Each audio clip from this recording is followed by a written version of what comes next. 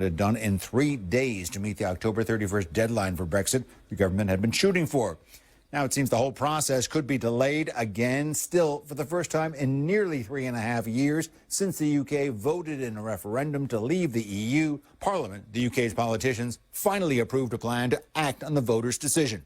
The Brexit saga continues. In London, Greg Palcott, Fox News. On Wall Street, what amounts to a late sell-off, the Dow finishes down 40 points. I'm Lisa Brady. This is Fox News.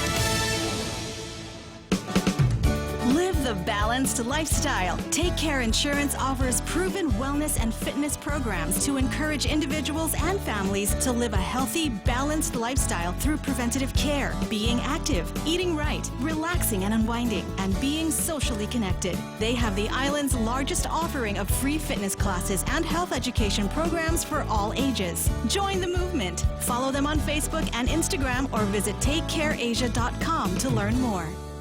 Want 10% off your next flight to the U.S.? Now through October 31, receive 10% off select United Airlines flights to the U.S. when you purchase your ticket with your United credit card or United Mileage Plus credit card from First Hawaiian Bank. Use promo code FHB019 when booking your flight. With a travel sale like this, you could wake up to a different sunrise in any part of the U.S. Visit FHB.com/United Fair Sale 19 to learn more. Terms and conditions and restrictions apply. First Hawaiian Bank, member FDIC. Life happens. You need to go to work. The kids need to go to school. There are family events, friend events, any event, and everyone needs to communicate. When you need mobile services that you know you can rely on, choose GTA. As the winner of Ookla's 2019 award for Best Mobile Coverage on Guam, you can rely on us to offer you better plans to modernize your life, fit your needs, and keep you connected. So visit us today and let us help you connect. GTA, we start with you.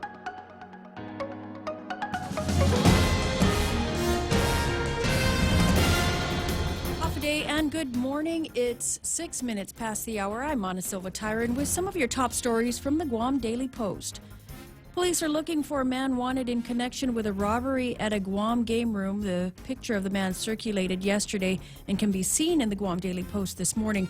Police say that the unnamed man is wanted for questioning in their investigation into the robbery at Lucky Land Game Room off of Machechi Road in Dededo.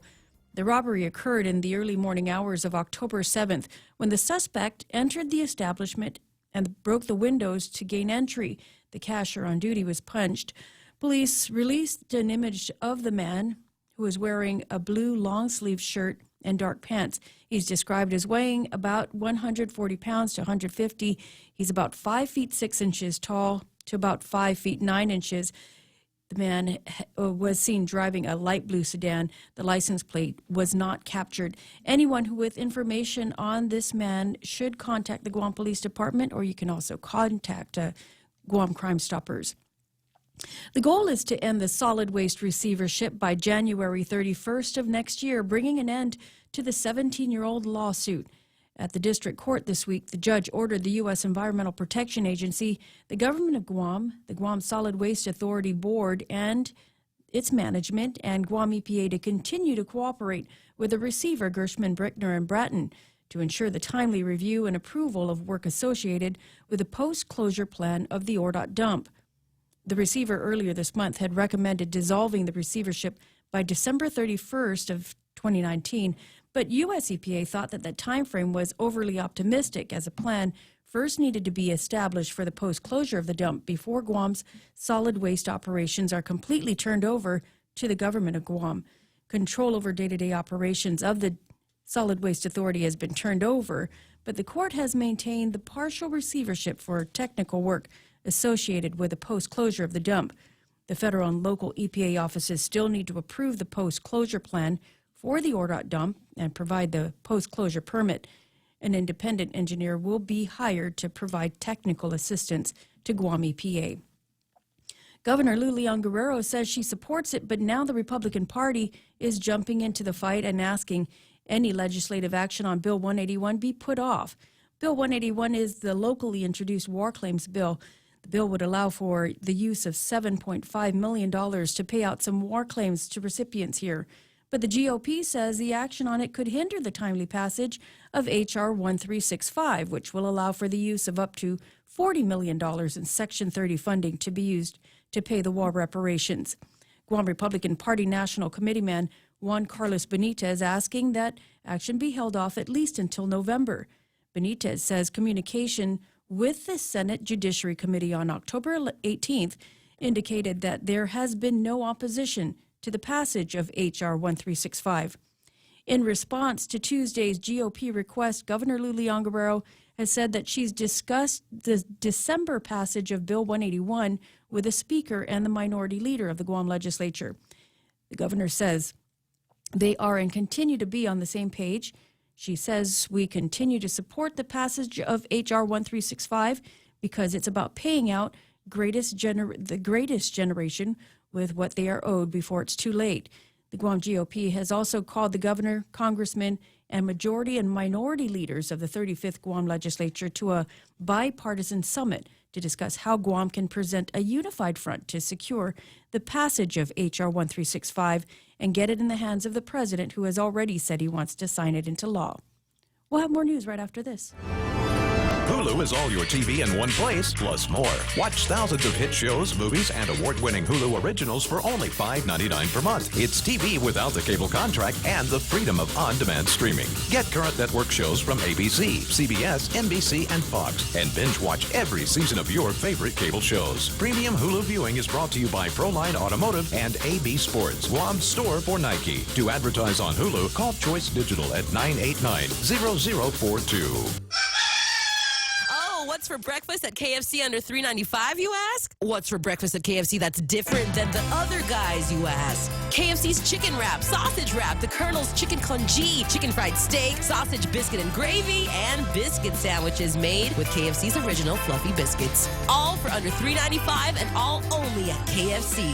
Plus, with waffles and the Colonel's chicken fried rice, we've got something for everyone. So visit KFC for breakfast today. It's finger-licking good. The government of Guam plans on filing an appeal in the plebiscite lawsuit, but the Attorney General, Levin Camacho, is now advising there are risks associated with filing that appeal. In July, the Ninth Circuit Court of Appeals ruled Guam's plebiscite law violates American citizens' constitutional right to vote. With the appellate court decision in mind, Guam's Attorney General stated he has fully briefed the governor of the risks involved in appealing the plebiscite case and understands that several factors were considered before a determination was made to appeal. GovGuam's risks include continuing to accrue legal fees and costs. As reported, the governor has tapped Attorney Mike Phillips and Senator Therese Terlahi with taking the lead in that appeal. The Guam Census Office recruiting and hiring hundreds of workers needed to conduct the data collection activities for the 2020 census. Teams from the local census office and the Bureau of Statistics and Plans will be set up in the center court of the Agana Shopping Center today from 10 a.m. until 3, providing job applications and conducting on-site interviews in the first of a series of job fairs. The office will also be looking to fill a variety of full and part-time positions, which include a field operations supervisor, office clerks, crew leaders, and enumerators. Applications can also be picked up and dropped off at the Guam Census Office on the second floor of the Century Plaza in Tamuning. That office is open Monday through Friday from 8 a.m. until 5 p.m. And residents of Toto Cañada will face a period without water this morning as GWA has announced an emergency water outage in that area. A main water line that was damaged last week is damaged yet again this morning. GWA has not said when the water outage will take place, but will provide updates throughout the morning. Well, for more on these stories, you can pick up a copy of the Guam Daily Post or log on to their website at postguam.com.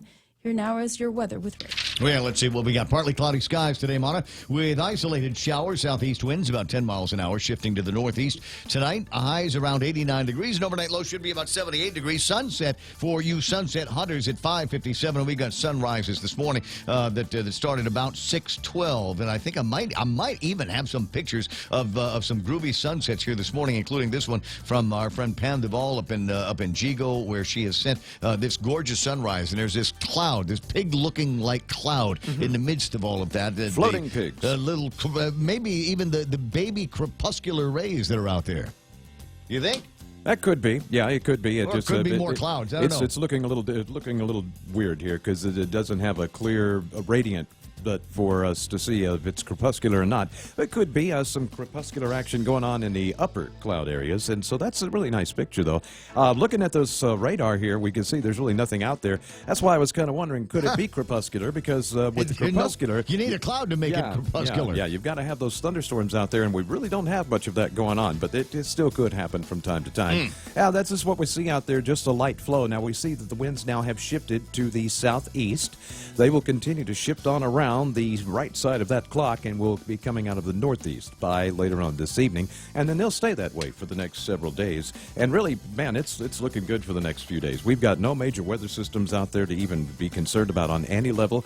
As we can see, the big storm is now already moving pretty much due north. It's going to move north, get into cooler water, and it's going to go away. So that's all. But I don't know. I mean, you saw the story that I printed out this morning. Zombie storm threatens Japan with rain and wind and floods. And the zombie storm that they're talking about is there's either Neoguri or this one here, the Neoguri actually is already transitioning into an extra tropical system, and it's getting pulled up into the jet stream. It's going to get cleared out very soon. This storm here is only going to skirt the outermost eastern islands of Japan, and I'm talking about like Iwo Jima and these areas, and probably not even get into the mainland areas of Japan. So, I don't know, and I don't really get the zombie reference. I don't either. I was looking at that going, I don't think I've ever heard or seen anybody refer to a storm as a zombie storm, unless they're thinking that maybe this thing is going to be, by the time it gets there, it'll be Halloween. Darn kids got to sensationalize everything. Crazy, right? 6:16 in the morning. That's news and weather together, brought to you by Bank Pacific. Banking on the Pacific for 65 years. Konnichiwa! We'll be celebrating the 40th Japan Autumn Festival on Saturday, November 16th from 2 until 9 at the Governor Joseph Flores Beach Park. That's Ipao Beach Park. Parking will be available across Oka Payless with free shuttle service every 15 minutes starting at 1:30. Advance tickets available now at the Japan Club of Guam office located on the first floor of Pia Marine during business hours. The Japan Autumn Festival at Ipao Beach Park, November 16th from 2 to 9. Come join us. For information, call 646-8066. This message made possible by Choice Broadcasting. Easily one of my favorite parties of the year, the Japan Autumn Festival Aki Matsuri is coming to Guam again.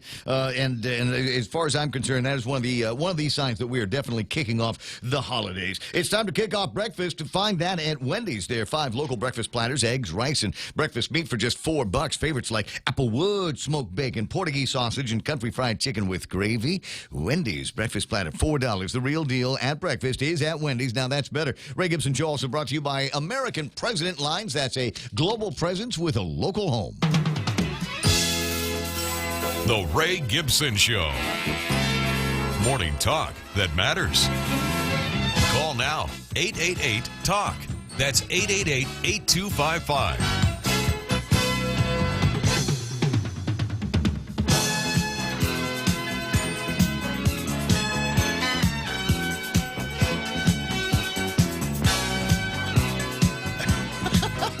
6:17 in the morning. It's the Ray Gibson Show on 93.3. The Point. Welcome to the program. Excuse the mess. And I think it is a little bit messy here this morning. My name is Ray, and we got Duke Sky Talker, Michael Knight, in the Point Weather Center. He's going to be taking care of news and weather information and pick up the phone. Actually, the news is taken care of by Mona, but I do need to let you know. Get the phone when you call it, 888-8255. That's 888-TALK this morning. And then, of course, we got baby sister Mona Silva Tyron, and she's going to be taking care of making sure that we're up to speed on all the big news stories here today, up to and including the now top story on Guam, which is the Davis case. Yeah. Everybody's going to have an opinion one way or the other on the Davis case, and so even Mike Sinicolas out in Washington D.C. has chimed in on this, and as you might imagine, probably not cutting the same groove as the governor's office. He seems to be running counter to whatever it is that Lou wants to do. I think Mike's going to have a whole other opinion on it, and so he's just because. Yeah, just because, and it looks like. Did I read a story yesterday where it looks like Therese Terlai has declined the governor's invitation to screw up her life and her legal career? No, it sounded like she was down to be part of it. There was something I read on the FB yesterday, on the Facebook yesterday. I got to go find that because it sounded like she had declined the opportunity to work with Mike Phillips on this particular case at at this particular time. I'll see if I can dig that up again this morning. And I thought, cool. That means that she listens to the program, because that was the advice that I gave her yesterday. You need to take your legislative 10-foot pole and push this thing as far. There is no high. Even if you won, you ain't going to get any credit for it. Mike will get the credit for it, or Lou will get the credit for it. And if you lose, if the Supreme Court doesn't even take up the appeal, they'll say it was your fault. So it seems to me the easiest way to deal with this is just go and run off in the other direction. Say, well, I've got to take care of the people's business over here at the legislature. The theme for today's program is speaking cursive, and my buddy Dennis Bensour has got. And for those of you that don't understand the concept of speaking cursive or want to try it this morning, Dennis has got some ideas on how you can get started on speaking cursive. That would help. That and Bacardi 151 will get you there real quick. Well, and he's a chef, so you can use Bacardi 151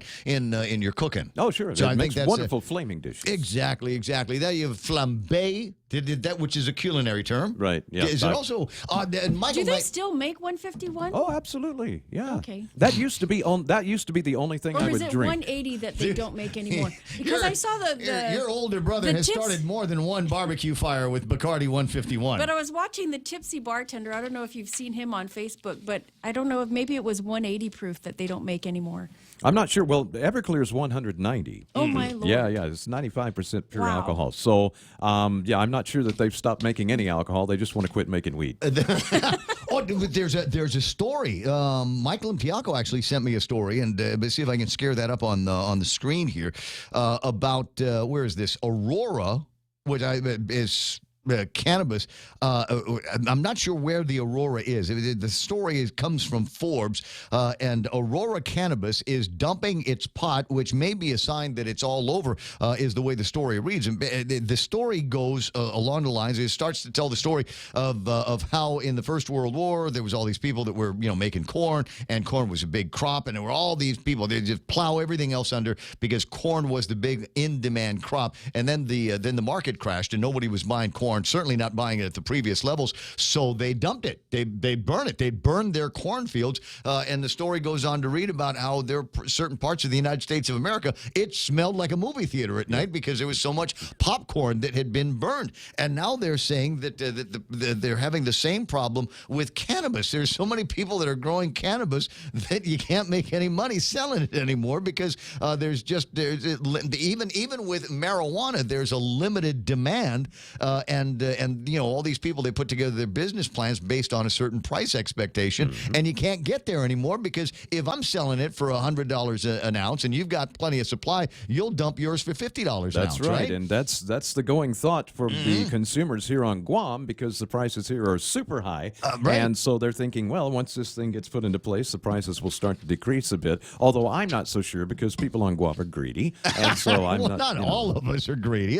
But again, you talking the drug dealers are greedy? Yeah, but the supply and demand will ultimately prevail. It has to because that's just how. Well, like I said, the crazy thing is the prices, according to some people, they say the prices of an ounce of marijuana has remained the same despite the fact that it is now legal here on Guam to you can't buy and sell it, but you can grow your own. But so the prices have remained the same. However, there are more and more people that will be more than happy to give you an ounce of marijuana. Just here you go, we're friends. Here's some sticky icky. Some funny conversation. I don't have those friends. You don't.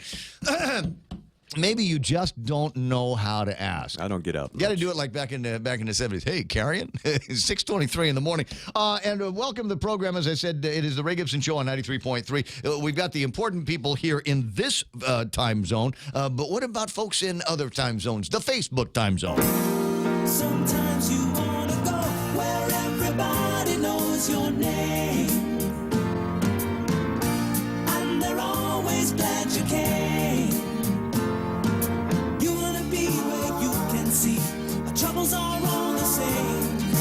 You want to be where everybody knows your name. Oh, that's nice. Al Batista, number one today. Congratulations to you, big one. Tony and Neto and Pinko Ada are online as well. John Ray Titano, Heather Perez, there's Rico Blancaflor, and J.B. St. Nicholas. Happy birthday to Ismael's wife, Lisa. And I knew that by the time I got around to doing this part, Ismael's birthday greeting to Lisa would already be passed. So I took a screen cap of it so I could read it. It says, I want to wish a happy birthday to my amazing wife, Lisa. I know I don't say it often, but I'm proud to be your husband. And we need music.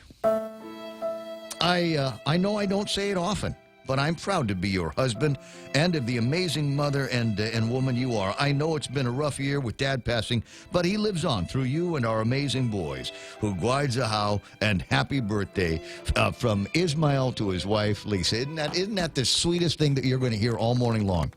We're just it's so sweet. Mona's lower lip is like a quiver. You just want to call Phil now, don't you? And say, hey, Phil, don't forget my birthday's coming up. And Mona's birthday is coming up. Well, he knows because I made sure that we wouldn't forget. We got married on my birthday, so... That's the way to do that. Either Yeah. your birthday, Christmas, or the personal favorite is the 4th of July. Can't forget it. Next time I get married, it'll be the 4th of July or Liberation Day, because then I know that there will always be fireworks. Except I did myself in because, you know what, I only get one present now. Huh? Oh, the birthday present / anniversary present? Oh, that is kind of a suck. Yeah. But so it's a bad idea for anyone else thinking of it. Yeah, maybe not. When's online. Wait, let me just go and say, okay, so we got Ismail taken care of. Happy birthday to Lisa. Randy Kruger's online. Dennis Bensour, who we've already seen and heard from this morning. Thanks, appreciate that. And Nick Perlowski. James Howard's there. And Nate Horn and Keenan McCausland were talking about that massive game yesterday. Huge blowout yesterday between the Patriots and the Jets. And I have not yet seen the results of Game 1 of the World Series. You got it? No, that's at 10 o'clock this morning. Oh, that's why. Okay, got it. That's why I'm so nervous this morning. That's why I'm all keyed up, man. I'm like hyper as heck because it's Game 1. Jennifer Poschnitger's online. Gabrielle Williams, nice to see you there, sweetheart. Eunice Mendiola is hanging out. Bob Ellsworth.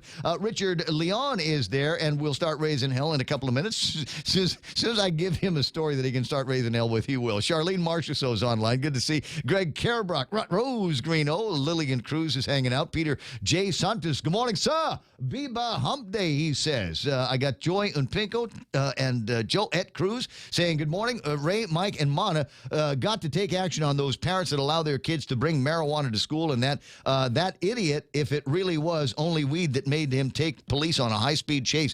Don't ruin what we voted for and stop abusing our privilege. Stop blaming marijuana. There's a story about a guy that took police on a, quote, high-speed chase yesterday. They reached speeds in excess of 55 miles an hour.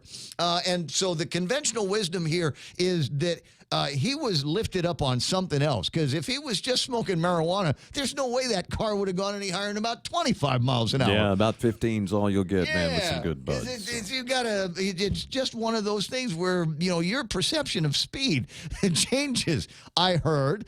And if you think you're going pretty quick, you're actually going rather slow down the road. So I'm not so sure about that. Vince Duenas is online. I see who else has got Ismail. What's he commenting on? The lieutenant governor be like, she said, you will reappeal the case. If you've got an issue with it and you don't like it, then maybe you should run for governor. That's funny.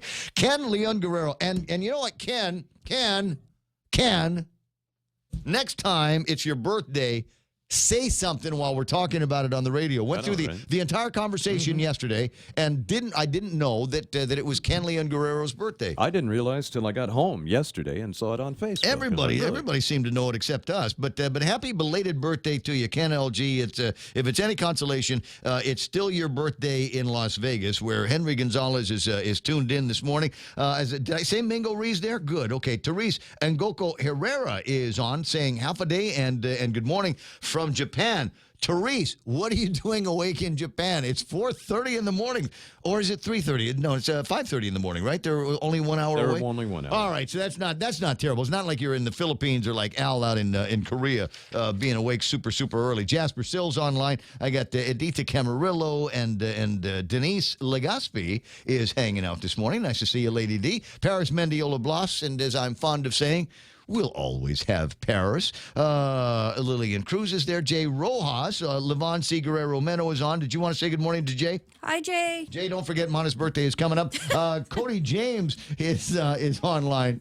James says Ray it's Gibson, that is so far away from here. it's November. It's in middle of November, like and it's 4 already weeks. the end of. Okay, so I recognize it. There's a certain kind of anxiety that I have around the end of the year because there's just so much going on. Mayumi's birthday. Mayumi's birthday is coming up. Your birthday is coming up. Shelly's birthday is coming up. Dave's birthday is coming up. Jesus' birthday is coming up. 62 days away from Jesus' birthday, FYI.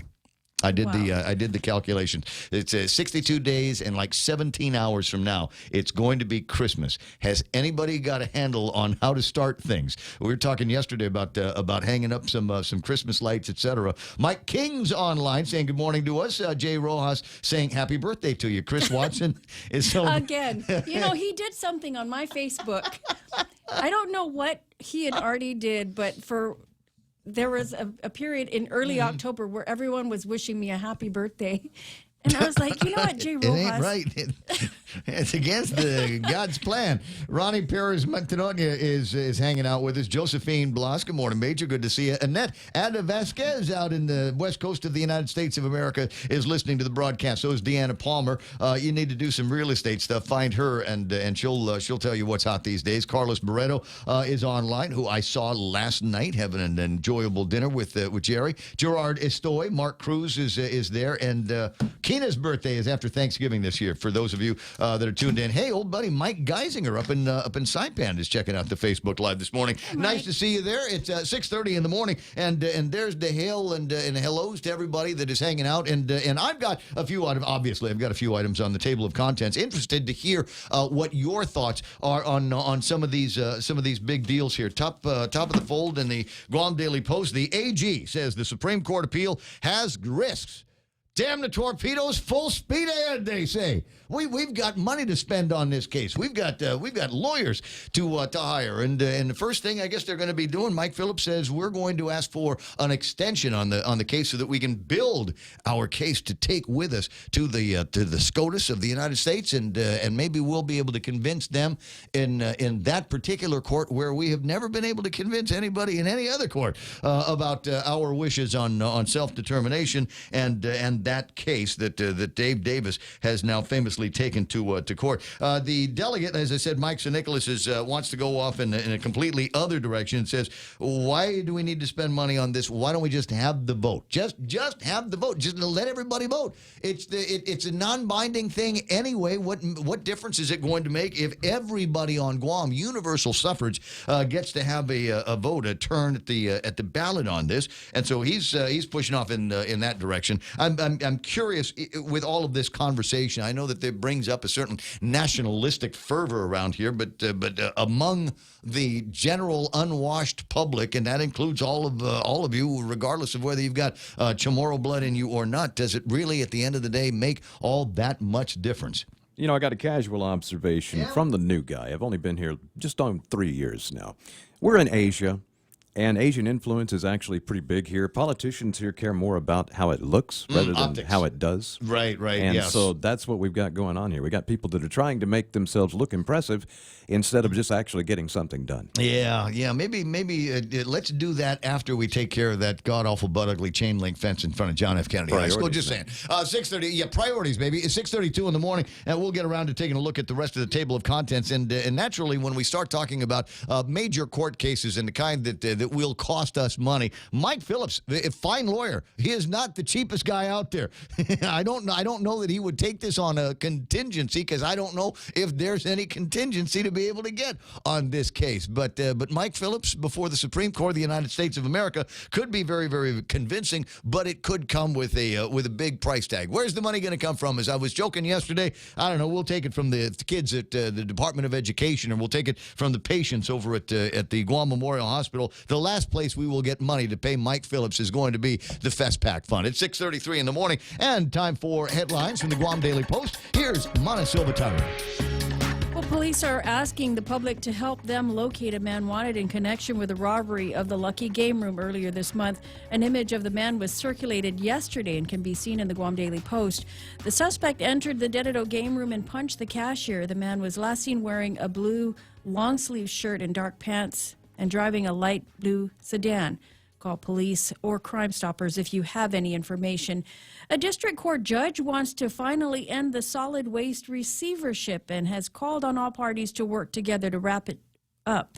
Judge Frances Chidinko Gatewood, looking at January 31st, 2020 as the end date. She's called on the U.S. EPA, Guam EPA, and the government of Guam to work with the receiver to ensure the timely review and approval of work associated with the post-closure plan of the ORDOT dump. And they're looking to fill 700 jobs, and a job fair will be held today at the Agana Shopping Center. The Guam Census Office is recruiting people to help conduct the 2020 census. The job fair will be from 10 a.m. until 3 this afternoon. Also, Governor Lilian Guerrero says she supports it, but now the Republican Party is jumping into the fight. They've asked any legislative action on Bill 181 to be put off, at least until November. The Republican Party chairman says that they do have support from the Senate to pass H.R. 1365. And those are your headlines from the Guam Daily Post. I'm Mana Silva-Tyra. Thanks, Mana Silva-Tyra. And are you self-motivated, energetic, and outgoing? Well, iConnect is looking for the right people to be part of their corporate sales teams. If you've got sales experience, excellent communication skills, and can work with be a part of a team, then you should apply. Send your resume to hr@iconnectguam.com or visit iConnect's main office or at the Micronesia Mall to grab your application. iConnect is an equal opportunity employer. Hi, welcome to this Subway ad for the all-new Pit Smoke Brisket. How would you like it? I'll take a man who knows what's what. Y'all know what? The all-new Pit Smoke Brisket at Subway is smoked slower than a slug going up a down escalator, that's what. I'm talking tender, juicy brisket, naturally pit smoked for at least 13 hours. What's more, it's got layer after layer of smoky flavor. Smoked cheddar and barbecue sauce on delicious Italian bread. Subway, make it what y'all want, what not. Limited time only at participating restaurants. I'm sorry, just love that commercial. Make it what you want and what not. 6:36 in the morning, time to take a look at the traffic gizmo. Is there anything working here today? Don't see it. The early morning traffic on my God, it's Wednesday already, isn't it? Early morning traffic Wednesday is looking pretty good. Southbound Marine Corps Drive all the way down to Kmart. Nothing to slow you down if you're headed in that direction. A little bit of traffic up around the schools on Route 3 and nothing major at that intersection either. Might see a couple of things on Route 16 over at the Micronesia Mall intersection, but it's mostly traffic that is turning into Route 16. Nothing to slow you down at 8, 10, and 16. Route 10 is running real clear right now. Don't see anything that's going to slow you down up and down Route 4 as you're using that to get into the downtown Agana area. Nothing in front of Big Navy, nothing in front of Navy Hospital currently. If you see something happening on the roadways, 888-8255-888-TALK or what's happening at 988-5874 with pictures like the one that I got on the screen right now. We understand what matters to you because at Docomo Pacific, we're a family too. With the Now Family program, mom, dad, and kids stay connected on the latest devices the whole family can enjoy. For just $155 a month, get 3 lines with 30 gigs of 4G LTE data each, and endless use of your favorite apps without affecting your monthly data bucket. Add more, get more, save more. Docomo Pacific, better together. Some conditions apply. It's the Ray Gibson Show. Call now, 888-TALK. That's 888-8255.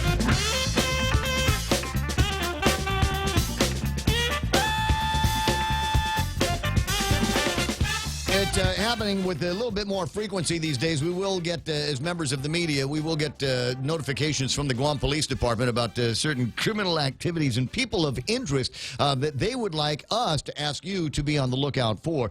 Yesterday, this went out, and basically their version of a wanted poster, and I looked at it and I said, well, this is interesting. Who is this guy? And where it says name, it says unknown. We don't know who this guy is.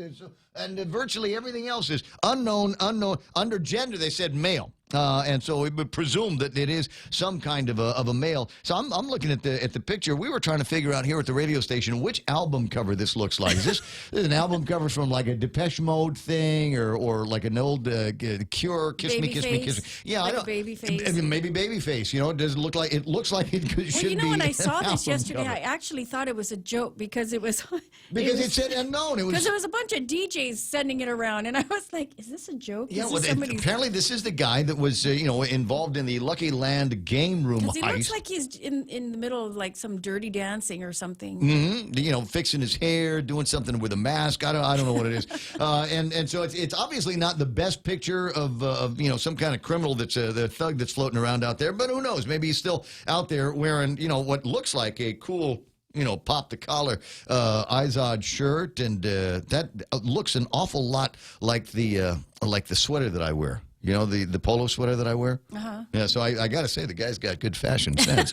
This is the best dressed robber that we've got here on Guam. Anyway, so this if you think you know the guy, then drop a dime on him and call the police department. Or if you are like me, interested in being creative, grab that and turn that into an album cover. Some of you have got those skills. I did pop my collar.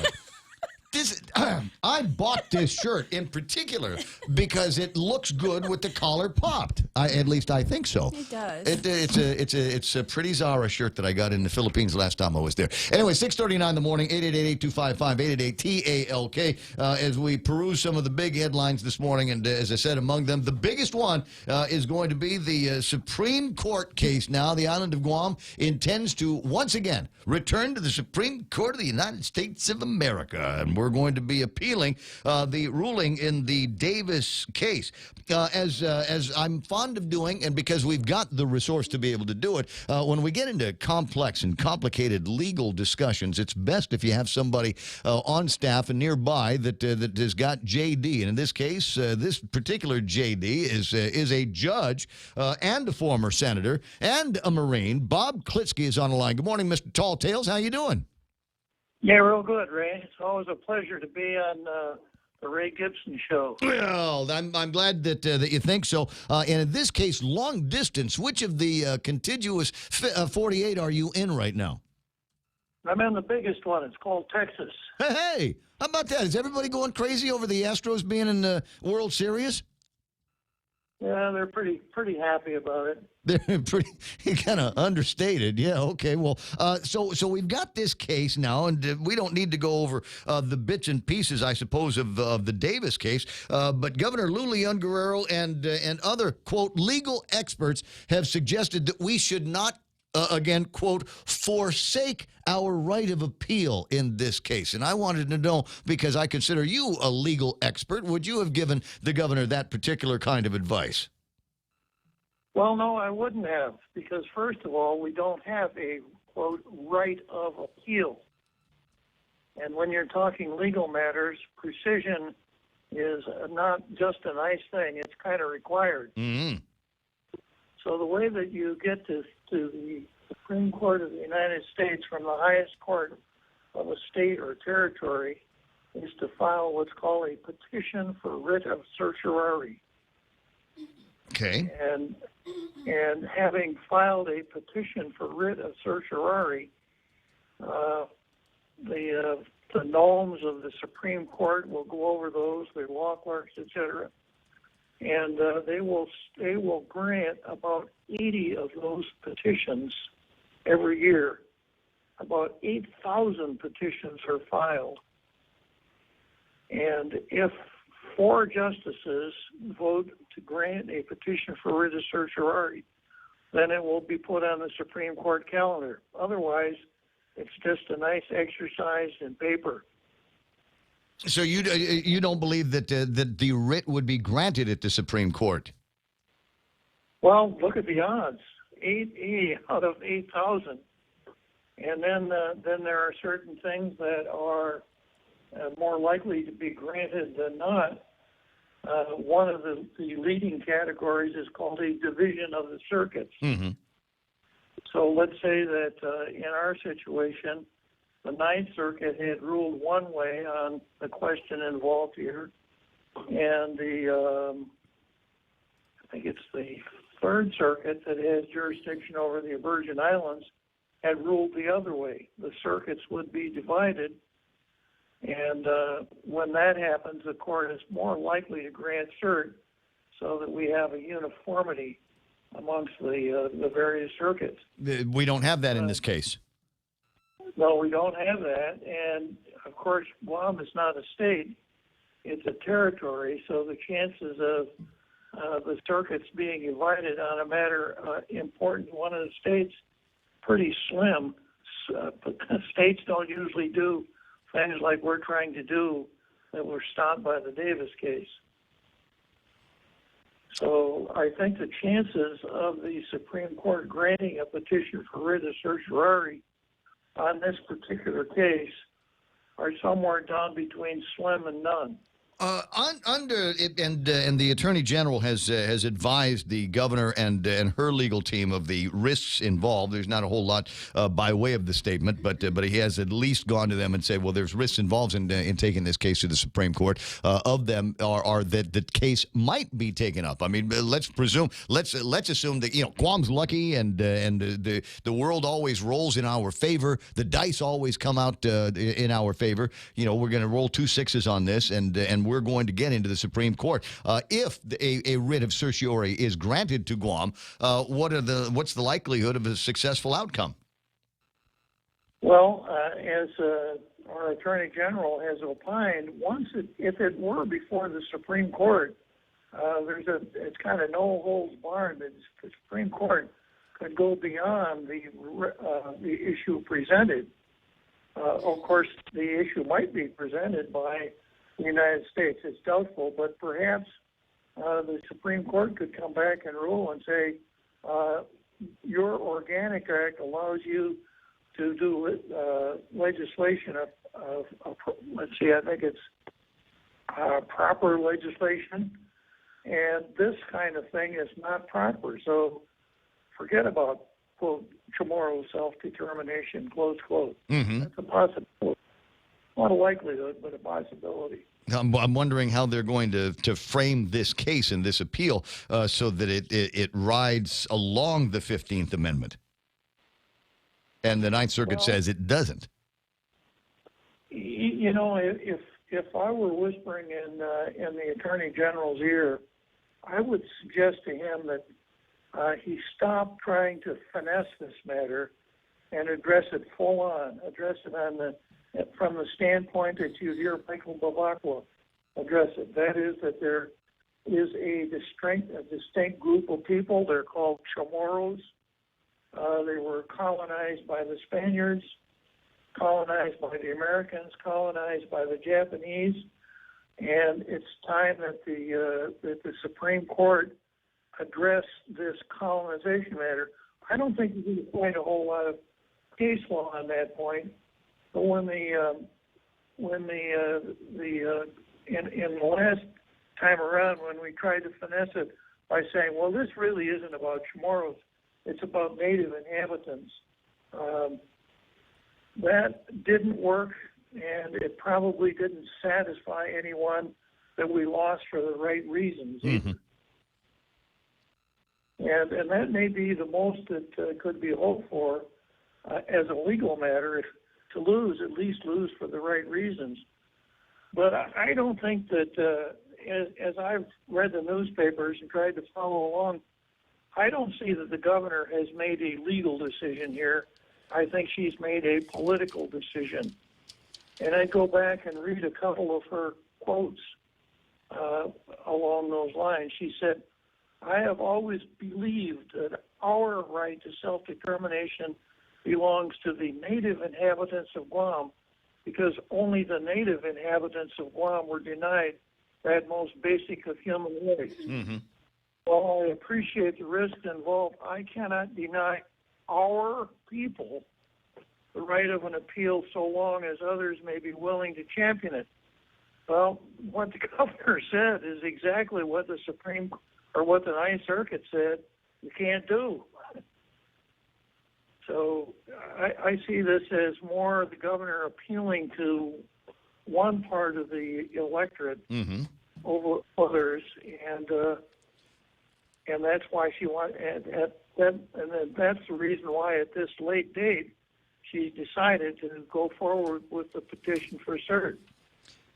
There's a line here in another story, this one here from Sabrina over at KUAM. In a release, the Attorney General, Levin Camacho, says he's fully briefed the governor of the significant risks involved with appealing the plebiscite case and understands that several factors were considered before a determination was made to appeal. The OAG respects the decision to move forward with the appeal and will facilitate, quote, the transition of representation for this phase of the plebiscite case to Attorney Mike Phillips. Whose budget is this going to be coming out of? The Attorney General's budget to pay the now Mike Phillips's fees, or will that come out of the General Treasury of the government of Guam?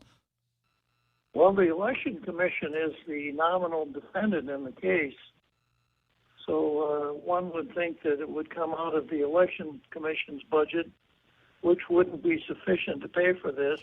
I don't think it's sufficient to pay for the next primary. Correct. So there'd have to be a little financial legerdemain here, but it's all going to come out of the taxpayer's pocket, regardless of which font issues the fund. Yeah.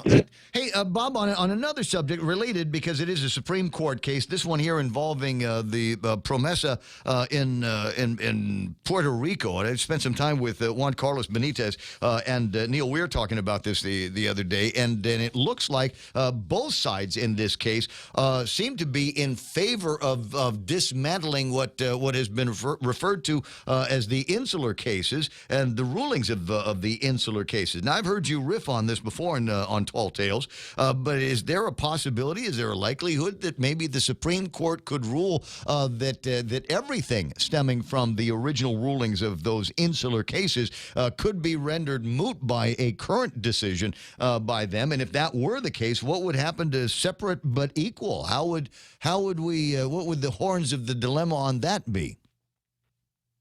Well, if that happened, Ray, it would be a horrible disaster for our island. And by the way, I noticed that Michael San Nicolas has gotten on the racist insular cases bandwagon also.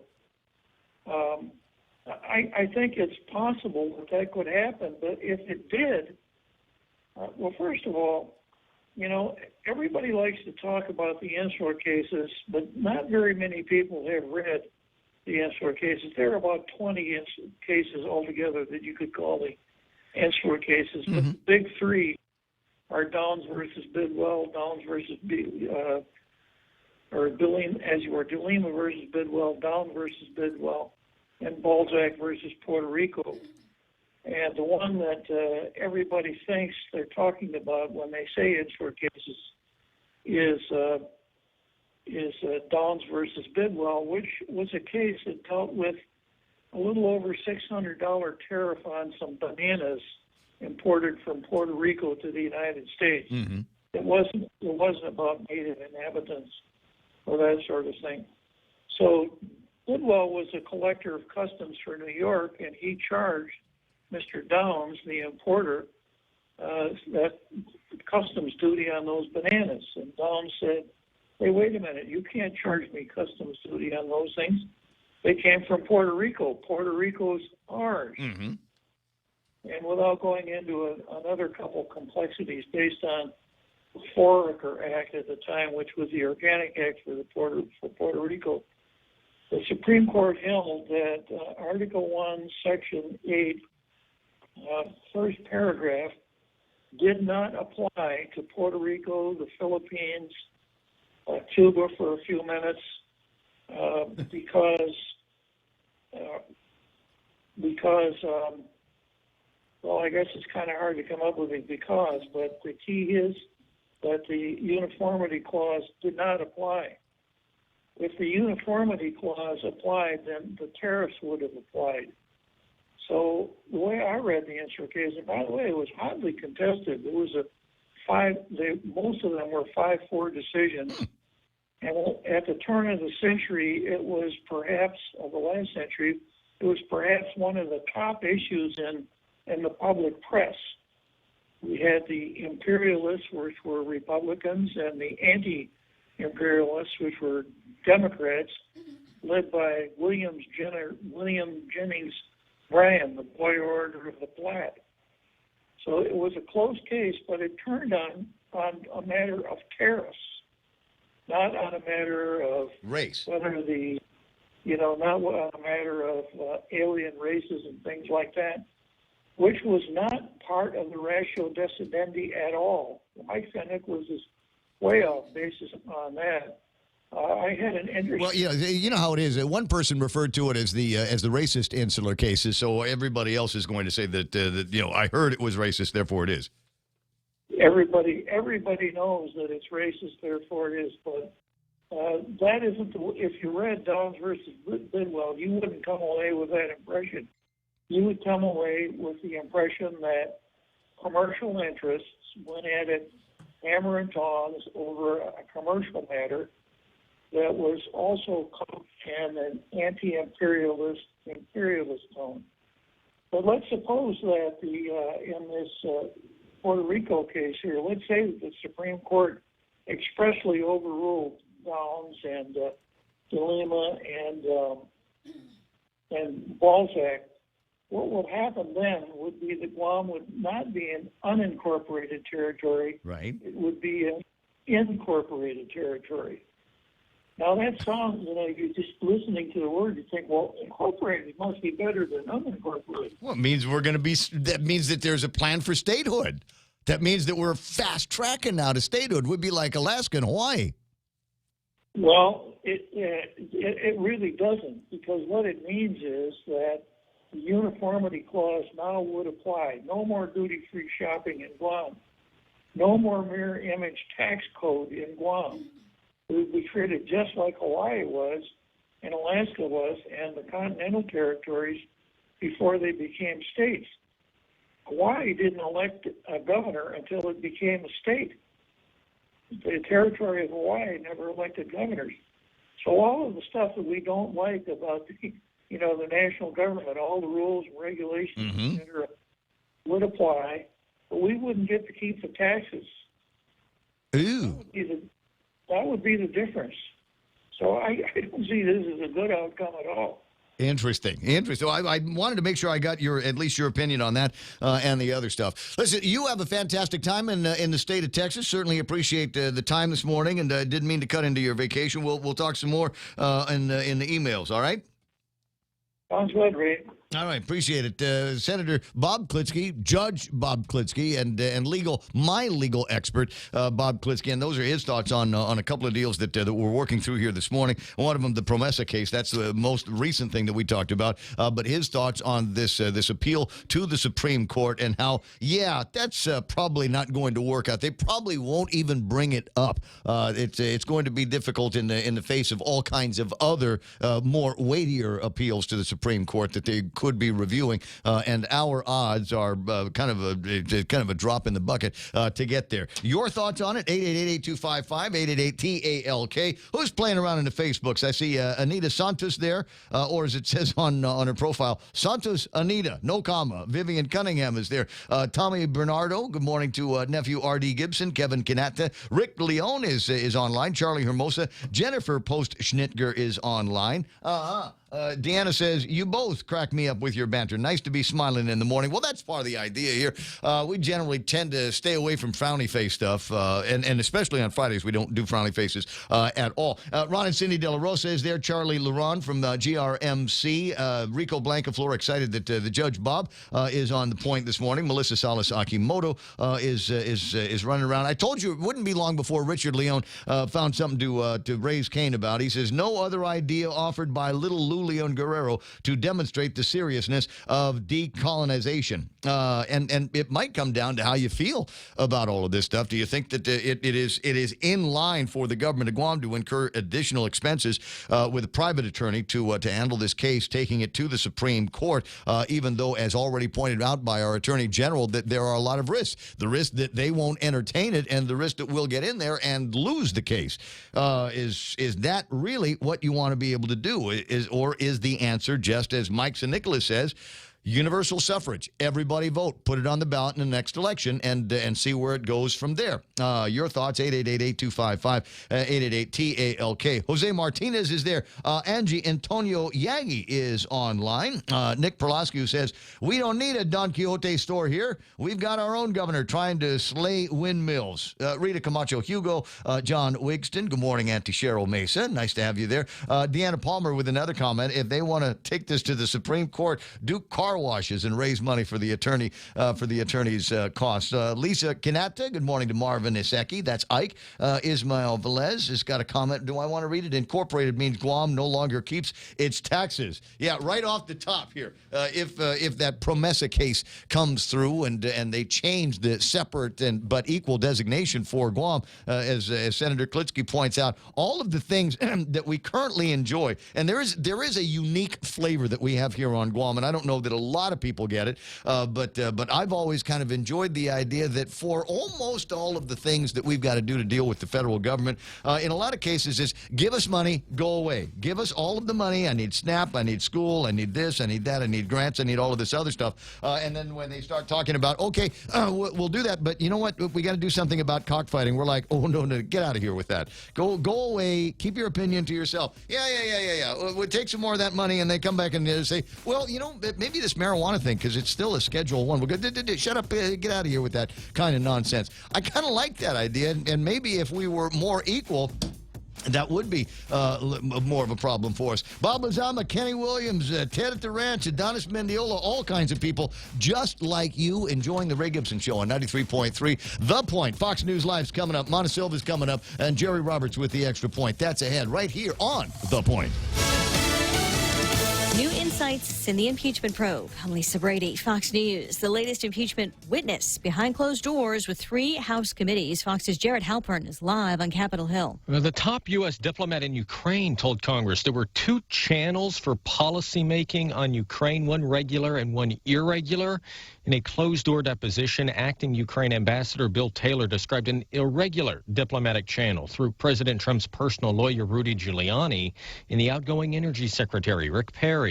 Taylor is a central figure in the impeachment inquiry after raising concerns about withholding military assistance to Ukraine to push for investigations of the 2016 election and former Vice President Joe Biden. Lisa. Jared, the White House says President Trump wasn't trying to compare himself to horrific history when he described the impeachment process earlier today as a lynching.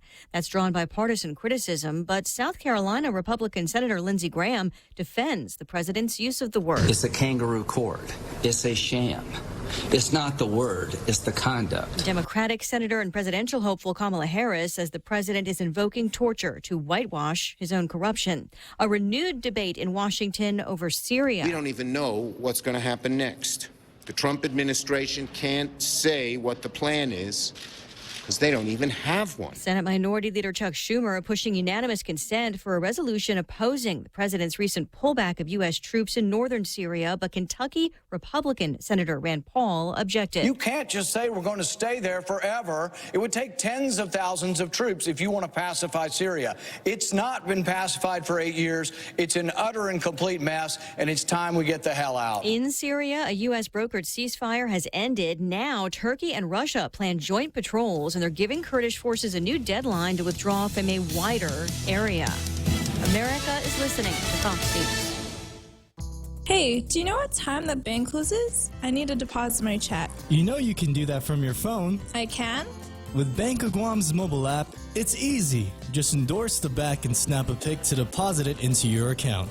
You can do this from anywhere, anytime, which means no rushing to catch the bank and no lines. With Bank of Guam's mobile app and online banking, we're always open. Visit bankofguam.com for more information. Bank of Guam, the People's Bank. Member FDIC. Join Nissan Guam on November 3rd as we try to break the Guinness World Record of 250 Nissan vehicles in a motorcade. Register now for only $10 with proceeds going to select charities and get a free World Record Driver t-shirt. Plus, be entered into our raffle giveaway for a chance to win a $1,000 travel voucher from United Airlines and more. Registration is open to the first 370 people and closes November 1st. So hurry. Register online at nissanguam.com or visit our showroom today. No purchase necessary to enter. Raffle conditions apply. See Nissan Guam for details. One person in custody after a shooting outside a high school in Northern California. Santa Rosa police say a 17-year-old boy was shot just outside of Ridgeway High School, and he was taken to a hospital with a wound to the stomach. Initially, police said the suspect was at large, but shortly after the shooting, our officers on the scene detained a possible suspect on the campus of Ridgeway High School. That suspect is being questioned by detectives now. We're still looking for the handgun, which was used in the incident. That's Captain John Cregan. Lockdowns put in place at Ridgeway, Santa Rosa High, and a nearby junior college have been lifted. Jessica Rosenthal, Fox News. For the first time today, U.S. health regulators are calling a type of smokeless tobacco less harmful than cigarettes, a decision that could open the door to other, less risky options for smokers. Swedish match tobacco pouches become the first so-called reduced risk tobacco product ever sanctioned by the FDA, though it will still come with the mandatory government warnings that they can cause mouth cancer, gum disease, and tooth loss.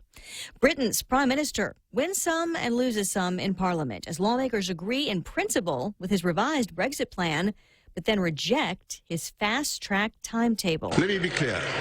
Our policy remains that we should not delay, that we should leave the EU on October the 31st, and that is what I will say to the EU. Prime Minister Boris Johnson says he will pause the revised proposal, instead accelerating plans for a so-called no-deal Brexit. However, another extension hasn't been ruled out. The World Series starts tonight in Houston. The Astros hoping to be the champs for the second time in 3 years, while the Washington Nationals make their World Series debut. A football Hall of Famer has died. Willie Brown was 78, a star cornerback who played for 16 seasons in the NFL, most of them with Oakland. Lisa Braden. This is Fox News. Here at APL, our core values give the company its heart and soul. Whether it's connecting your business with our global network through our newly enhanced service or investing our efforts into giving back to the community, APL is committed to serving you. We humbly honor the opportunity to find innovative solutions for you and your business. To learn more about our enhanced service, call 588-4651 or visit www.apl.com/Guam for more details. Did you know that home loan rates have plunged again? Would you like to take advantage of these lower rates to help lower your monthly payments? Refinancing doesn't have to be for another 30 years. It can be for 10, 15, or 20 years. It's up to you. Reduce your monthly payments. Pay off your loan earlier. At Bank Pacific, where we're open to closing your loan in a hurry. Bank Pacific, where others put branches, we place roots. Equal housing lender. Credit conditions apply. It's a one-of-a-kind wine fundraiser. Guahan Sustainable Culture presents Wine in the Garden. The Hamamoto Gardens help support food sovereignty, security, and sustainability while sipping wines from around the world, surrounded by 50-some acres of beautiful farm and garden. Tickets are $75 each. Proceeds support education and outreach on how important, easy, and fun sustainable practices can be. Wine in the Garden is on Saturday evening, October 26, starting at 5. For more details, go to our website, gusustainable.org, or call 687-6491. 7 o'clock news from the Guam Daily Post is being brought to you by Proline Automotive, customizing Guam's finest rides, located in the Harmon Industrial Park. Hafaday and good morning. It's 7:06. Here are some of your top stories from the Guam Daily Post. Governor Lulian Guerrero announced this week Gov Guam will be filing an appeal in the U.S. Supreme Court on the recent ruling in the plebiscite case, but the Attorney General is now advising her of the risks involved in seeking the appeal. In July, the Ninth Circuit Court of Appeals upheld the district court's decision, which struck down Guam's plebiscite law as unconstitutional because it's race-based and in violation of the 15th Amendment. The governor has tapped Attorney Mike Phillips and Senator Therese Terlahi to lead the effort in the U.S. Supreme Court, but the Attorney General, Levin Camacho, is now advising there are risks associated with filing the appeal. With the appellate court's decision in mind, Guam's Attorney General stated he has fully briefed the governor of the risks involved. with appealing the plebiscite case and understands that several factors were considered before a determination was made to appeal. Gov Guam's risks do include the accrual of additional legal fees and costs. The lawsuit was filed by Dave Davis, who is not allowed to register to vote in the non-binding plebiscite on Guam's political status. 2 more charges have been dropped in the ongoing trial against former Guam Housing and Urban Renewal Authority commissioners, this time for Rollin Selvage. The prosecution moved to dismiss 2 conspiracy charges against Selvage, both relating to meetings that took place in December of 2011. Testimony throughout the trial indicated Selvage didn't attend those meetings. Superior Court Judge Anita Sokola granted the dismissal, but Selvage still faces 2 more conspiracy charges related to alleged polling conducted in April of 2015. Sokola denied motions to acquit by lawyers of the other defendants. An alleged secret meeting and decision on December 26, 2011, termed a working session, and April 2015's poll was a vote, and the 2 incidents the prosecution has pointed out are violations of the open government law. 3 former GURA commissioners are currently undergoing trial: Selvage, Cecile Suda, and David Sablan, who also served as chairman of the GURA board. 3 other former commissioners also have proceedings against them, but they are pursuing those separately. After about 2 weeks of testimony, the prosecution has rested its case. Trial continues as the defense now presents its case. The goal is to end the solid waste receivership by January 31st of next year, and the district court this week, the judge ordered U.S. EPA, the Guam EPA, Solid Waste, and GovGuam to all cooperate with the receiver, Gershman, Brickner, and Bratton, to ensure the timely review and approval of work associated with the post-closure plan of the ORDOT dump. The receiver earlier this month had recommended dissolving the receivership by December 31st, but U.S. EPA thought that time frame was overly optimistic, as a plan first needs to be established for the post-closure of the dump before Guam's solid waste operations are completely turned over to the government of Guam. Control over the day-to-day operations of the Solid Waste Authority has been turned over, but the courts maintained the partial receivership for technical work that needs to be done. The federal and local EPA offices still need to approve the post-closure for the ORDOT dump and the plan for the post-closure permit. And the independent engineer will also be hired to provide technical assistance to EPA. We'll have more news after this. Proline Automotive has everything to customize your whip. From custom wheels to Nankang tires or just hubcaps, they have it. Feel better that it's protected with a dash cover, car cover, seat covers, or floor mats. Visit Proline Automotive, located in Harmon Industrial Park. Introducing KFC's new macaroni and cheese bowl. It's finger-licking, cheese. KFC chicken. Cheese and chicken for only $5. Visit your nearest KFC and get your hands on this chicken and cheese $5 mac and cheese bowl. Only for a limited time and only at KFC. It's finger licking good. 3 fast response U.S. Coast Guard cutters are being sent to Guam to help monitor the high seas in light of increased drug trafficking and illegal fishing in the Western Pacific and Oceania. Admiral Carl Schultz, Commandant of the U.S. Coast Guard, shared some details of the plan to homeport 3 of the cutters on Guam over the next 2 or 3 years. He spoke at a global teleconference with U.S. and international media while visiting the Philippines. He says the addition of these cutters will significantly increase the U.S. Coast Guard's presence throughout the region, adding that island nations affiliated with or partners with the U.S. could use some help keeping watch over their exclusive economic zones. Local and federal authorities in the Federated States of Micronesia's Yap State are one step closer to solving the deadly shooting of Yap's acting Attorney General Rachel Bergeron. The local government has confirmed that investigators, who include the FBI, have completed the initial phase of the investigation, are now in an intermediate phase.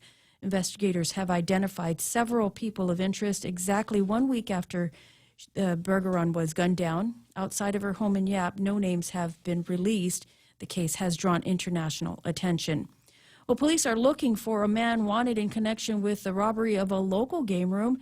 The picture of the man was circulated yesterday and can be seen in the Guam Daily Post. Police say the unnamed man was wanted in questioning in their investigation into the robbery at the Lucky Land Game Room in Machechi Road in Dededo.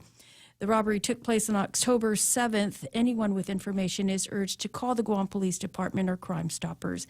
And those are your latest headlines from the Guam Daily Post. I'm Mona Silva Tyron. And we've got the image of this unknown individual that is tied to the Lucky Lounge heist on the screen right now on Facebook Live and YouTube Live. Either that or maybe you don't. Maybe it is kind of one of those. Is that R. Kelly? It looks like it might be like an R. Kelly album cover. But it's really important that if you're going to rob a place, you got to look good. He's styling, absolutely styling through this thing. He's looking like right at the camera. You know, as Bill Murray says in Ghostbusters, I've worked with better. Not many.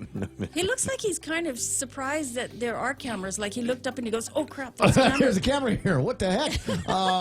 Better do something here. Maybe cover my face. There could be some of that. Partly cloudy skies and some isolated showers in today's forecast. Southeast winds about 10 miles an hour. Shifting to the northeast this evening. Highs today about 89 degrees. It's going to be 78 overnight. Sunset tonight at 5:57, and we all watch the sunrise tomorrow morning at about 6:12 or so. And I get some great sunrise pictures that share with you in just a little bit on the Facebook Lives and the YouTube Lives and all of that. Do I need to look at the radar? There really hasn't been anything on the radar screen in the last couple of days. No, there's not a whole lot. I mean, we've got a little bit of stuff creeping in from the southeast there. That's just usual trade winds, scattered, isolated showers, and they may come through over the next few days. That's really what the Weather Service is saying for us, is that things are going to be really good. There are no large-scale weather systems that'll bother us, but we will have the easterly trades, and with those come just little ripples of energy from time to time to bring us more clouds and a few showers.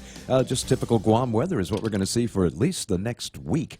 And, of course, now we're getting into November, and that means I'm suspecting... It's going to snow. Yeah, It'll be snow. Well, at least at maybe 30,000 feet. By the time it gets down here, it just kind of rain again. But we should start looking, I think, maybe in the next 30, 45 days to our first little pushes of continental air. It seems like that the weather systems over continental Asia are a bit robust right now. And so they're pushing down pretty quickly. Philippines already got their first little cool shot of Amihan-type weather.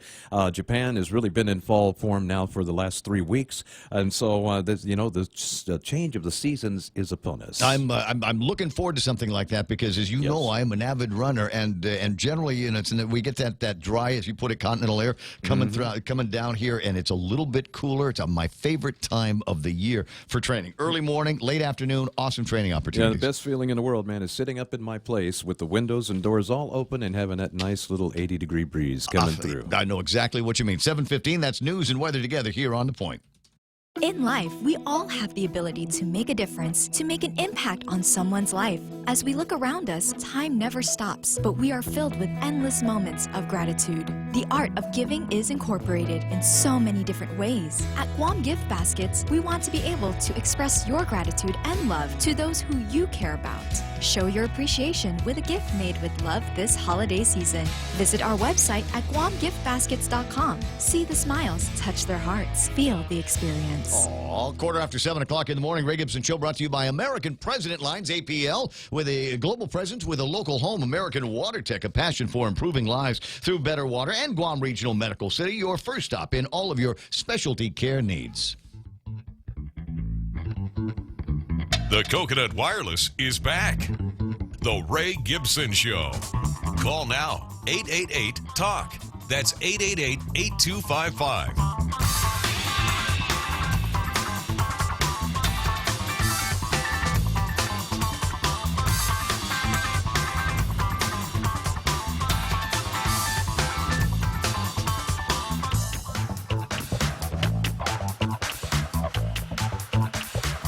Got to throw that bass in there, man.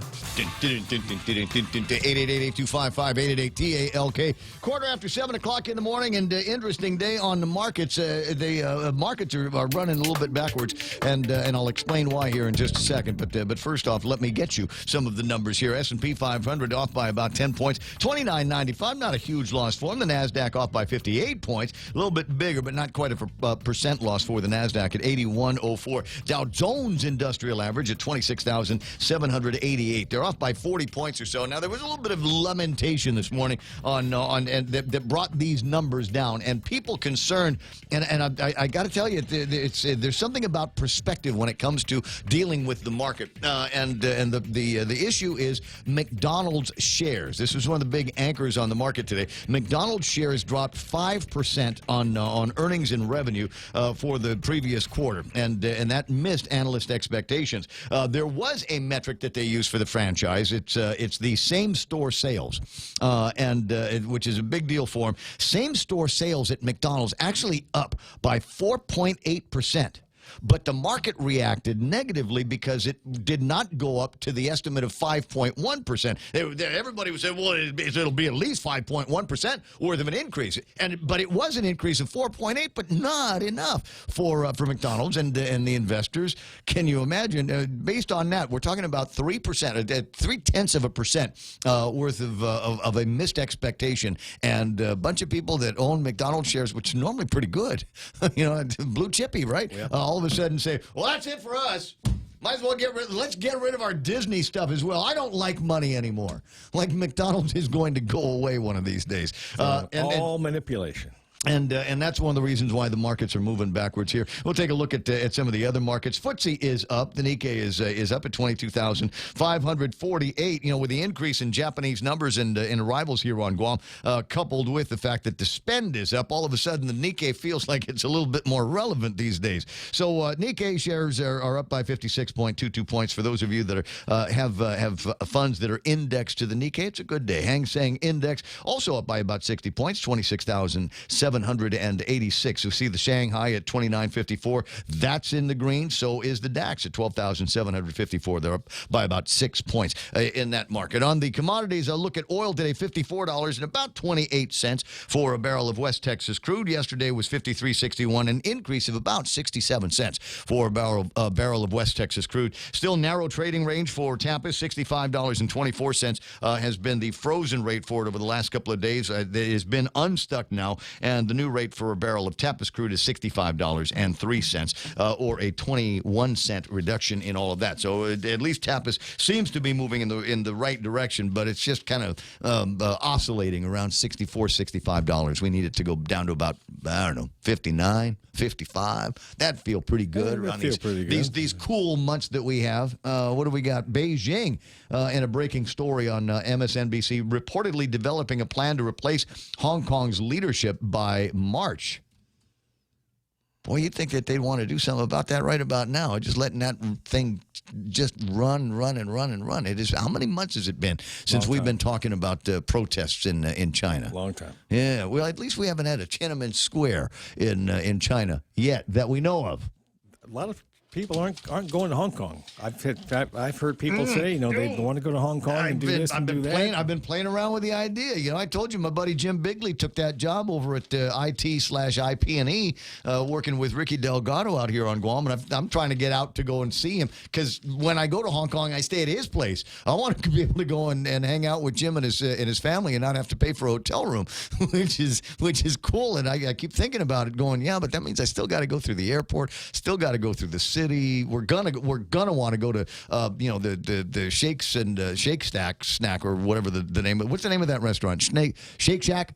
I'm going to want to go to the Shake Shack in the Apple Store in Hong Kong, and I don't want to have to wade through the broken, mangled bodies of protesters. Yeah, it's probably going to be okay. But the thing about it is, I remember years ago when I went there, and they were planning. Used to be the biggest hassle in Hong Kong was the guys over at Sim Sha Tsui trying to sell you a suit. Yeah, well, yeah. If you go there. But the idea was that you went, I remember the guys talking about the takeover was going to happen and what they thought could happen. And I remember people saying, they will never come in here and take over Hong Kong, because why would you kill the golden goose? I mean, Hong Kong does nothing but make money. Special economic zone. Yeah. I mean, it just churns money, and that's their money, essentially. So why would they go in there and do that? And here we are 25 years later, and they're doing it. Yeah. But we thought it was going to happen faster, I think is the way the former colonists view it. 7:22 in the morning. Jerry Roberts in the studio. A couple of other businessy things to tell you about. If you're looking for a job, it is Census 2020 Job Fair Day at the Agana Shopping Center. 10 o'clock this morning. Wear your nice Zoris and be prepared to fill out applications for a variety of positions: field officer, supervisor, office clerk, crew leader, assistant crew leader, and enumerators. There are some qualifications. Be prepared to show that you are at least 18 years of age, are a U.S. citizen, or otherwise eligible by treaty to work on Guam in the United States. Social security number, a high school diploma, or a GED. You must be able to pass an FBI background check. They will go back to sister in first grade and ask if you were a good kid. They're going to look at your permanent record here. You must also be able to pass a drug test, police, and court clearances. Now, you know what's a good thing about this is that I haven't asked anybody in the federal system, but I would wager that if you get the job with the census, though it may be a part-time job or a temporary job for a while, I would bet that at some point in time, if in the future you decided that you wanted to work for the federal government, again, I bet that would give you like an in, because you could show it on the resume, you've gone through all the checks and all that. So if you want to be in the federal system at some point, this temporary job might be just your ticket to eventually finding a permanent job somewhere in that GS system. I wonder what the record is. I mean, there were people obviously that did work in the Census 2010. Were they able to parlay that into something full time and permanent with the federal government? Would have been nice to track that, but I would put the bet down that yes, you could. If you want to get a job in the federal system someday, this might be the easiest road in. Work with the census for a few months, and then take your chances. Could be. There's another job fair going to be taking place this coming Saturday from 9 to 2 at Suite 212, Harmon Loop Road up in Dededo. This is the second floor of the Bank of Guam building, right across from the McDonald's in Harmon. All right, you know where the place is, right there at that intersection. It's Contract Watts, and they're looking for formwork carpenters, cement masons, and iron workers, guys that know how to work with steel. They're looking for guys like that because Contract Watts has got a bunch of contracts in town, and they need guys desperately. I think everybody does need guys to get all that stuff done. And in case you're curious if you can get a job with Cloverdale today, you can apply online at cloverdalefoods.com, or tomorrow. Is that right? Let me look at today's date. Tomorrow, there's no interviews today, but tomorrow over at the Western Resort Guam in the Unai Ballroom, tomorrow and the 25th, they will be taking applications at the Westin Resort Guam for those of you that are interested in getting a job at the meatpacking place at Cloverdale Farms. And I forget where Cloverdale Farms is again. Mike, do you recall? North Dakota, if I'm somewhere not mistaken. Forgotten Fork, North Dakota, and you will go out there and find all the other islanders that have made Cloverdale their home. But somebody told me that the big deal is in North Dakota, around where Cloverdale is there are guys that are going to take the jobs over at Cloverdale and then end up in an oil farm somewhere. That's the thing. I mean, that's why we keep seeing them coming back here, because we got great employees and people are really good workers when they go over there. But then they do go over there and they find better jobs. Or they get tired of the cold and come back. I was going to say, wait a second. You mean it's going to be this cold all the time? Yeah, 60 degrees below zero is that's not fun. But see, once you're there, though, if that particular state's a little cold, they got 47 more in the contiguous area you can drive. Let's run down to Florida and see what's happening down there. I take my certification and go. There's an interesting application, and I'm going to ask Mana about this because she used to work over at GITA. Notice of a public hearing on an application to the Guam Economic Development Authority for a qualifying certificate authorizing the abatement and rebate of certain Guam taxes. But it doesn't say exactly who this is going to be going out to. Who is doing the application, and of we'll course, find out. Conference soon, qualifying certificate granting the applicant. Oh, there it is. It says it, Guam Brewing Corporation. Oh, the Guam Brewery guys are looking for a qualifying certificate, looking for abatements of certain taxes and rebates, et cetera, et cetera. So I wonder what category they would fall under in medicine. It's medicinal. it's vitally needed industry. Vitally needed industry, and we need to have a brewery. That. But I'm definitely supporting this because I've tried this stuff, and I think it's pretty good. Yeah, and when they have these public hearings, they do have to have a presentation where they demonstrate how many jobs are going to be created, how does it affect or improve the economy, and And how would this be beneficial? Yeah, I'm happy with it so far. We know that the number they one thing is the tap house has hired people. Yeah, but yeah, exactly. And the number one thing that we look for, or they look for, in giving the qualifying certificates, is the creation of jobs. So And so they have, and there will be jobs in not just the brewing of the beer, but the marketing of the beer as well. Somebody's going to have to put it in a truck and take it off to someplace. Development. Exactly. We need more of those kinds of things. And increasing exports. Ray, we should apply as taste testers. Absolutely. I think I've already got that job, actually. The question is, if another brewery, if Jerry Roberts decided he wanted to get into the brewery business, could he then get a qualifying? The case can be made. That he would be, if they give it to Guam Brewery, then somebody else could get it. And that's what happened with the insurance industry. When one applied and received the qualifying certificates on captive insurance. All of the local, it wasn't just captive, it was the regular insurance industry or companies. They all came out and say, well, if they're getting it, then I need to get it too. And that's how they were included. Did they ever lift the embargo? Eddie Calvo instituted an embargo last year while you were still over at GITA. Did they ever lift that embargo on new qualifying certificates? I mean, it must be if they're entertaining this, right? Yeah, and I think there is some new requirement where it has to go to the legislature also. 7:28 in the morning. Jerry Roberts been patiently waiting to do his extra point, so I think this time I might just go ahead and let him do it. Brought to you by Guan Insurance Services and the team over at First Hawaiian Bank, where it all starts with Jerry. So you're the leader, and you've just made a big mistake. I mean, this one is going to be painful. What do you do now? Today we'll talk about the steps to take if you want to do the right thing and maintain the confidence of your team. That's up next on The Extra Point. When's the last time you looked at your homeowner's insurance? An easily overlooked part of covering our home is what's inside of it. Over time, we buy things we don't want to lose, but don't update our contents coverage. The smart thing to do is get the answers and level up our insurance to make sure we're totally protected. That's the Insurance Extra Point. Get out there and make something good happen today by calling Guahan Insurance Services at 475-1162 or visit us at the Camacho Landmark Center in Tamuning. Want 10% off your next flight to the U.S.? Now through October 31, receive 10% off select United Airlines flights to the U.S. when you purchase your ticket with your United credit card or United Mileage Plus credit card from First Hawaiian Bank. Use promo code FHB019 when booking your flight. With a travel sale like this, you could wake up to a different sunrise in any part of the U.S. Visit FHB.com/United Fair Sale 19 to learn more. Terms and conditions and restrictions apply. First Hawaiian Bank, member FDIC. This edition of The Extra Point is one of the more important in our series. It's all about trust, the ultimate currency in building teams. Without it, you will never achieve what you are capable of. It just won't happen. So let me just come out and say it.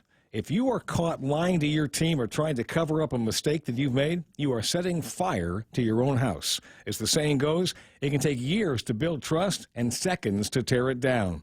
I've had leaders tell me they thought they had to be seen as powerful and always doing the right thing, or the team would lose confidence. I'm not buying into that. Mistakes are a part of life, and nobody likes to make them, yet everybody does, and that's not going to change. Most are small and rarely do lasting damage, but even the more serious errors don't have to ruin your reputation as a leader. If that's where you find yourself, here are some ideas on how to turn things around. Number one, admit the mistake immediately, making sure all affected parties know. The longer you wait, the worse a problem can get. Own it. Don't try to hide from the problem, and don't make excuses. Certainly, never try to shift the blame to somebody else. The sooner you acknowledge your error and accept the consequences, the more respect that you'll earn.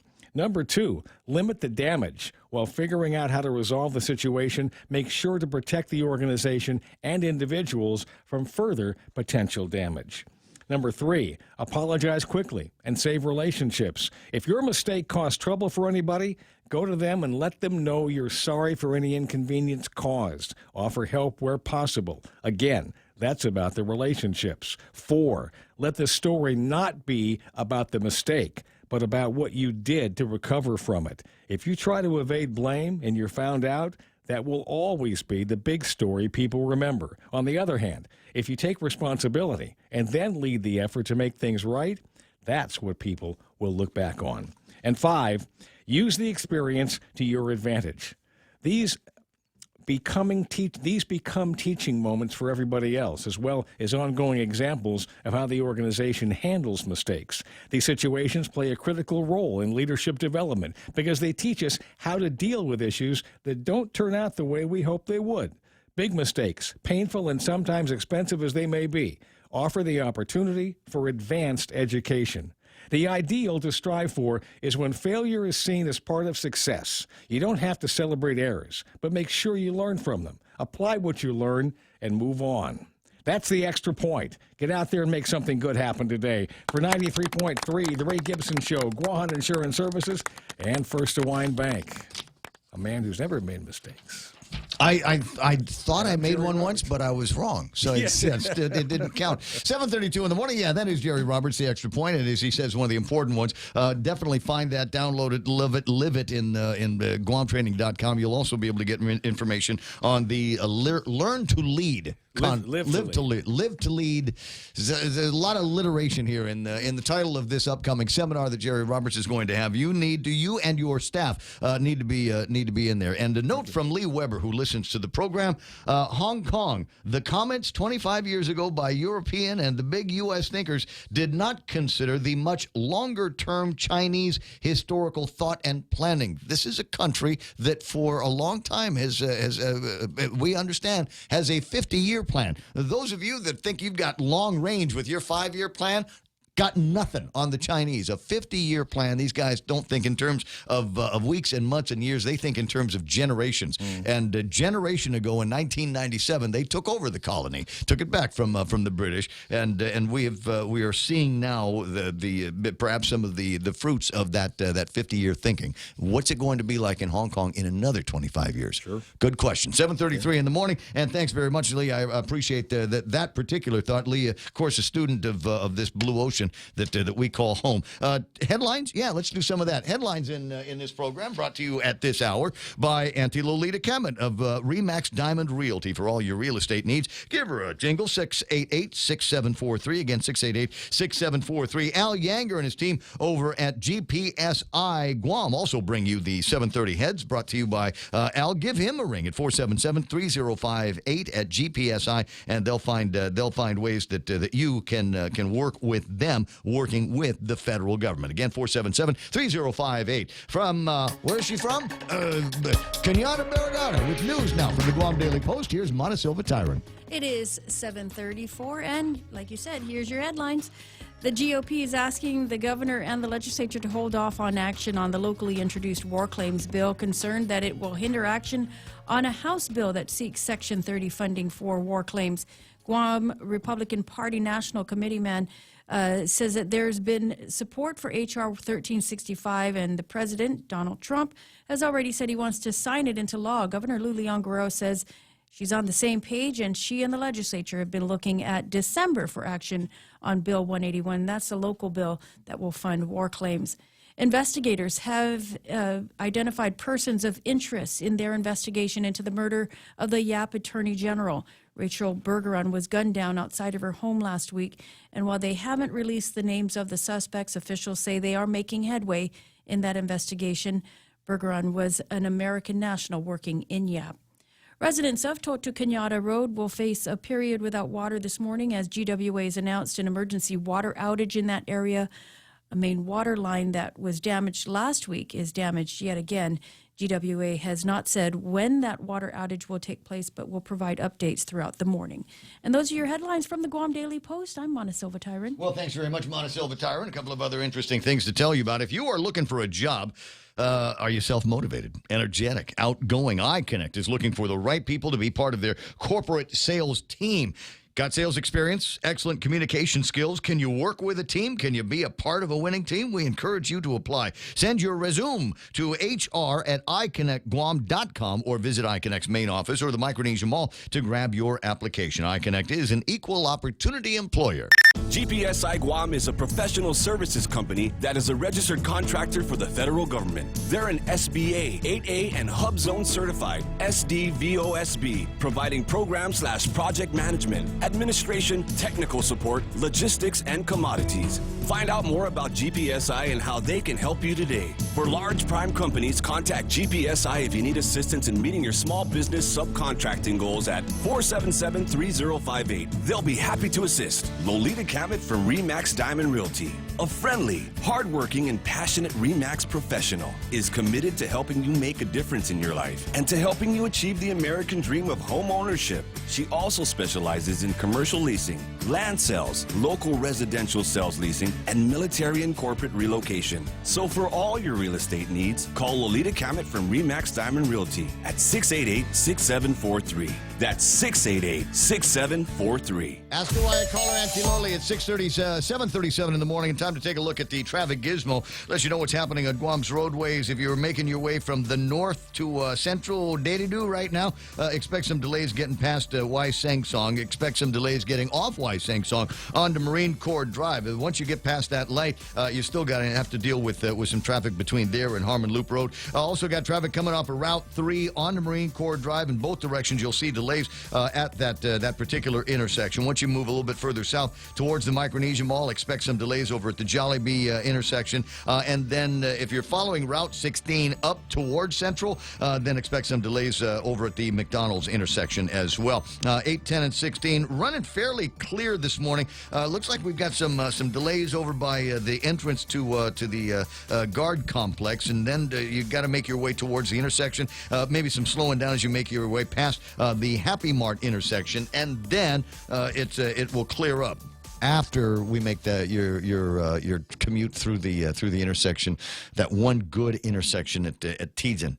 Because we can't figure out how to open up another hole into Teagan. I can't. How is it? Brain's the size of a planet, and we can't get that done. Over at the Mighty McMobile intersection, expect some delays in both directions. That is going to continue until you get past the intersection in front of Cars Plus. Route 4 running mostly clear this morning until you get up around the Talampago Ordot area, and then into town is going to be the usual headache with the construction that's taking place on Route 4. Nothing major in front of Navy Hospital or Guam High, and you can't expect delays in both directions if you're trying to get in or out of Big Navy and Sumai. Wow, that's a lot. 7:38, that's right now traffic here on The Point. Konnichiwa! We'll be celebrating the 40th Japan Autumn Festival on Saturday, November 16th from 2 until 9 at the Governor Joseph Flores Beach Park. That's Ipao Beach Park. Parking will be available across Oka Payless with free shuttle service every 15 minutes starting at 1:30. Advance tickets available now at the Japan Club of Guam office located on the first floor of Pia Marine during business hours. The Japan Autumn Festival at Ipao Beach Park, November 16th from 2 to 9. Come join us. For information, call 646-8066. This message made possible by Choice Broadcasting. Konnichiwa! It is one of my favorite events every year is the Autumn Festival. You cannot have any more fun than that for, just a handful of chits. I'm saying that carefully because that's the way it works. You don't use money there. You go to a couple of cash stands, and they will exchange your money for coupons. You use the coupons to buy yourself all kinds of Japanese foods. And one of my favorite things is I want to say it's Tokyo Mart, and they buy up a few extra pounds of tangerines, Japanese tangerines, and that's one of the first places on Guam. What's such a great flavor of the holidays is these tangerines. You have that with nuts. And oh my God, I'm all of a sudden in my grandmother's living room in 1972. But think about that as we get closer and closer to that particular event. Shenny Bentley is online. I see Didi Crisostomo, Joni and Ken Borja. General Marcus Reynolds. He's not really a general, but I call him that because he's one of my favorite Marines out there. Marcus is there saying, good morning, Ray. Good morning, Guam. Joe Leasale Lungi is in town. I see Ike Iseki saying, our leadership yesterday and today are the true cause of our problems. The longer we delay, new laws fall in place with no decision to assumptions that just more tax expenses from the people of Guam. Wake up, decision makers. Thanks, Ike. Joey Charfris is there. Jim Moylan is saying about the same thing in a recent Facebook post. I might be able to find it for you in just a second. Joey Charfris is there. Ramona Nakamura, Gallo Perez, Jim Smith saying these days days. Your permanent record is actually just your Twitter feed, and in my case, it's Twitter, Facebook, and a few questionable Instagram posts. Jennifer Louise Dula is online. I see the real Joe Cruz, Roy Gamboa. That's the Commissioner Roy Gamboa. Jim Bonanno saying, that's right, give away more of the tax base, more qualifying certificates.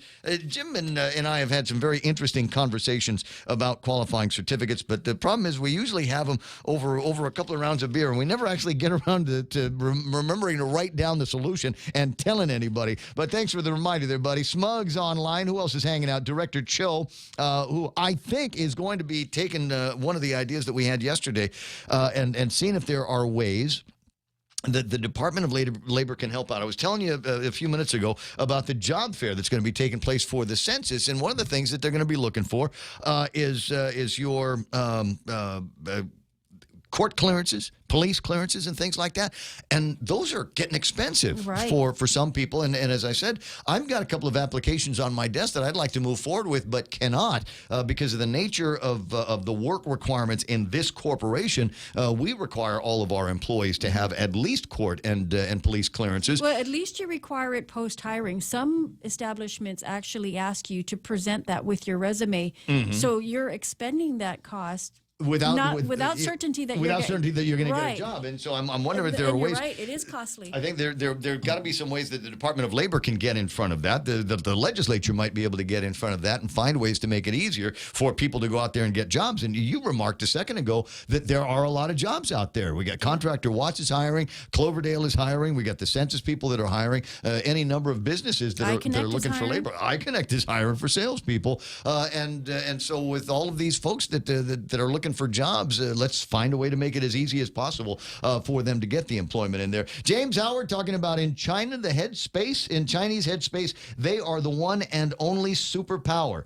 But there's a saying that we have in this business, and I'm fond of using it. My fair market share is 100%. They might say, well, what's your fair share of the market? You know, you get some businesses that happen, well, I'm happy to split the market with so-and-so, my competitor such and such. I'm not. I believe that my fair market share is 100%, and the Chinese look at things the same way. My buddy Robinson Reimers is online this morning. Robinson, when are you coming back? I think he's listening down in Palau or someplace like that. Robinson, you need to come back. Rob, I'll tell you.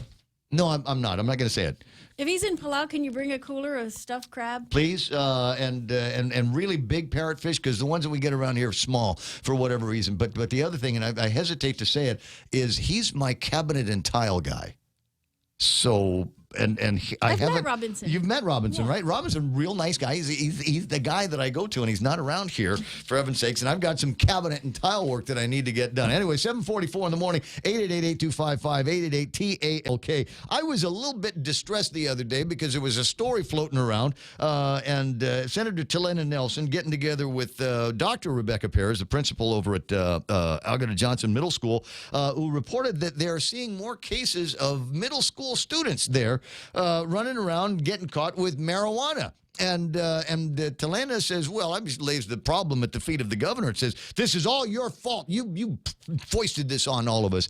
To the degree that the governor, all she did was sign off on a document that came out of the legislature, 8-7 vote at the legislature, acting on that. I don't know that I'd particularly blame her for it. And in fact, I'm not trying to lay blame. I'm trying to see if we can get more facts on this. I'm sure that the author of the marijuana legislation, Senator Clint Rigel, probably looked at that and said, wait a second, why are we fear-mongering on marijuana? Good morning, Clint. Hi, good morning, Ray. How you doing there? I haven't seen you in a while. What you been up to?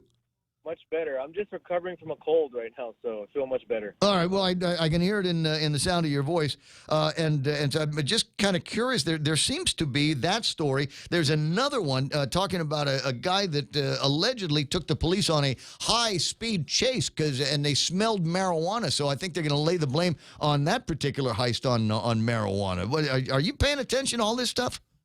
Yeah, I've been seeing that. So with that high-speed chase, I'd like to know if there was any other substances that he was under the influence of. Right.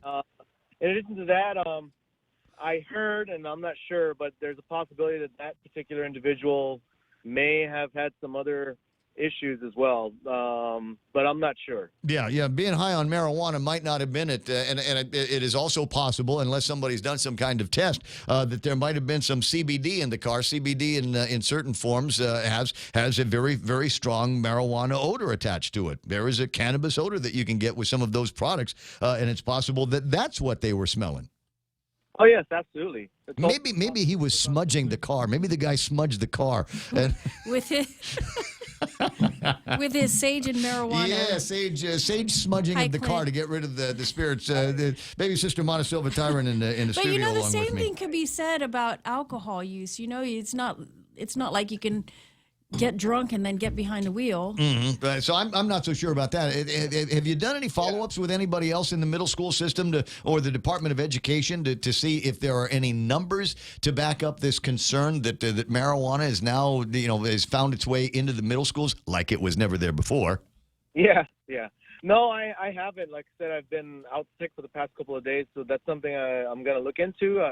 I'd like to know the numbers. I mean, that's one middle school that was talking about. I believe that was Augutta Johnson. Mm-hmm. And I do know a parent at Augutta who was saying her kid goes there and he didn't notice anything different. And he said that there was even some talk about, we have to do these, searches I forgot what the exact quote was, but something about they're regularly conducting searches and sort of like shakedowns in the school. And well, if you're doing more of that, you're going to find more stuff.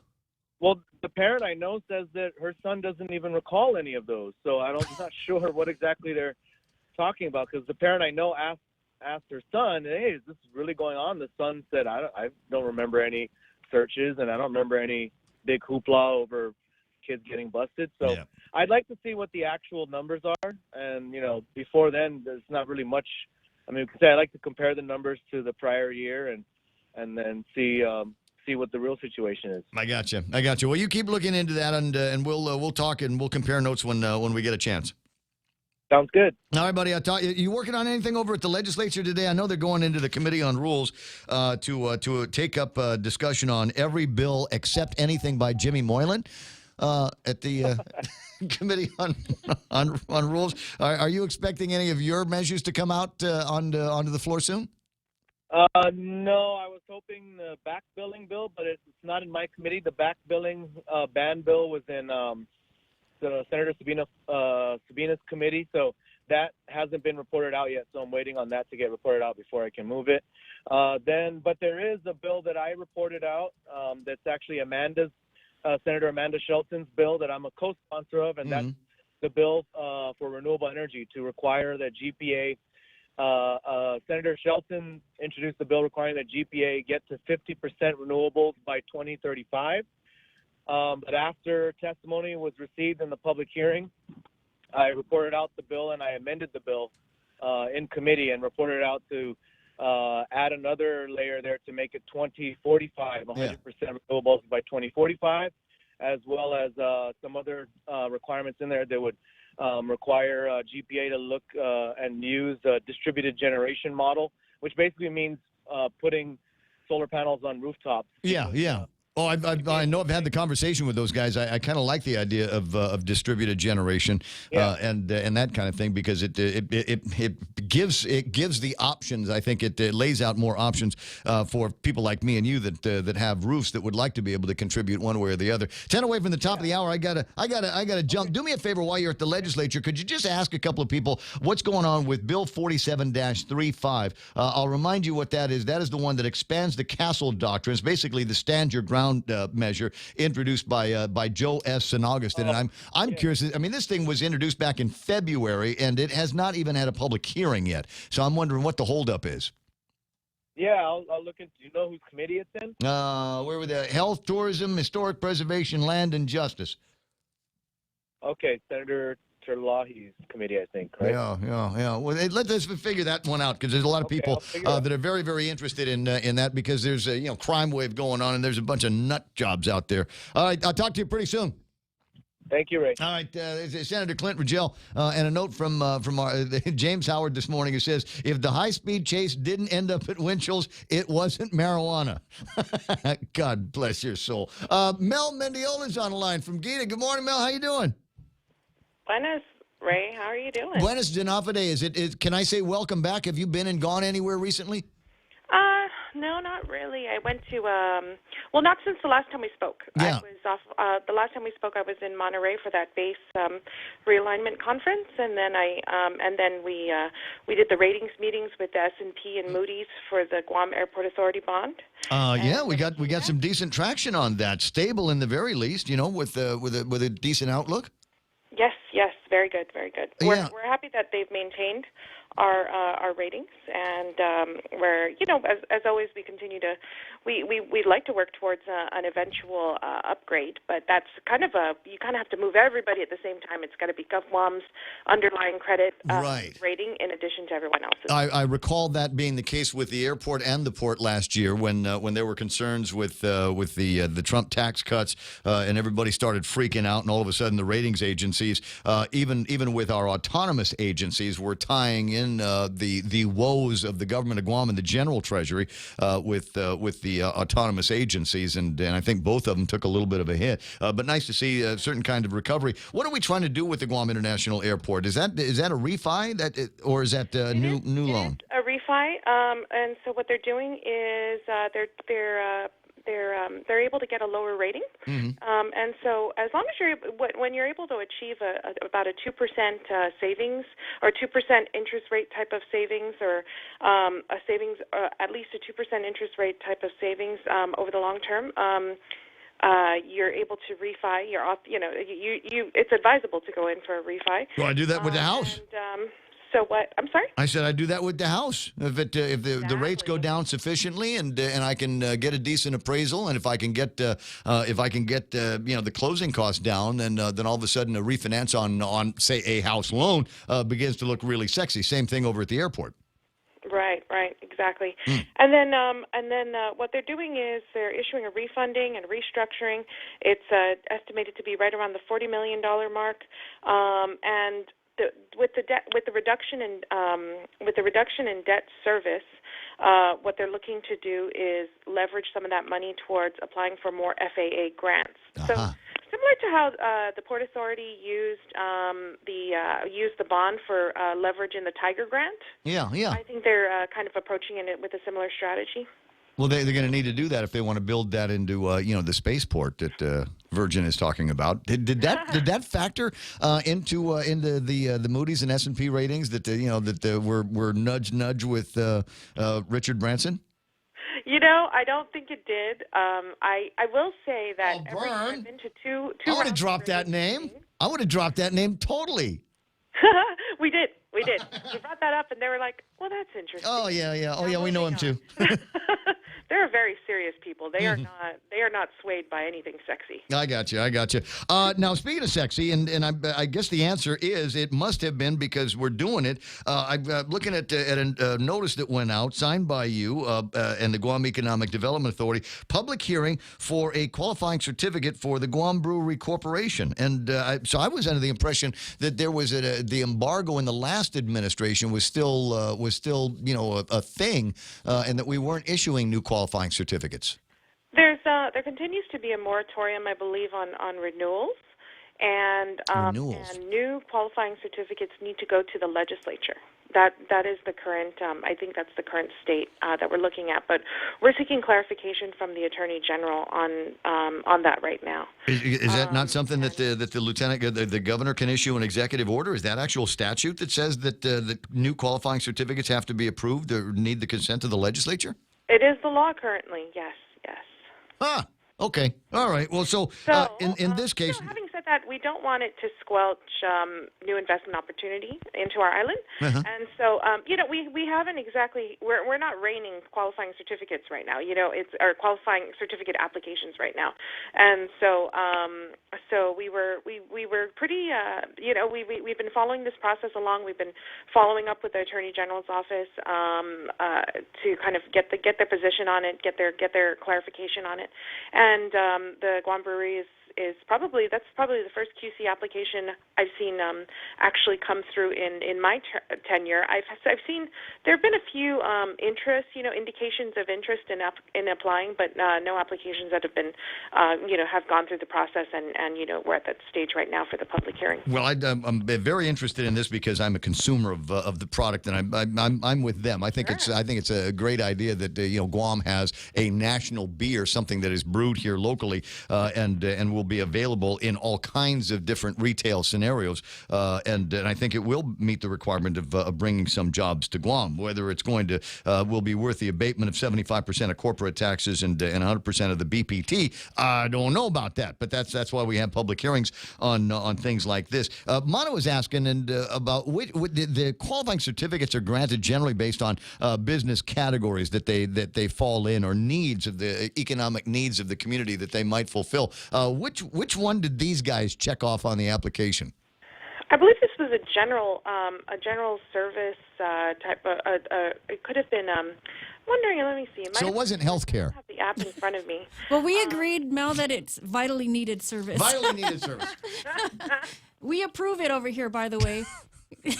We approve. So you, if you find out, do me a favor, get back to me when you get a chance. Sure. All right. I mean, I think one of the things when we were looking at the Guam Brewery application, I think there's this idea of the purpose of the qualifying certificates, of course, is to stimulate new industry. Creation of jobs is of course the priority, but it's also opening Guam up to it's the governor is very, very interested in diversifying our industry, and even going to the kind of tying it back to the ratings meetings. The ratings reports always say concentration in our economy is not a positive thing. It's a negative. It's a credit negative. And so when we see businesses come through that are that assist in diversifying our industry, and I do think Guam Brewery to some extent is for tourists. There's that novelty aspect of microbrews, but then there's also and visitors that sort of aspect of it. But then there's also just the sort of diversification of industry. Well, if they're going to be selling it at the gas stations, if they're putting this in the foodies and they're going to be selling it over at the Payless places and things like that, then we can say that it is the idea that tourists are going to be drinking it. I think they're going to end up being a niche market. I think the general population of the island are going to find that as long as it's available and as long as the prices are reasonable, i.e. because we're not paying an exorbitant BPT on it, then maybe it could be something that does fulfill some kind of an economic need around here. Hey, you know what? I gotta go. I gotta run. All right. All right. You busy today? In the morning, I am busy until about 1 o'clock, and then it kind of drops off. Okay. And so what are you busy on? Stay with you, Ray. Yeah, I know you just hang out at the radio station with me. But what are you working on? Anything like newsworthy? Because me and Mon are trying to figure out what we're going to talk about tomorrow. Let me see. We're launching our community contribution. We're doing our announcement probably in the next week or so, and this is the grant program. So we'll be doing that. We'll be working a little bit on. We continue to do work with the qualifying certificates. We continue to do work. We're trying to expand our borrowing, our lending capabilities, to do a little bit more in the community as far as loaning out money, or helping people get loans. I mean, I'm disclosure. I'm a beneficiary of that program over at Gita. So if you're in business and are going, wow, all the banks have told me to get lost, you might be one of those cases where Gita says, well, we might be able to help you get a loan. We might even be able to get you some money. Don't disqualify yourself. Let Mel do that. Give her a ring over at Gita. I'm going to run. I'll talk to you later. Smack Eddie and Ricky on the head for me. All right. Will do. Thanks. Appreciate it. 888-825-8888-TALK is the telephone number around here. Would you look at the time? It's 8 o'clock. Coming up in the next hour of the program, we spend some time on the news from the Fox Network, and then Mona Silva Tyron is going to be telling the stories from the Guam Daily Post, and then we're going to pretend to talk about sports with Renee Logie. It's World Series time. That's coming up here on The Point.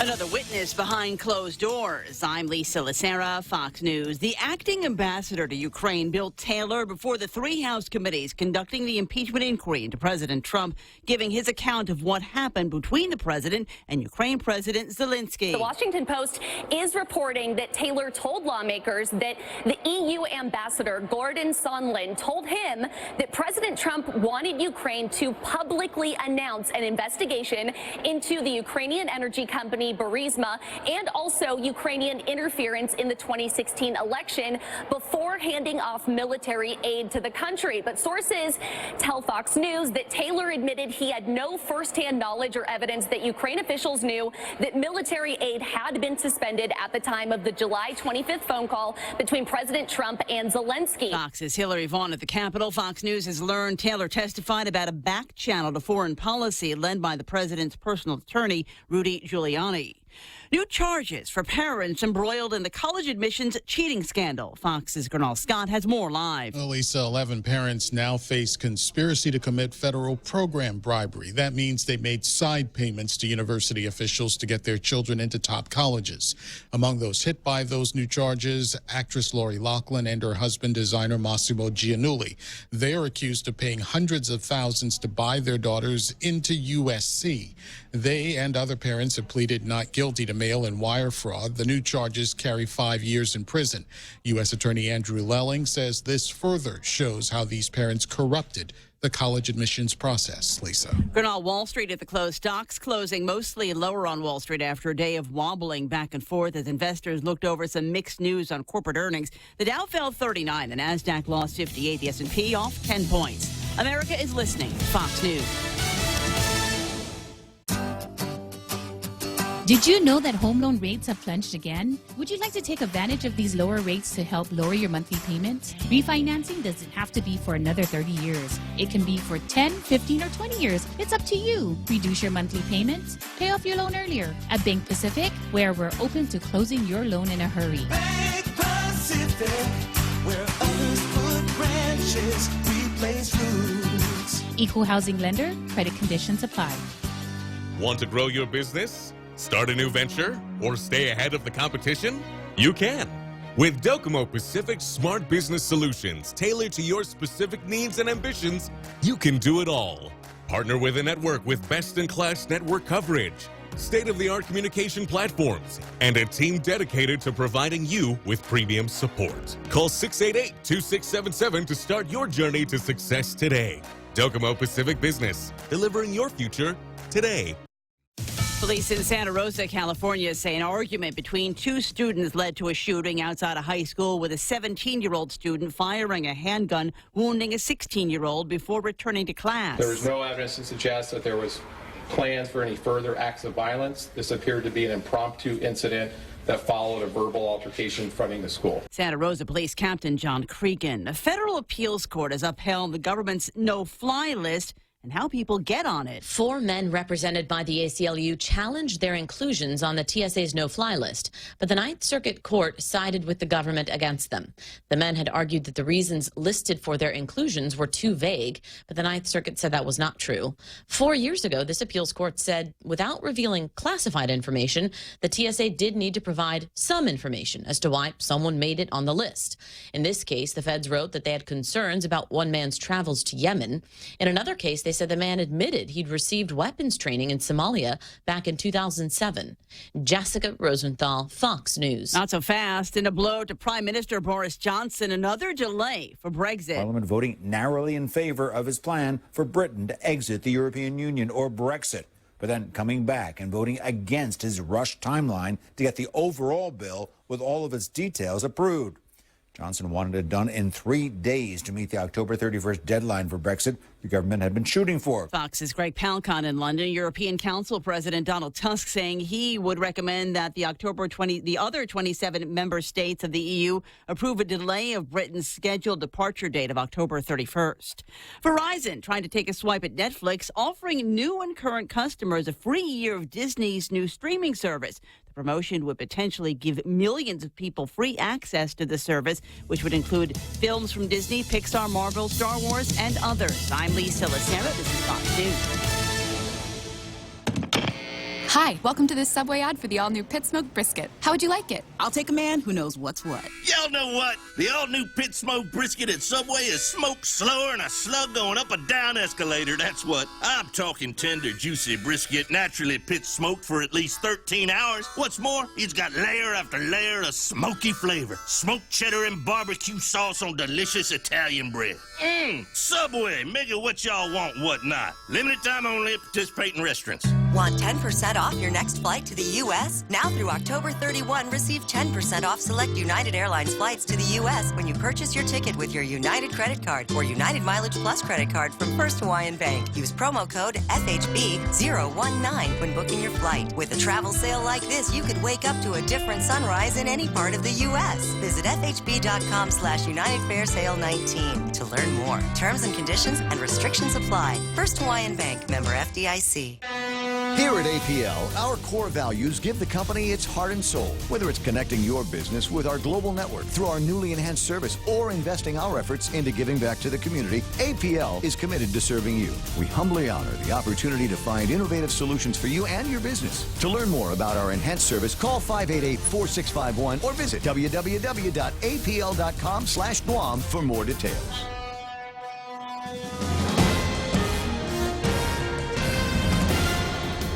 Day and good morning. It's 8:06. I'm Mana Silva Tyron with some of your top stories from the Guam Daily Post. The Chamorro Land Trust Commission will be holding town hall meetings over the next couple of months as they seek to obtain constituent input on issues related to CLTC land. Some of the issues include access on CLTC property, surveying difficulties in lending, and home construction challenges. The first session will take place on October 25th from 6 to 8 p.m. at the Sagan Besita in Agate. It will be open to constituents living in Agate, Inarahan, Maritzo, Pidi, Santa Rita, Talofofo, Umatic, and Zotnia. Constituents unable to attend the sessions can submit their comments or questions to the CLTC office at the ITC building. The government of Guam plans on filing an appeal in the plebiscite lawsuit, but the Attorney General, Levin Camacho, is now advising there are some risks associated with filing the appeal. In July, the Ninth Circuit Court of Appeals ruled Guam's plebiscite law violates American citizens' constitutional right to vote. With the appellate court decision in mind, Guam's Attorney General stated he has fully briefed the governor of these risks involved with appealing the plebiscite case and understands that several factors were considered before a determination was made to appeal. GovGuam's risks include continuing to accrue legal fees and costs. As reported, the governor has tapped Attorney Mike Phillips and Senator Therese Terlahi to take the lead in the appeal. Elsewhere in the news, Governor Luli Ongaro says she supports it, but now the Republican Party is asking that any legislative action on Bill 181 be put off. Bill 181 is the locally introduced war claims bill. The bill would allow for the use of $7.5 million to pay out some war claims to recipients here. But the GOP says action on that bill could hinder the timely passage of H.R.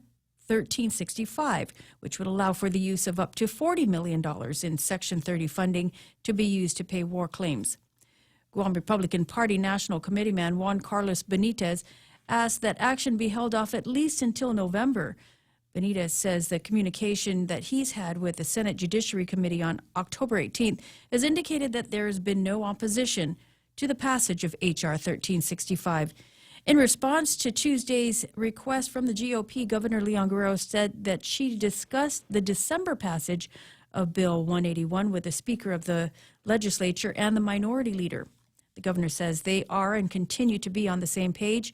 She says, we continue to support the passage of H.R. 1365 because it's about paying out our greatest generation what they're owed before it's too late.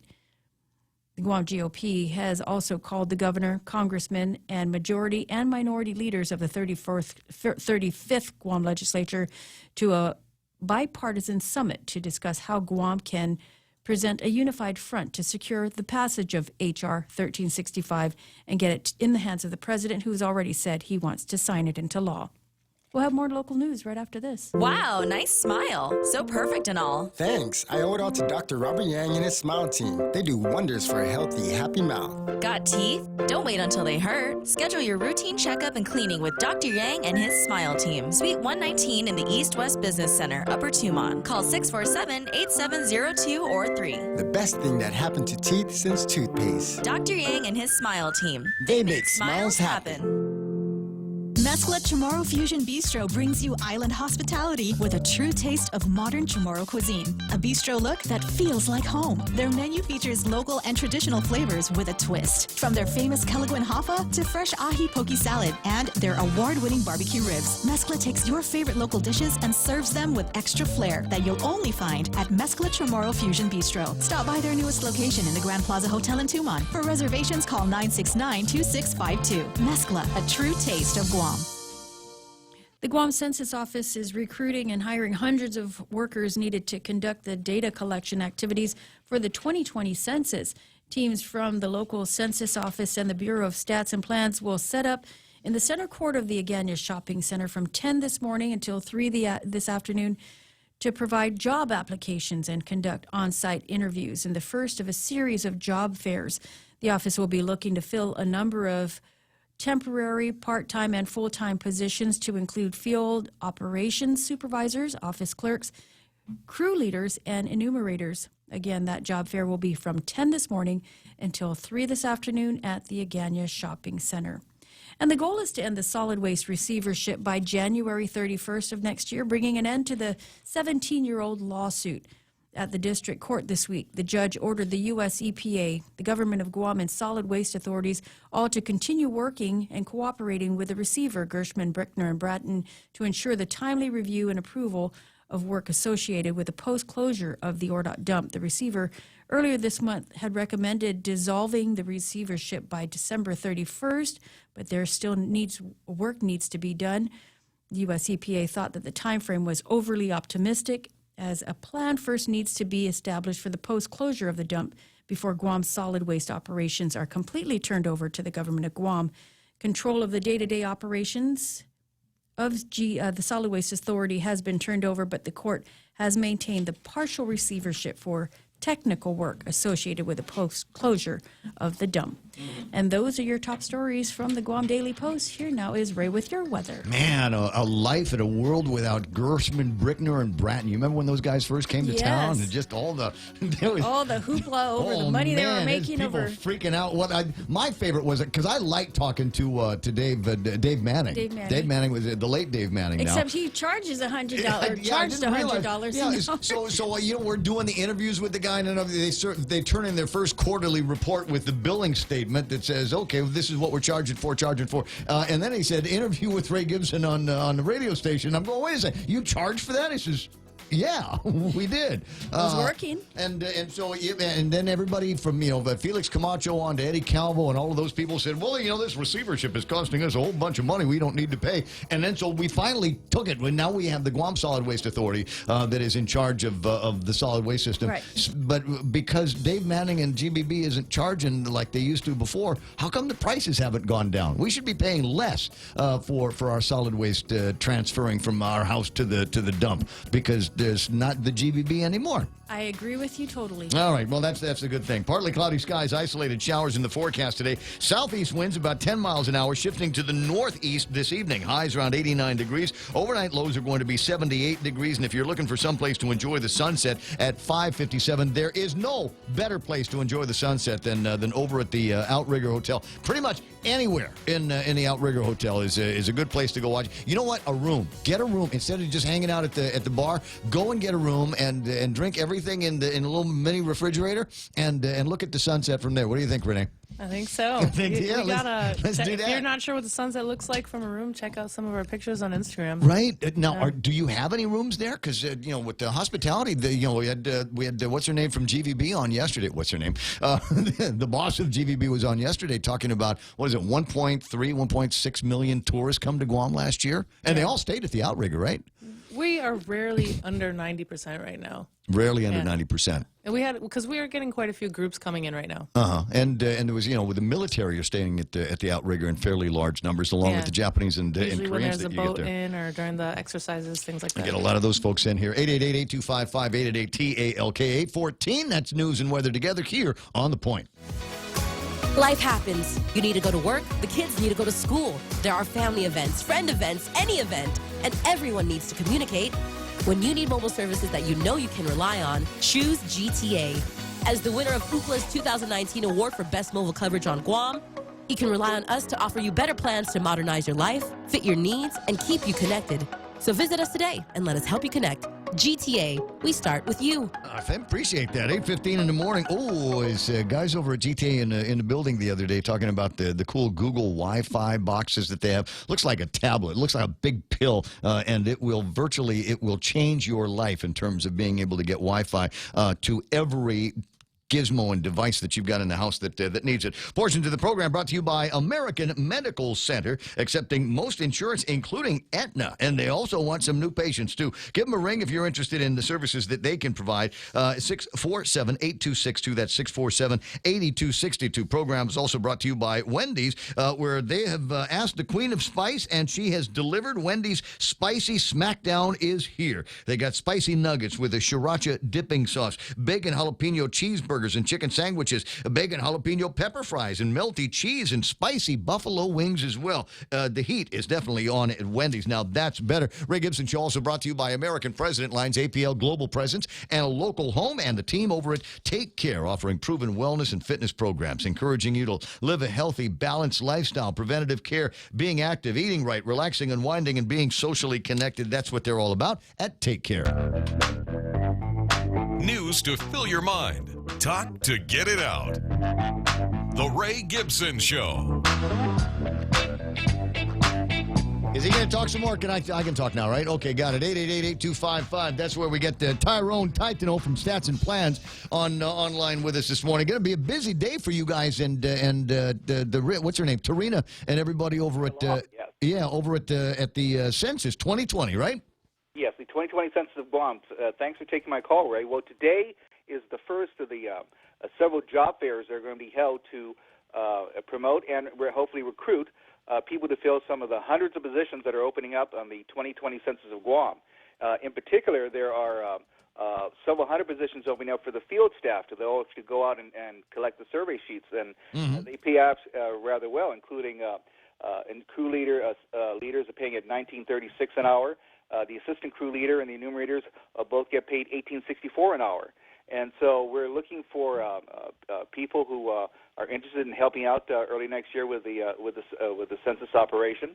The qualifications are fairly basic. And, oh, by the way, the job fair is at the Gagnon Shopping Center today from 10 a.m. to 3 p.m. I got you. We've been talking about that all morning long and reminding people that a couple of the qualifications might be a little bit tricky for you. You need an FBI clearance. You got to be able to pass a drug test, things like that. But all of the other stuff should not be a major problem, I think, for the bulk of the people that are going to be applying for the positions. The different one is the federal background check. But remember now, if you apply for any GovGuam position, you have to go get a drug test, and you have to get the police and court clearances anyway. Yeah. And as well as getting a Social Security number, you have to also be 18 years of old.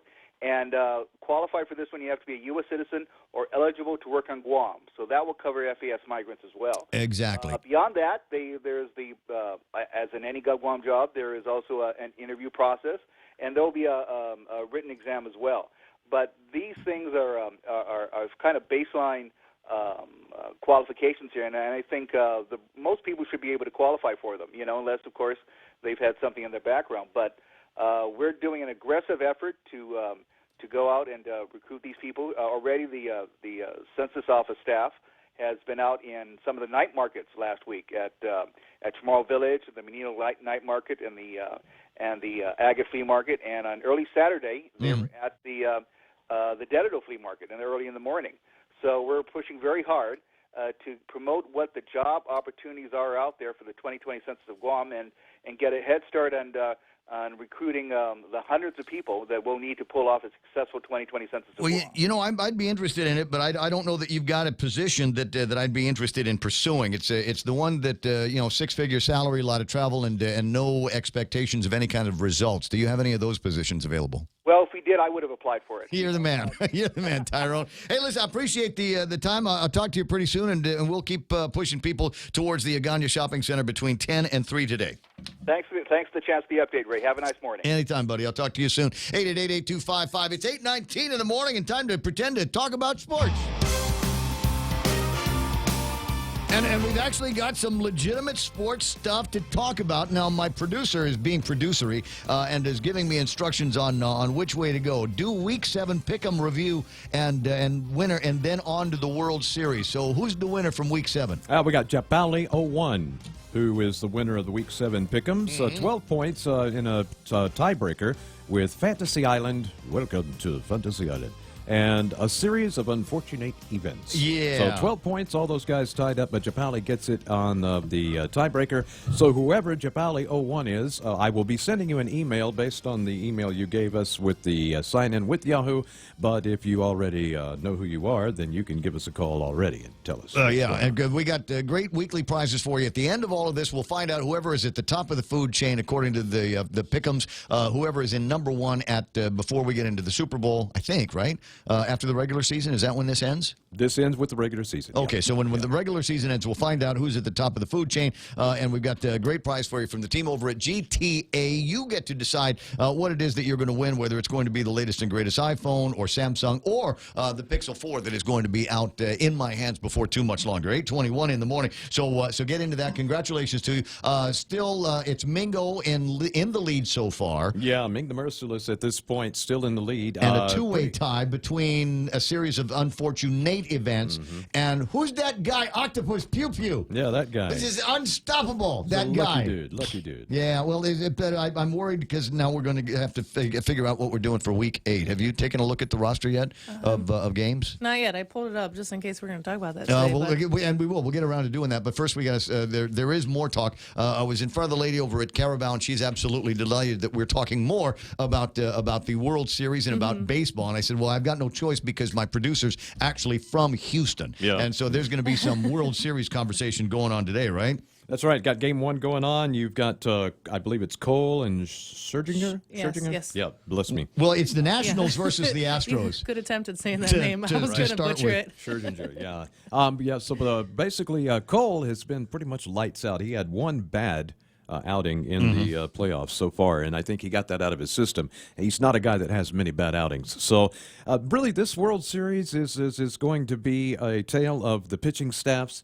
more than anything. The Astros, clearly the favorites, according to many of the professional favorite finders, and I look past no one. The Nationals are a dangerous team, and it's going to be a really good series. I'm real nervous. I really am. As an Astros fan? Yeah, absolutely. Just to see what happens. Yeah, ESPN talking about it. The headline on ESPN: best pitching matchups ever, and the many layers of the clash of the super rotations. And I'm assuming that they're talking about this World Series, and so it will be more of a battle on the mounds than a battle of the bats. Yeah, and really for me, it's concerning to me because the Astros did not actually hit too well against the Yankees. They had some hard struggles at the plate already. So if they can't snap out of that slump and they're having issues, the Nationals are not a team you want to have that kind of issue with. When is the first game? Today, today 10 but what o'clock, time? I think, our time. It's coming up in about an hour and a half. Okay. That's just 10:08. Yep. Well, I thought it was... Okay, I was looking at that. I thought it was 10:08 on Eastern time, but I guess not. So that's locally. It's going to be playing about 10 o'clock. in the morning, Okay, yeah. so you'll be able to go and watch that at places that sell beer, like I don't know, the Outrigger. 8:23 in the morning. That's not the only big deal in opening day that's taking place today. In addition to the World Series and game number 1, it's also day number 1 for The NBA. Who's playing? Oh, I love it. Oh man, there's a lot of people I know it's Toronto. No, They were the Pelicans. Toronto's There's a Pelicans team at called Toronto. the Pelicans Yes. that are playing today, and I'm like, wait, the What is that a new You team? know, I was just I've looking at never it. heard of that one. And it's not that I pay a lot of attention to the National Basketball Association, but I suppose I probably should. The Pelicans are taking At on the Raptors. Yes. Winners from last year. Mm-hmm. Right? I don't know. Yeah. Raptors, you tell me. Raptors took it. That's why I only pretend to talk about sports. Okay, Yeah, now, me too. Now here's a couple of teams that I'm a little bit more familiar with, i.e. I've heard these names before. The Lakers and the Clippers are supposed to be playing today as well. Yeah. I think the they opening got day. Lakers to take that for ESPN records at least. Is there a basketball pick'ems? With a 3-point spread. So this I don't know. There may be. This will be the beginning of the new NBA season that will last until I believe October of 2020. It ends right around my birthday. Okay, June, it just June. always seems like there's basketball. It doesn't matter whatever else is going on the planet. There is always NBA action. Yeah. And Seems so like that way. Yeah. So and I'm wondering how much thunder this is going to steal. I mean, if it turns out that the first game of the World Series is kind of a wishy-washy, the kind of birth boring at 10 game. a.m. Yeah, Which one? This is where you need multiple TVs. So you call Applebee's and find out, okay, how many television sets do you have? How many can I see from one side of the bar so that I can watch both games going on, the games of the NBA and the games of the World And Series? then you show up and then there's hockey playing or something. Yeah, or ESPN Classics, some weird Muhammad Ali against somebody fight from the 1960s. 8:25 in the morning, so you got all of that stuff, and there's a couple of local angles and a couple of local stories that I wanted to get into. We are on the verge, and Dave Torrey been making a big deal about the six-peat here, and the San Francisco 49ers being 6-0 for the season, and he, Duenas grad, like myself, wanting to wait and see what happens Saturday, October the 26th. It is being referred to as the Quest for 5. The Father Duenas Friars Quest for 5, as in five championships in a row in the IIAAG, and they're going to be taking on George Washington and Father Duenas this coming Saturday, and see if they steamroller GW like they've been able to do with everybody. How many unbeaten games have they played? What is it? 48, 49, 50 or something like that? Last 4 or 5 years. Well, it's easy to win when you have no real competition. I wish we could find more competition for that. Maybe, and I don't know what planet we need to who we've got to invest it's hard, in. yeah. What school do we want to invest in, and what's IIAAG going to be like in the next season of football once they've completely separated. Yeah. So I don't know what's going to be going on there. Now, Dave Torrey also sent, because I'd asked for information on something that Renee and I are going to be doing, even though she doesn't know it. Is the tour? What? It's the What'd you tour. sign me up for? The tour of Guam. Oh. Have you heard about this? Now you can say I can't because I'm working, which is usually the case. Yeah, I used to help manage that event for a little while. Did you? Yeah. Oh, so you know about it already? Okay, so the I know tour the route. I know. Tour of Guam is supposed to be taking place, and I've got a route map that I can put up on the screen. That's still first week of December? I think it's coming up like very, very soon. I've asked for details. Stand by when I see if I've got it on me now. Tour of Guam. I'm out of town. No, I'm just kidding. Is going to be taking place. There it is, December the 15th. Showtime is at 5 o'clock in the morning at Skinner Plaza, and you've got two different options that you can go through. I've actually run not a race, but a version of this before in the past on a mountain bike of all things, the 26 miler. So you go, you head north on Marine Corps Drive to the Paseo. From there, turn onto Route 4, cruise to Ordot Salampago, turn onto Cross Island Road, turn back on Marine Corps Drive at the Santa Rita Mobile, and finish over at the Guam Museum. That's a total of about 26 miles. I did that before, remember? You've done that, yeah. And then I called you from Inarohan. I quit. You say pick Come me up? pick me up. Yeah, and he thought I was joking, and I was not joking. I was like, you got me into this. You better get me out. So it's funny as hell. Yeah, so I'm driving. I do not like bikes. I'm running support and safety for everybody, because all the girls were riding bikes that year, and they signed up for the long course, and Mana, God bless her soul, made it all the way down to Inarohan on a mountain bike. Yeah, and my phone starts going off, and I was headed there anyway because from Impal Beach. So I made it to Inarohan Pool, and I was angry at everybody who convinced me to do this, right? But yeah, so I called them up, and we end up. He picks me up, and then we said, we'll just meet you guys at Just Pirates Yeah, Cove.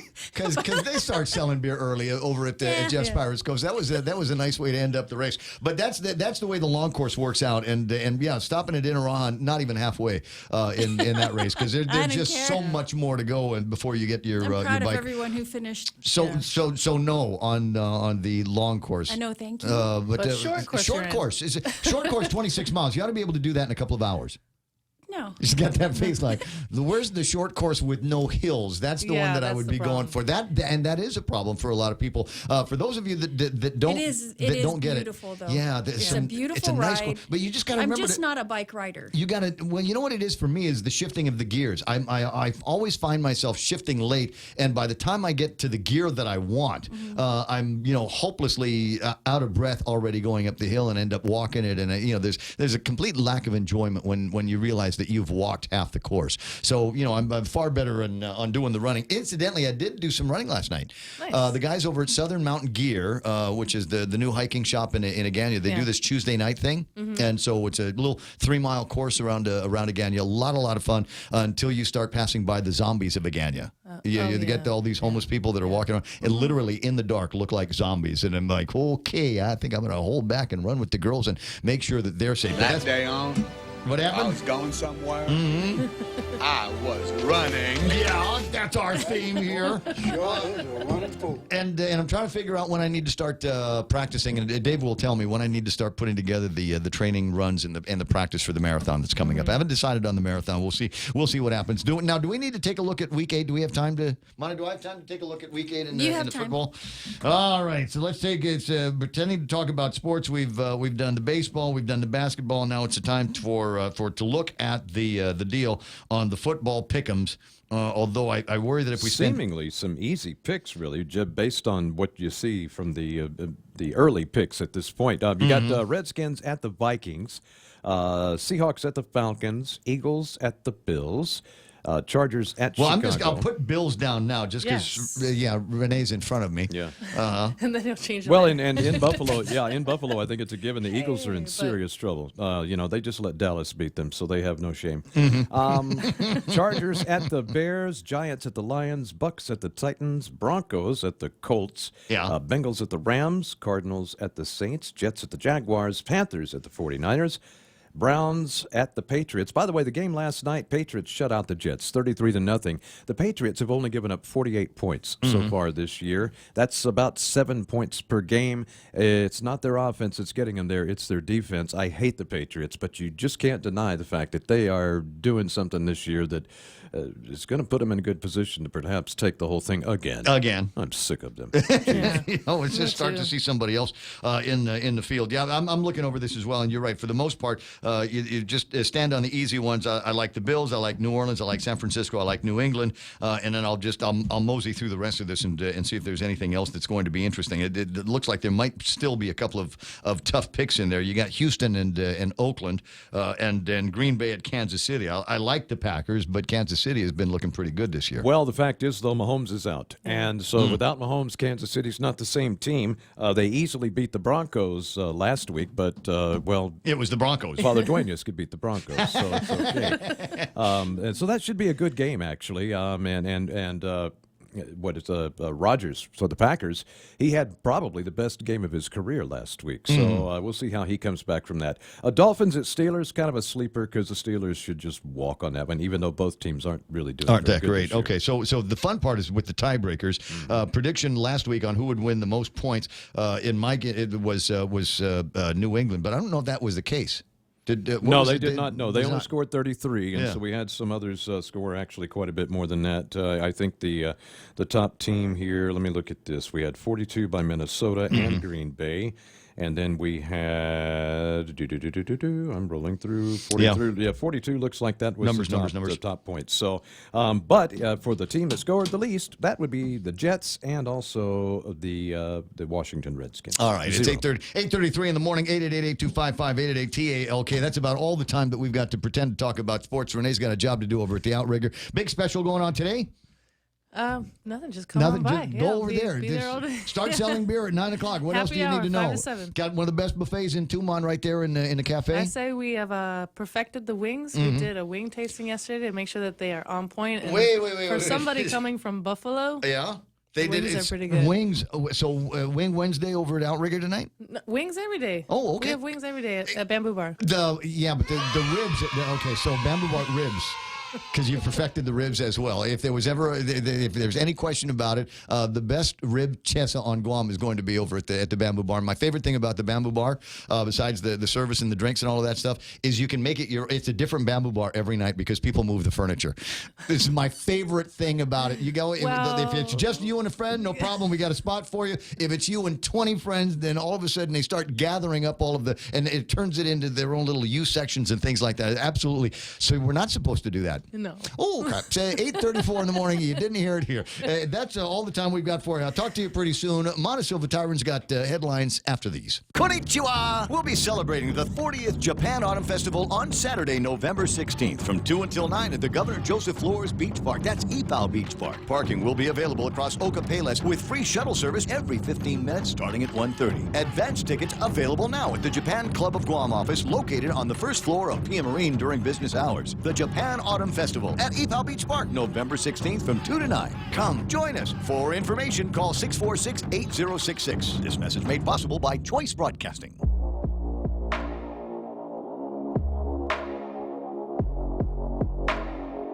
Yeah, apparently we're not wearing the same color shirt. I was getting a selfie because I thought it was. We're both wearing black today, and as it turns out, that's a blue shirt. But I got the selfie anyway. 8:35 in the morning. 888-825-5880-TALK is the telephone number around these parts here. And is it time for the last look at headlines? It is.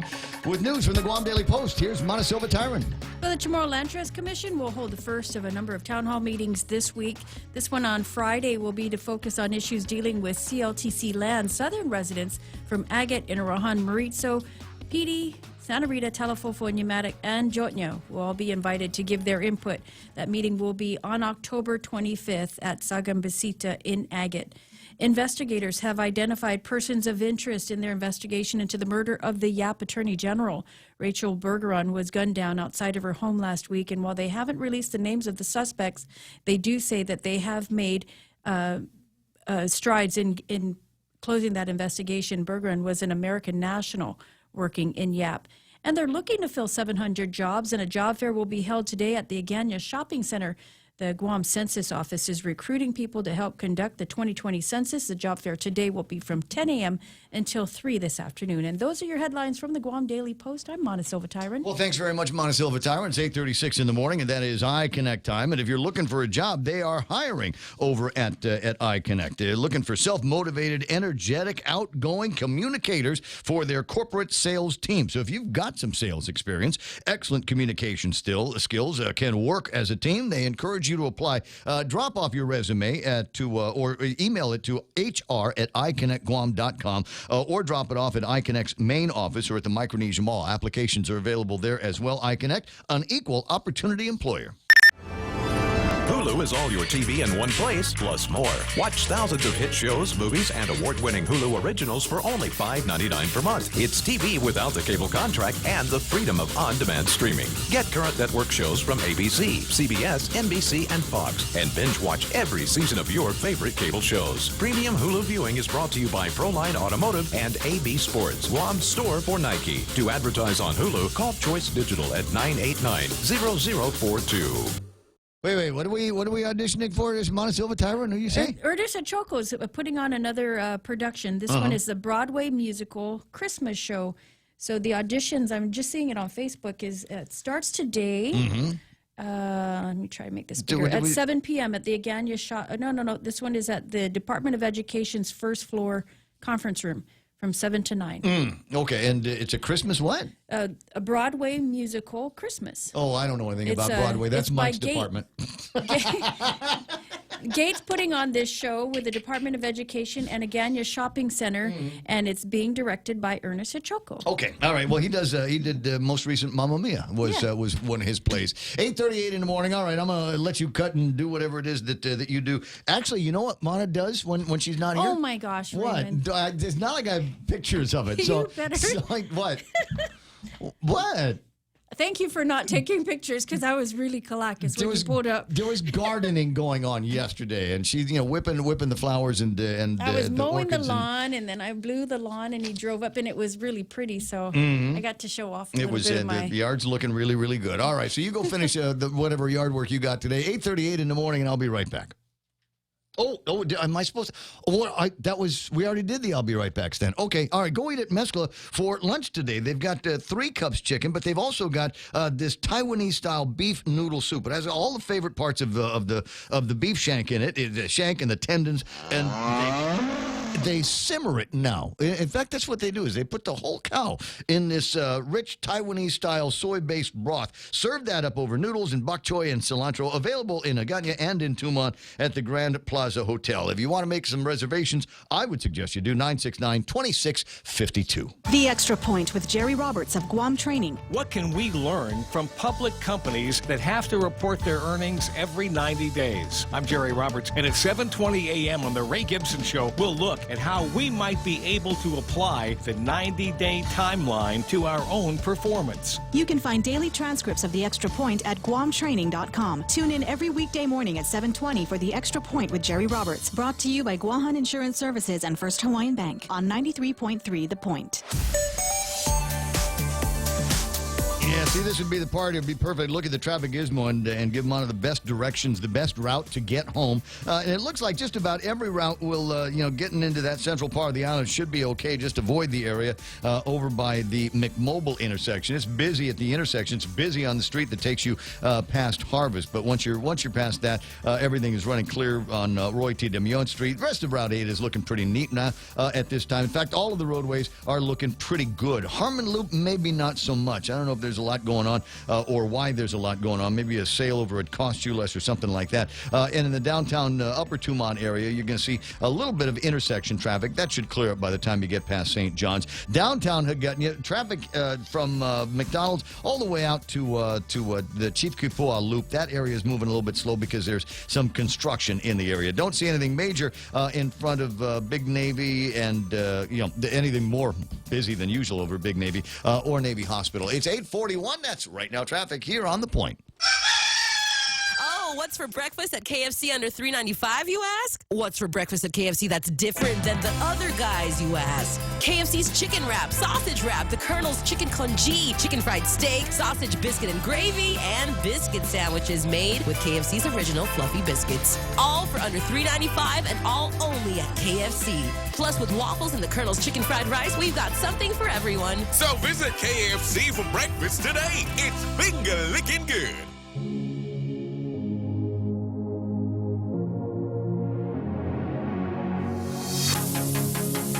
Interesting view. Looks like the FHP urgent care parking lot. You can see across the way the place where Coast 360 was and the big screen on Marine Corps Drive over by the ITC building. If you're watching on the Facebook Live, is a truck that has got a couch. It's a nice couch. I like that couch. I'd like that couch over at my house. It's a Budweiser red couch, and sitting on the couch is a guy. Looks like a dog there as well. Thanks very much. I appreciate that. Just one of those things that make life that much more interesting on Guam. 8:42. Not that we need all kinds of other additional interesting things. I mean, for heaven's sakes, every newspaper and television newscast is just festooned with things that are interesting. I'm often asked from people that listen to the program, they go, aren't you worried that one of these days you'll run out of stuff to talk about? And I'm going, babe, I work on Guam in talk radio. I will never, ever, ever run out of stuff to talk about, and I will never run out of people to talk to or about. There's always something. Today, a couple of big deals, and if you've seen the Guam Daily Post, you already know where I'm going to be headed on a lot of the topics. The Supreme Court appeal has its risks. According to Attorney General Levin Camacho, it kind of sounds like he was trying to suggest to the governor and the governor's people that this appeal of the Davis ruling to the Supreme Court of the United States might bring with it some risks, i.e., we risk not getting heard at all. according to Senator Bob Klitzkie, Judge Bob Klitzkie, my legal expert, he says, here's the big part, is they might not even take the case up. We are more than welcome to apply to the Supreme Court of the United States and ask them if we might be able to get this case heard, but they don't necessarily have to hear it. Is the thing. And then, of course, they might look at it and say, yeah, we don't see what Ninth Circuit got wrong on this, a violation of the 15th Amendment, so you lose. The Constitution wins. And it might end up there. And then there's, of course, the cost of doing this. They've already sunk about $1 million worth of expenses into defending the Davis lawsuit to begin with. And how much more is it going to be, considering we've got our very close, very dear personal friend, nice guy, good lawyer, not the cheapest one on the block. Michael Phillips is the guy that they're talking to about taking on this case and taking it to the Supreme Court. So, yeah, Attorney General Levin Camacho says there's risks, and it looks like the people over at the governor's office says we're more than willing to take up those risks and see where this goes. So I wanted to make sure that I've got balanced conversation on both sides of this. One of the guys that when they heard about the Davis case and the affirmation by the Ninth Circuit said, nah, Dave Davis doesn't get the last word here. The people of Guam are going to get the last word. That was my Uncle Robert Underwood, who joins us now. Good morning, Uncle Robert. Good morning. Good morning, Ray. I don't know. Your voice. It's always nice to hear your voice. I don't know if we should play the Uncle Robert music here, because it's not really our regular visit with Uncle Robert. This is more of a newsmaker, headline maker kind of interview in the conversation to get your thoughts on the governor's decision now to move forward with an appeal to the Supreme Court. What do you think? Well, I'm glad that she did it. There was a lot of conversation, and of course, the risks were outlined by the people who were participants in it, and the risks are kind of convoluted and a little bit hard to understand, and it would have been, I think, dispiriting and disheartening had they decided to just not appeal it at this time. Of course, appealing it doesn't mean that even as you've outlined clearly, that they'll even take the case, and they might just leave it alone as it is. And in that case, at least you made the effort, and you can continue to pursue other avenues. Well, the congressman, and I know there's a unique relationship between you as a former congressman and the current congressman in Washington, D.C. He thinks that it might be just instead of spending the money on the appeal that we might not even get, why don't we just throw that money at the actual vote, and the next primary election, let's include that as a non-binding referendum. Would that be a serious problem? Well, it depends on how the vote is constructed, and it depends, of course, if we're trying to figure out how to, in a way, there's a lot of thinking about how to finesse the current decision by the Ninth Circuit and how to pursue it in other ways. So, I sort of understand those ways, but I take the congressman's words as at least as they were reported as being unfriendly to the concept of Chamorro self-determination, and that is a matter of concern to me. Well, okay, and leaving that where it is, I mean that's kind of subjective at this point. But the idea of putting this before all of the people of Guam in some kind of a referendum and universal suffrage, is that anathema to you? No, it's not anathema to me, but it is the concept of Chamorro self-determination is the fulfillment, again, of a promise and a commitment that was made. And so that I always argued that it should be the first step. So the first step should be some kind of formal consultation with the Chamorro people, and how that's constructed, as it exists now, you'd have to figure out how to construct that within the confines of the Ninth Circuit opinion. If we waited, if we appealed it and went all the way to the Supreme Court and they gave an even stronger dissent to it, it might also lead to a more restricted version. On the other hand, you don't know. You don't know what the Supreme Court might say, and there may be dissenting opinions. Even if you lose in the Supreme Court, there may be dissenting opinions upon which you can construct a policy in the future, and that policy will still end up being in Congress. Congress will shift. The presidency will shift. We just don't know the dynamics of that. Right. It's just but I am not going to concede I personally will never concede that this process of political status choice shouldn't begin with some kind of formal consultation with the Chamorro people, who are the injured party in this struggle for political status. Are we still maintaining the list here? That you and I are both signed up for? Yeah, the registry. Are we still maintaining the registry? It is according to law. I've always had problems with the registry. I never signed up because I don't have to sign a piece of paper to say that I'm Chamorro. What they should do is just say, this is an election and we're having it for registered voters who are Chamorro. And then when you go and you vote, you say, I'm Chamorro, and then they give you a ballot. And that's all it takes. It doesn't take a lot of, you see, the more complicated the process they made, the more difficult it became to implement it. And of course, it led to the exact court challenge that we're facing now. Well, without denying anybody the right to vote, couldn't it be, and maybe it's just a question of technology, because I guarantee I could put together something with Google and Google Sheets or something like that, post that up on a website somewhere and ask the question, are you Chamorro, yes or no? And if regardless of what you answer, the next question is going to be, do you support statehood or free association or Commonwealth or status quo or whatever, and let the data come out and let the data speak. So we did the survey, we did the election, and we've conducted this, and of the people that said they were Chamorro, these were the outcomes that they desired.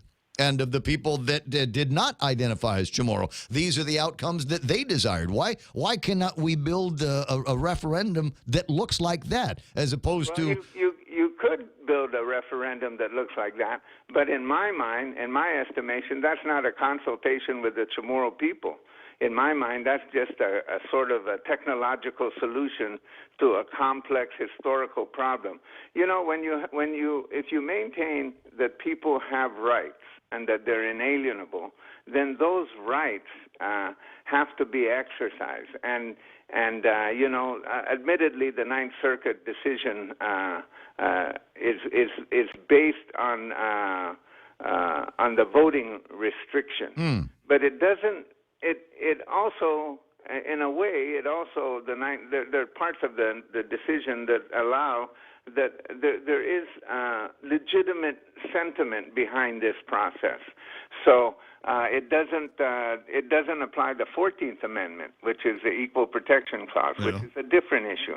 See, the concern legally, I think, is that if they go to the Supreme Court, that the Supreme Court would not only add the 15th, they'd add the 14th. And then when you add the 14th, you then run the risk of applying all other kinds of programs in which may be thrown up in the air. That's the risk that they're talking about. But, you know, I'm so committed to the issue of Chamorro self-determination. I'm still trying to find a way to formally consult them, saying, we're asking the Chamorro people, we're holding this election, and here they come, and this is what they said.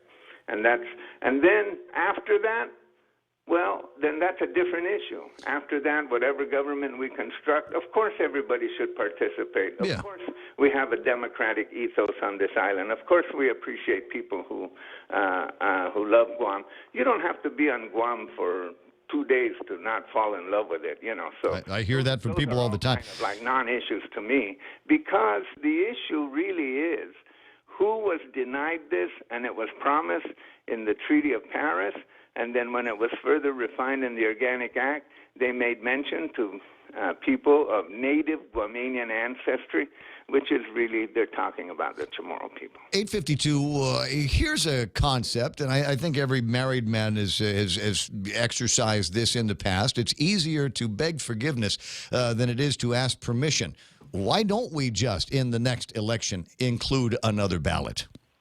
Yeah, and hand it out to people that identify as Chamorro. And and that's a conversation we ought to be having. But you don't have that conversation unless you're really committed to the idea of this formal consultation. Well, and that would be it. I mean, we're just going to have an election, and there's going to be an additional ballot in there, and we'll ask the guy will ask, "Are you Chamorro?" And if the answer is yes, hand you that other ballot, and that will be counted. And if somebody comes up and squawks later on, we'll go ahead and squawk later on. The same way that I'm serious. The same way that we are with our legalized recreational marijuana are flying in the face of federal law and the idea that marijuana is a Schedule I banned substance. But that doesn't seem to be bothering anybody over at the legislature, the governor's office, or the hundreds of thousands of people that are now smoking marijuana on a regular basis. So, and if the Fed comes in and says you weren't supposed to do that with marijuana, we go, "Oh, sorry, oops, excuse, I didn't mean it." And maybe we ought to do the same thing here. Yeah, well, it always is better to ask for forgiveness than for permission. But you can't say that going in. I'm sorry, because But see, that's if we were to construct an election like that, we could have done that 10 years ago, 15 years ago. We could have. Are we done with the educational process? You know, there's a lot of money that needed to get spent, and I think it did. And if we decided that we were going to do it the Ray Gibson way and just throw the finger up at the federal government and at the Constitution, would everybody be on the same page in terms of what these different determinations mean? Well, I think so. I think most people are paying attention. Of course, if as a prelude to the actual election, you'd have to intensify it because there's always people who never get the word, and so educational process is never going to be fully completed. But people are paying attention, know what they are, and I think if we were to construct an election like you just outlined, people will really pay attention. Absolutely, and just because we're going to say we're doing it this time, and I don't care. You know what? We're going to keep cockfighting. We're going to keep smoking marijuana, and we're going to ask this question on the election. And if you don't like it, then go find a judge that will give you a writ. How you vote, you can keep cockfighting and marijuana. there you go. Well, see, I'm glad I cleared that with you first, though. Okay, I appreciate it. That's the important stuff. 8:56. To talk to you pretty soon, Huck. Okay. All right. You have a terrific morning. 888-825-5888. TALK is the telephone number. Let's just do that. Look, I'm the guy. Joe says, I'll smoke to that. I'm the guy that says on January 1st, when the new federal rule takes effect that says there is no cockfighting on Guam or in Puerto Rico or any place where the American flag flies, then I want to have at the governor's office. Literally a cockfighting fiesta. Exactly, right there in the place, and we'll invite the FBI, and we'll invite all of these people from the ABC, from the ABC different agencies that we've got, and say we're going to keep doing what we do here, and if you don't like it, then all of these people will need to be arrested. You will need to arrest all of these people and charge them with a federal crime. And if you're not prepared to do that for everybody, then that's what we think of your legislation. And I don't know that I'm enough of one of those guys that I don't know, fight authority, but authority always wins. It just seems to me like that one would be the fun one. That would be that's the way to do it. We're going to have this plebiscite anyway. And if you don't want to, you don't have to participate in it. But if you do, then these are the different statuses that you can go after. And, of course, Uncle Robert left out the important one. He was talking about a democratic ethos in there. And forgive me, but I think during the newscast I'm going to actually look up what ethos actually means. I think I know because I read comic books that had the word in it, but I want to make sure I get it. Because in my mind, I'm going, dude, let's just let's cut to the chase. We'll make it the monarchy. And as I'm fond of saying, I will be your first king. 8:57 in the morning. Hey, Yuka's online over at Guam Memorial Hospital. That's nice. So what happens when the decision is overturned and things start to change in favor of those that are pleased and we're in favor of this move? Base closure, federal funding stops. Hey, you never know. You never know.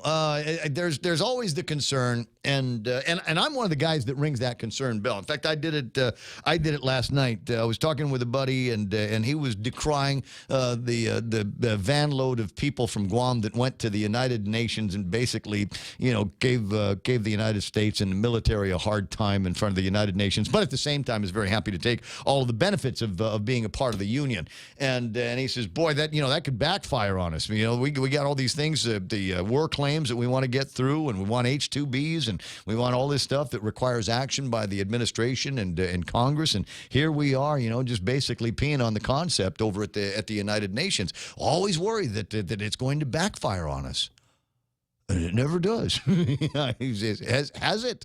Has there been an eruption of military leaving? No, the opposite. Federal funding hasn't stopped, and in fact, in some cases, it is increasing. That's just because they still own us, bro. Well, I guess. Anyways, just play around with the concept of that kind of civil disobedience at the ballot box, because in my mind, it's fun. It would be adventurous. I know you're going to go, but Gibson, it's juvenile as hell, and I'll go, yeah, maybe that's part of the attraction to me as well. This is one of those Animal House moves. Did they give up when the Germans bombed Pearl Harbor? 8:59 and change. We were talking earlier, and maybe in this newscast we'll get an update on how Jimmy Carter is doing. Mike reported to me early this morning that he took another tumble, and for guys that are in their 90s, like the former president is, it's kind of scary, and we need to prepare ourselves for a world without Jimmy Carter. More on that in just a little bit. The radio station is KUSG. I've gotten you headquarters for Fox News. That's coming up next. We got another hour to kill in the small talk portion of this program. You can contribute that as well, so stick around, Brown. That's all ahead right here on The Point.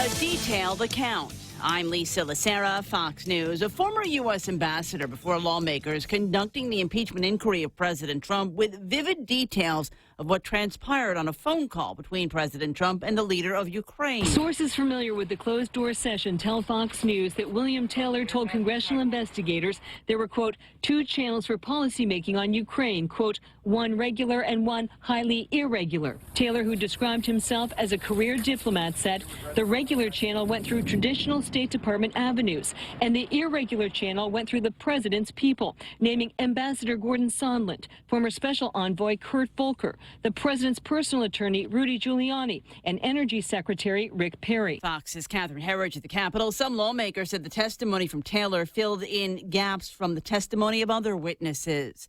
The 5-day ceasefire between Turkey and the Kurds extended after negotiations between Turkey and Russia. The new agreement calls for joint Russian and Syrian government patrols beginning in 150 hours to ensure the absence of any Kurdish fighters in a safety zone within 18 miles of the border between Syria and Turkey. Russia's influence in the conflict has grown since the withdrawal of U.S. forces from Syria. After several hours of talks in Sochi, Russia, Turkish President Erdogan referred to Russian President Putin as my dear friend. Fox's Steve Harrigan in Erbil, Iraq. Senate Democratic leader Chuck Schumer again blasting President Trump for pulling most U.S. troops out of Syria. It's a clear demonstration of the president's fecklessness when it comes to dealing with dictators. This is one of the worst decisions in decades.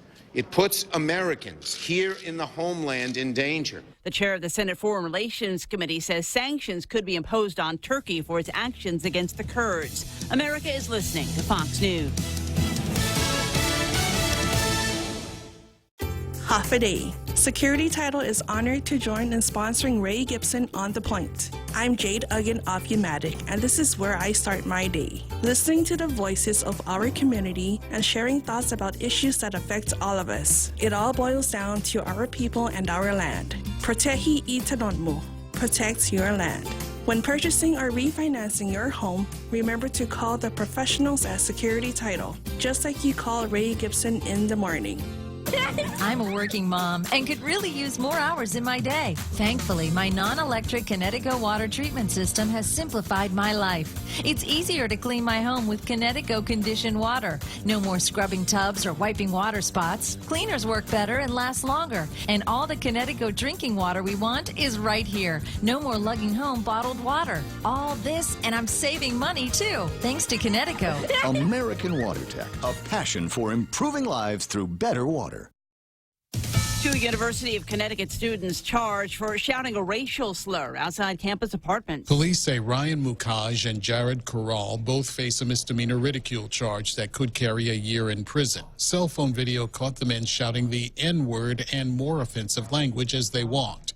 A police report says Corral called it part of a game. Mukaj says he did not remember the incident after having several drinks. Students like Belinda Blaze say the university needs to act. It sets an example for everyone on the UConn campus that there are repercussions for your actions. UConn President Tom Katsouleas says he will listen to students' concerns and announced steps to promote diversity on campus.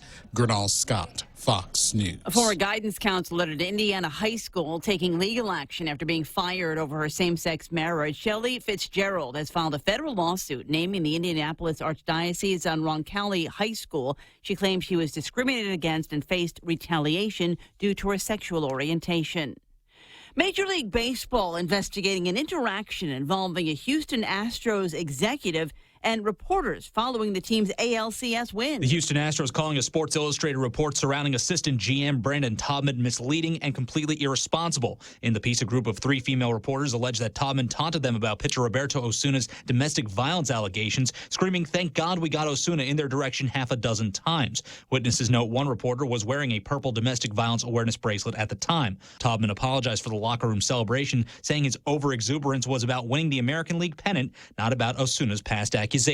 Matt Napolitano, Fox News. Henry Thomas, the actor who as a child starred in E.T. the Extraterrestrial, has been arrested for DUI in Oregon. Police say they found the 48-year-old in a stopped car and took him into custody after conducting a field sobriety test. I'm Lisa Lacera, and this is Fox News. Family Finance has been serving the people of Guam since 1959, and they'll continue to be there for you in the years to come. Whether you're looking to get a personal loan for that summer vacation or paying off those long overdue bills, Family Finance has got you covered. Apply for a personal loan from $1,000 up to $3,600 by calling Family Finance in Hagutya at 475-4545, Upper Tumon at 647-5626, or in Dededo 633-4473. Family Finance, serving the people of Guam since 1959. No. 5 after 9 o'clock in the morning. What am I supposed to tell you about here? The guys over at Wendy's have cooked up a great breakfast for you. In fact, they haven't cooked it. They've got the menu for it. They've got the recipe for it, but they haven't cooked it just yet. They're going to wait until you're in the drive-thru and actually make the order. My recommendation is they've got country fried chicken. It goes on a white, it's just slathered, just drenched in this white gravy, and then you have that on top of a bed of scrambled. Where are you going? I know you get hungry when I do this, right? You're going, crap, there's not a Wendy's for 2 miles. What am I going to do? Drive 2 miles to the Wendy's and get your hands on this platter. It's like $4, guys. And if that's not your deal, we got eggs, rice, and applewood smoked bacon and Portuguese sausage. The breakfast platter's waiting for you at Wendy's for $4. Now, that's better. Ray Gibson Show also brought to you by American President Lines. Now, American President Lines, when it comes to shipping, these guys, they're like the country fried chicken with white gravy on it. So for all of your get it here from someplace needs, APL has got a global presence with a local home. Morning talk that matters. It's the Ray Gibson Show. Call now, 888-TALK. That's 888-8255. Do that. 6 after 9 o'clock in the morning, and very excited because it's Wednesday, and this is a big week. A lot going on this weekend. Friday night is quiz night, and for those of you that have not signed up yet, I urge you, please sign up. You know, the seats are going fast, and maybe that's why we haven't heard from Becky in the last couple of days, is because maybe they're out of seats for quiz night. Now, if you don't know what it is, Habitat for Humanity quiz night is and I'm fine. I like to MC stuff. I like to think I'm pretty good at it, and I like to MC stuff. And this is one of my favorite MC gigs because there is no time in my working year that I feel more close to the audience than on quiz night. It is as though we are one entity. As I'm asking the questions, as the audience and the quiz folks begin to answer the questions, and then they will recite the answers a little bit later on and see who's right and who's wrong. It really is a good time, and I probably have more fun than the audience. So quiz night is happening on Friday. Ton of other stuff going to be taking place. I didn't get a chance to talk about 5Ks. One of my favorite ones is coming up. This is the Guam Reef Hotel 2K 5K Run and Walk for Wishes. Now, they do this as a fundraiser for the Make-A-Wish Foundation, and one of the reasons why I like it so much is because the people over at the Guam Reef Hotel, when you're done with the race, it's not just, here's a chunk of banana, here's a, quarter of an orange or something like that. They've got restaurants over at the Reef Hotel, and they will press the chefs and the waiters and waitresses of these restaurants to have some breakfast victuals waiting for you at the end. And they've always got great prices as well. So if you're interested in doing that, that's going to be taking place Sunday morning, Sunday, at the Reef Hotel. Showtime, it's 5:15. Go time is going to be at 6 o'clock. So if you're not going to be up too late on Saturday night, that's worth looking forward to. Now, I was talking in the last hour, spent a lot of time with Uncle Robert, and we were talking, obviously, about the Supreme Court case, and there's all kinds of editorial ink that has been written on this in the last couple of days. This story from Chris Barnett, who caught up with Mike Phillips. Mike Phillips says, because he's a lawyer, Guam wins whether Supreme Court takes the case or not. Mike says, I cannot deny our people the right of an appeal so long as other members are willing to champion it. Now, the point about the right to appeal was dismissed this morning by Judge Bob Klitzkie. We spoke with him, and he says, well, first of all, that's how you know it's going to be a tough debate when somebody starts off with, well, now, let me just tell you, first of all, there is no right to an appeal, according to that, his honor. But further, Mike Phillips says, I think Guam wins whether the Supreme Court rules against the Chamorro people or not. The reason is this, because if they rule in our favor, that speaks for itself. If they rule against the Chamorro people, then there is a real clear understanding of what the barriers are. In my opinion, the 15th Amendment, and the 15th Amendment does not apply to Guam. For those of you that are curious and can't remember what all of the amendments are, the 15th Amendment to the U.S. Constitution granted African-American men the right to vote by declaring that the right of citizens of the United States to vote shall not be denied or abridged by the United States or by any state on account of race, color, or previous condition of servitude. Although ratified in February 3rd, 1870, the promise of the 15th Amendment would not be fully realized for almost a century. But we're not a state. It says here, the right of the citizens of the United States to vote shall not be denied or abridged by the United States. So regardless of whether or not Guam is a state, you would say that we are citizens, and therefore the 15th Amendment would apply to us. But as Uncle Robert says, they'll try to find a way to finesse the language of the plebiscite of the ruling, and we'll see what happens. It's going to be an interesting conversation one way or the other. And I did make reference. I try not to do it because it just in my mind, one of the worst things that you can do is talk to somebody that had a job and ask him what he thinks of the guy that's currently doing the job. But in this case, it's part of the news story, and the news story is Congressman Mike Nicholas, who could not join us by phone this morning. He did send me a Facebook message apologizing for his unavailability. They're voting on stuff in Congress, in the House. He's actually on the floor doing some voting, and he says, I got to do this. And I said, anything sexy? And he says, oh, my God, are you trying to get me in trouble? There's nothing sexy. You notice they've kind of dropped that conversation. You remember there was all this conversation? Go fuck.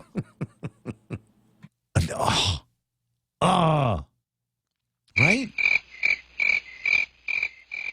I'm almost hesitant to bring it up. I don't know. Let that sleeping dog lie. One of his staffers went to the Guam Election Commission, made a complaint about him, and you've heard nothing about that. And an investigation supposed to have ensued, and There was some uproar at the beginning, and then they wrapped around in a cloak of invisibility around this over at the Guam Election Commission, and we still don't know. But I haven't heard anybody, because you'd think that the Democrats, the anti-Mike Democrats would be out there making a big stink about this. And the Republicans would if they heard anything. Well, come on. Yeah. So I wonder if they've done an investigation, reached no conclusion, and just move on, guys. 9:12 in the morning. My buddy Tom's on the line. Hey, Tom, how you doing there, bro? How you doing, my friend? I'm amused. Oftentimes that's my answer. People will say, "How you doing?"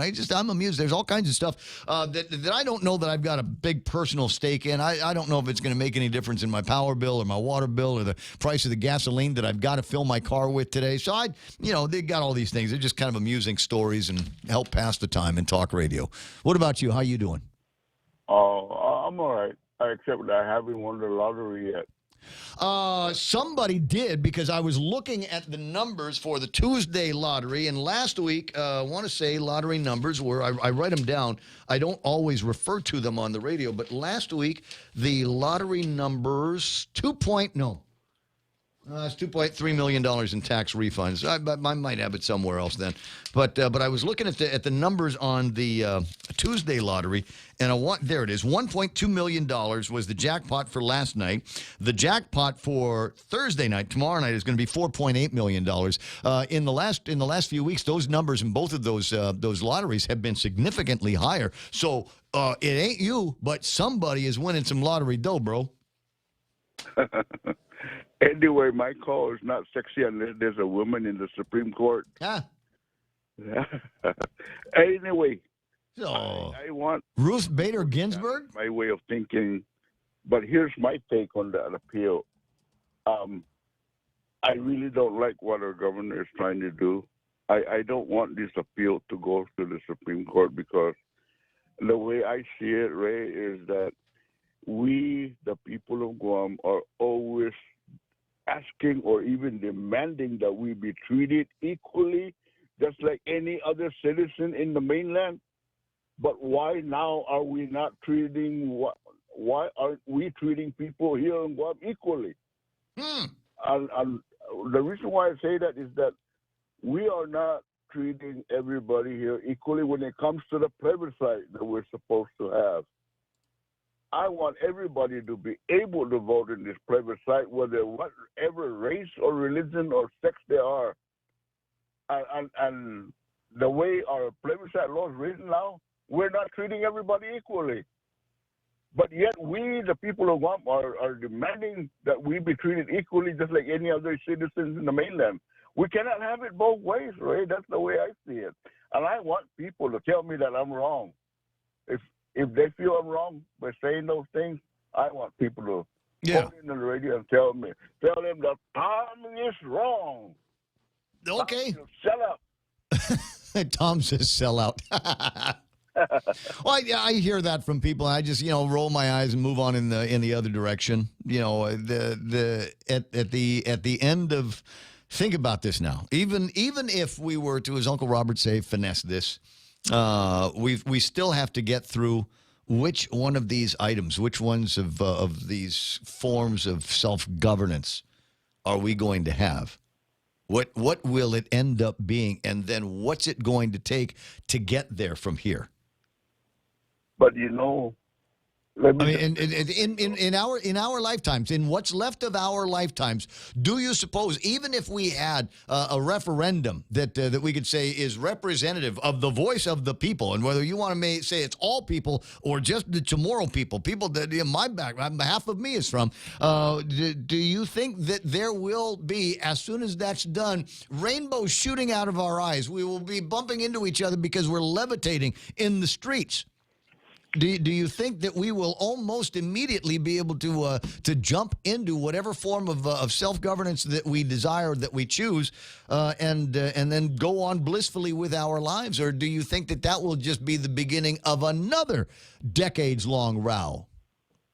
Let me say two things that will kind of counter Mr. Underwood. I know what commitment he's talking about when the U.S. is committed, mandated by the Treaty of Paris. Under Article 9 of the Treaty of Paris specifically says that the civil rights and the political status of the people of Guam shall be determined by Congress. That is the commitment that the U.S. signed in the Treaty of Paris, and the U.S. did accomplish that commitment, did meet that commitment when they enacted the Organic Act. The Organic Act gave the civil rights to the people of Guam through the U.S. Constitution, the first 10 amendments, the civil rights, the Bill of Rights, rather. And that's the civil rights that the U.S. have met that commitment to the Treaty of Paris. And the other Treaty of Paris commitment is the political status. And the U.S. did give Guam that political status, which is what we have now. It is an unincorporated territory, but it is still a political status in compliance with the Treaty of Paris. And I don't know why Mr. Underwood is forgetting that.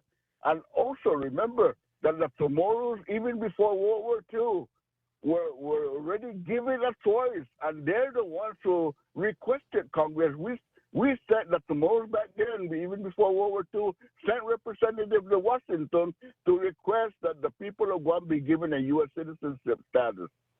So what is there left for us? What else do we want? 9:18 in the morning. You were begging for somebody to call in and say that you were wrong. So there's Tony who says you're wrong. Good morning, Tony. You're on with Tomas. Yeah, Tom, you're wrong, Tom. What? Which part am I wrong? You said yeah, because we keep fighting for this and that, but we still haven't got it, Tom. What don't we have? Law, Tom, to not affect Guam. The Cabotage law. The Cabotage law is a different issue. Because you know why, Tom? Because they're greedy. And they only want their own interest. They don't care about any other people's interest, Tom. And laws about Tom. Yes, marijuana is legal. Now it's legal. The Cabotage law is a different issue. What is not right, Tom? It's a moral thing, Tom. Just because the U.S. law says all this and that doesn't mean that law is right, Tom. It doesn't mean it's right. Just because they make a law doesn't mean the law is right, Tom. The Cabotage law is a different issue. Don't even bring it up. What is going on here, Tom? When we allow everybody else to have their own agendas, like the FSM and the CNMI and Palau to vote, and then Guam doesn't get it, Tom. Those are different issues. How is it different, Tom? We're different. Those are different issues. We're not an ethnicity, Tom. We're not a people. What are we? The Lago? No. Those are different issues. Why was FSM and why were all those other people around us allowed and not Guam, Tom? Those are different issues. Don't even talk about that. Tom, because it's in their own interest, Tom, to keep Guam the way it is, Tom. That's why, Tom. No other reason. Because if they didn't want Guam, we'll be like the FSM and we'll be like Palau because they don't have no interest here, Tom. And you know, Tom, what I'm saying, Tom. You're avoiding the issue. Well, those places were never territories. Those were all part of the trust territories, and the recognition was that they were their own. That they're after the administering powers that took care of them, Japan, Germany, etc., Great Britain, Dutches, that they would have the opportunity to come to some kind of terms with the federal government. Tom, what we did in Vietnam, what we're doing in the Middle East is wrong, Tom. You know it, Tom. Wow. You know it. Did it make it right, Tom? No, it didn't make it right. What Japan did to Guam, Tom, was it right? It was wrong, Tom. But in their own interest, it was right, Tom? Ray, he he's talking about different issues, right? Well, I recognize it, but I'm trying to figure out just how high his voice is going to get. Thank God we're on FM. Hey guys, I'm going to let you both run here. It's 9:21 in the morning. Have a terrific morning, because honestly, what's the line? I think we're all dumber for having heard some of that. Yeah, there's all kinds of other places around us that have been able to achieve their forms of self-governance and independence, but they were not territories. They were not granted by the treaties like the Philippines and Puerto Rico and Guam, et cetera, et cetera. And to the victor went the spoils. You want out from under that, there are going to be consequences one way or the other. 888-825-5888-TALK. One of my favorite, I was talking about cookbooks and menus and things like that. Gerard Afflegui's on the line from the United Snakes of America. How's things on the mainland, bro? It's balmy 60 degrees, and the sun is out here in Denver, Colorado. How are you, Ray? You know what? I'm doing okay. Interesting conversations that we're having around here, and I'm assuming that somewhere around you right now there's a conversation going on about either the World Series or the first day, opening day of the NBA. What are you and your friends going on about tonight? We're just focusing on our own, local efforts with our Kickstarter. And it's the last day for us to raise money for, a Mariana's cookbook that you've been watching us, over Facebook. Yeah, I'm feeling guilty because I haven't donated yet. So today's the day? Today's the last day. We officially reached almost $23,000, and we've got 500 books pre-sold already across the world. How many? 500 books pre-sold. Nice. $23,000. Nice. Now, so you've surpassed your goal, right? Our goal is $9,000, and we surpassed it by over 200%. So we have a few more hours left for anybody on Guam that might want to go on to Kickstarter.com and type in Chamorro, CHAMORU. It's a 400-page cookbook and a book of culture. And once we close off the Kickstarter, we're going to be selecting our printer overseas who's going to be printing the book for us. And from there, it's going to be working to try to get our 500 books out to our first supporters across the world, and then start selling it retail across the world and back to Guam and like that. All right, I'm on the Kickstarter site, and I'm looking for the search thing so I can type it in the word Chamorro, spelled the new way, CHAMORU. That's correct. MORU. Okay, and let me see what pops up here. Help publish a book of Chamorro culture and cuisine. 236% funded as of 16 hours ago. I'm going to copy the address and of this and then put it up on the Facebook so that everybody gets a chance to do this. See if I can to go back the subject, share. I'll do all of this stuff while the program's still on. Is there anything new on this? I mean, you guys are always kind of tweaking and adjusting since our last call on the subject. Have you done anything cool and made any additions to it? We put a few extra pages on unique and exotic foods of Guam. Of course, we featured the fruit bat. And we featured a story about, my upbringing and my own personal experience at home with my elderly parents enjoying fruit bat as a delicacy. Yeah. So that's been added to the book. You know what? Did you do the research on who it was that first discovered it was okay to eat a fruit bat? Or because I presume that was a mistake, that somebody left the kitchen open, they were making some kind of stew, and a fruit bat flew into it, and they didn't know it was in there cooking up until after they started serving up fruit bat parts. I don't know. I really feel that it was, one of those things that was related by, other Pacific Islanders who've already experienced it. It could have been folks from Samoa, it could have been folks from the southern Micronesian islands. Your guess is as good as mine. The other thing that we included in there, and I still can't figure out exactly where the origins came from, but my dad taught us how to make salmon croquet, and he said his mom, who was born in 1898, taught him how to make salmon croquet. We've asked lots of folks on Facebook, and their grandparents they remember their grandparents making it. And so it's in the book, but we identify that we really don't understand where it originated. Mm-hmm. We think maybe it there's a nexus with Japan, but potentially.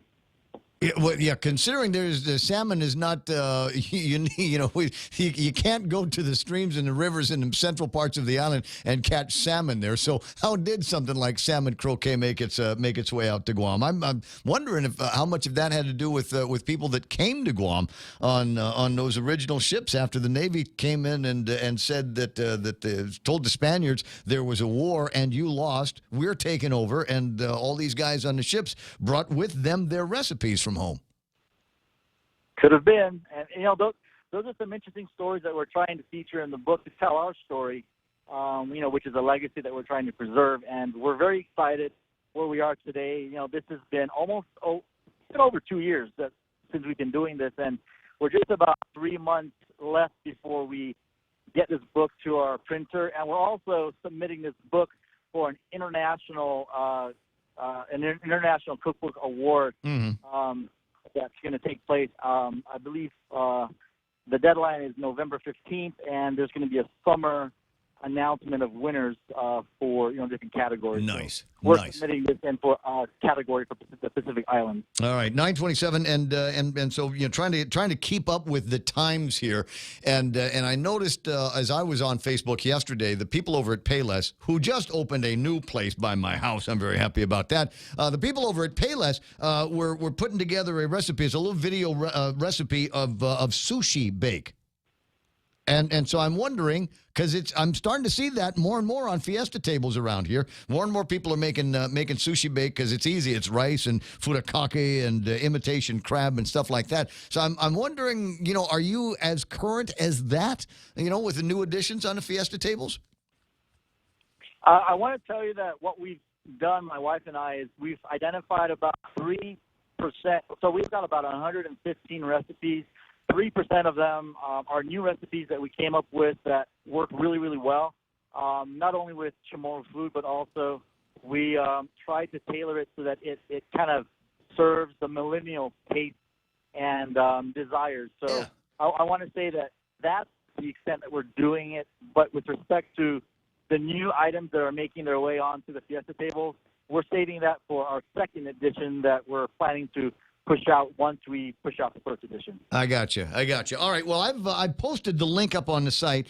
Neats is writing in, and she said in a separate comment to both of us, listen to you on Ray Gibson Show that today is the last day. I was hoping for this Thursday or Friday, but does Kickstarter give you an extension on stuff? Gotcha.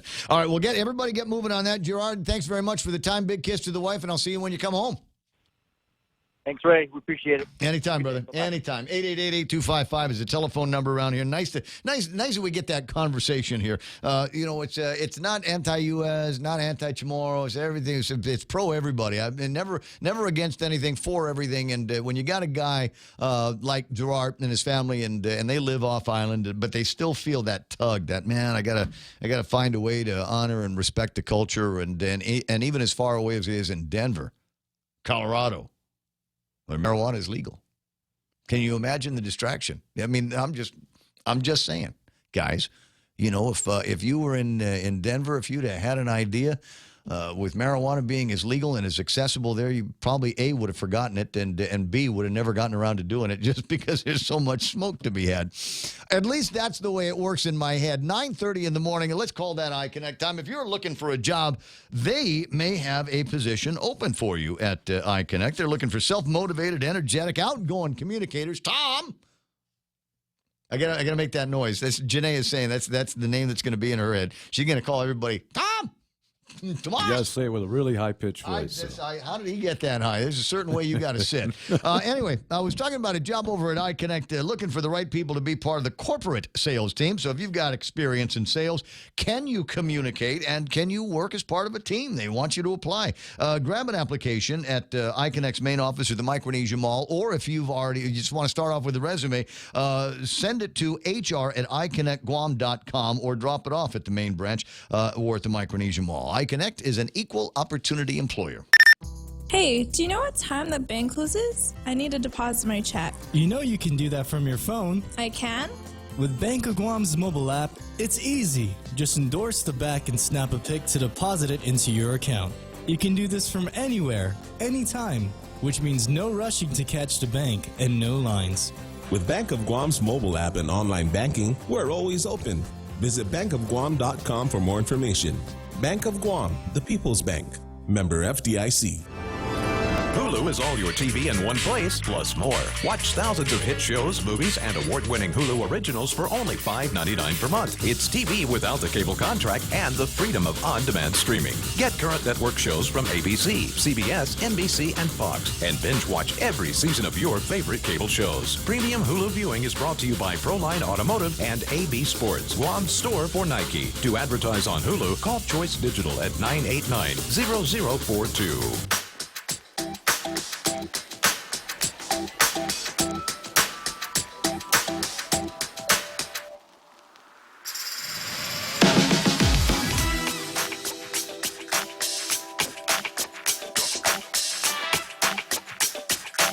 I'm tired of talking about that appeal. Are you rung out on that already? One more guy wants to chime in on it. Huffa Joe. Yeah, I have to agree with your uncle Rob Underwood. It's a promise that has not been fulfilled, and it's a process. With the promise, be it to the group, in my understanding, and the time of the Organic Act 1950, who were the majority of the time, and they also called themselves Chamorro. Guam, they are no longer the clear majority now, and even some of them have offspring who might not be considered 100% Chamorro, so they want to protect them. So there's going to be split offs, but it's a faction that wants to be heard, that wants what they feel is a promise to them to be fulfilled. So I already said how to do it. Let's say put it in the plebiscite, and you walk in, and the guy with the ballot says, "Are you Chamorro?" And if you answer yes, here's an extra ballot. Fill this in. This is all the options for the different statuses that we're looking for, and then to put it into that box over there, and then we're done. And if the federales want to come after us for having what they would consider an unconstitutional election, unconstitutional ballot positioning, then we just go, "Oh, sorry." I agree with you. As a matter of fact, Ray, I don't know why they didn't let Dave Davis vote. Exactly. Just doesn't make sense. And so we just here's the thing, or you give them an actual ballot and you put, "Are you Chamorro?" And somebody yes or no, and then what kind of status do you want here at the end of all of this? And we'll just have a report that says of all of the ballots that were cast, this many were cast by people who identified as Chamorro, and these were their answers. Done. I mean, what's the problem with just one guy voting? I mean, were they afraid that people, there's a timeline. Once the vote's over, it's over. Oh. Were they afraid that people...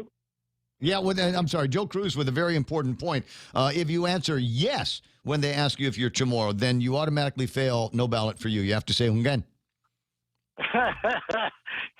Trick question, huh? Mm-hmm. Anyway, Ray, I'm Chamorro. Hey, I'm not sure what Tom's grievance is. I'm not sure if is he considered Chamorro of Guam, or is he considered something else? I don't know, but he seems to have a grievance. The other guy's grievance were like, "I don't want my kids and grandkids to be mistreated because they're not as Chamorro as I am." I'm not sure what Tom's is. It just ideology? Well, I don't know. Some people have deep-seated beliefs one way or the other. It's possible that these kinds of things, you get guys that join the service and uphold the Constitution, whether they are wearing a uniform or not, and he might have constitutional issues. He's got fairness issues where we're all always clamoring. His point was we're always clamoring to be treated the same way as the states do. We want the same kind of Medicaid that they've got. We want the same kind of food stamps, same kind of education, same kind of this, that, and the other that they have in the states. But because we want it to be equal. But when it comes to something like, hold on, when it comes to something like this, then we only want it to be the us. Know what I mean? Well, Guam has a small town feel to it. And was it in Alpha Malik? So I mean, it's not like we're gonna mistreat people once we get a chance. People don't think that way here. not right now. So anyway, I know, I don't. You know, thinking about the statement that Mike Nicholas made on Facebook. Funny you used the phrase "enough of Malik" because he uses the reference to it as well. 9:37. I got to run. I'll talk to you pretty soon. Have a good day. 888-255-888 TALK. Yeah.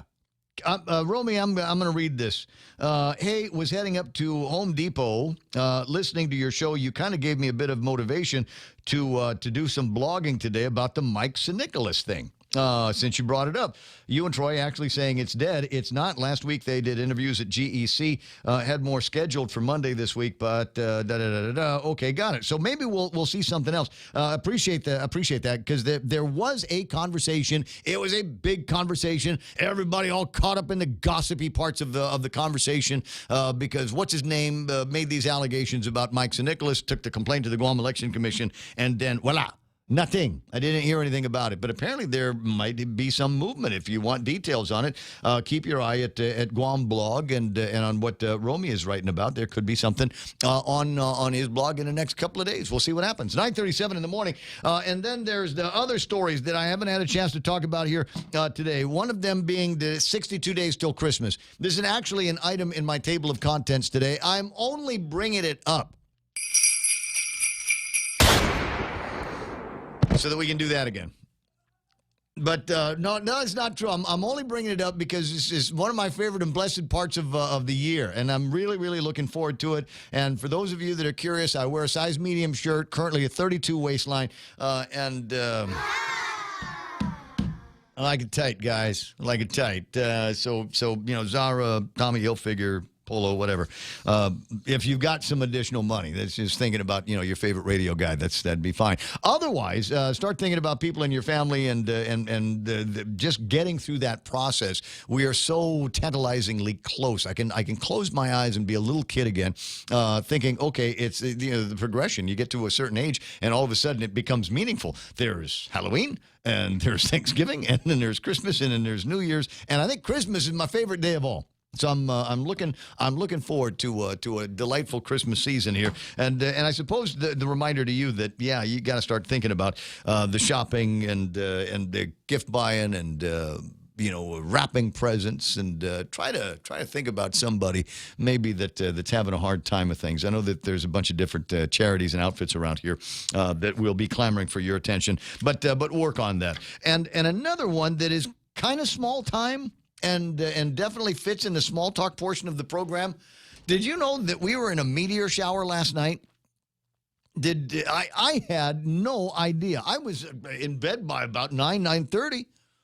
Watching something on television. I made a bucket of popcorn and stuck something on. I was thinking about it. Yeah, I was thinking about showing. So you've got a picture, and who else has got a picture that I was sent here today?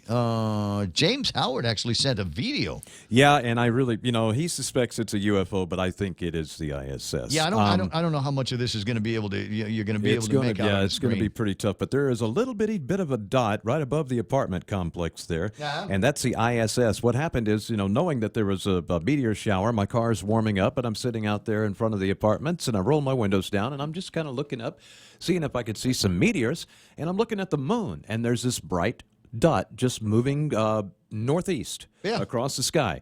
And it was a very steady dot, and there were no blinking lights. And so that immediately told me that's probably the ISS. I have an app on my phone that will track the ISS and tell me when it's over and where it's at. Weirdo. I turned the notifications off so it wouldn't keep telling me every time. But then when I looked at it, and boom, it was right over us. And I said, well, there it is. And so I tried to actually get it on video.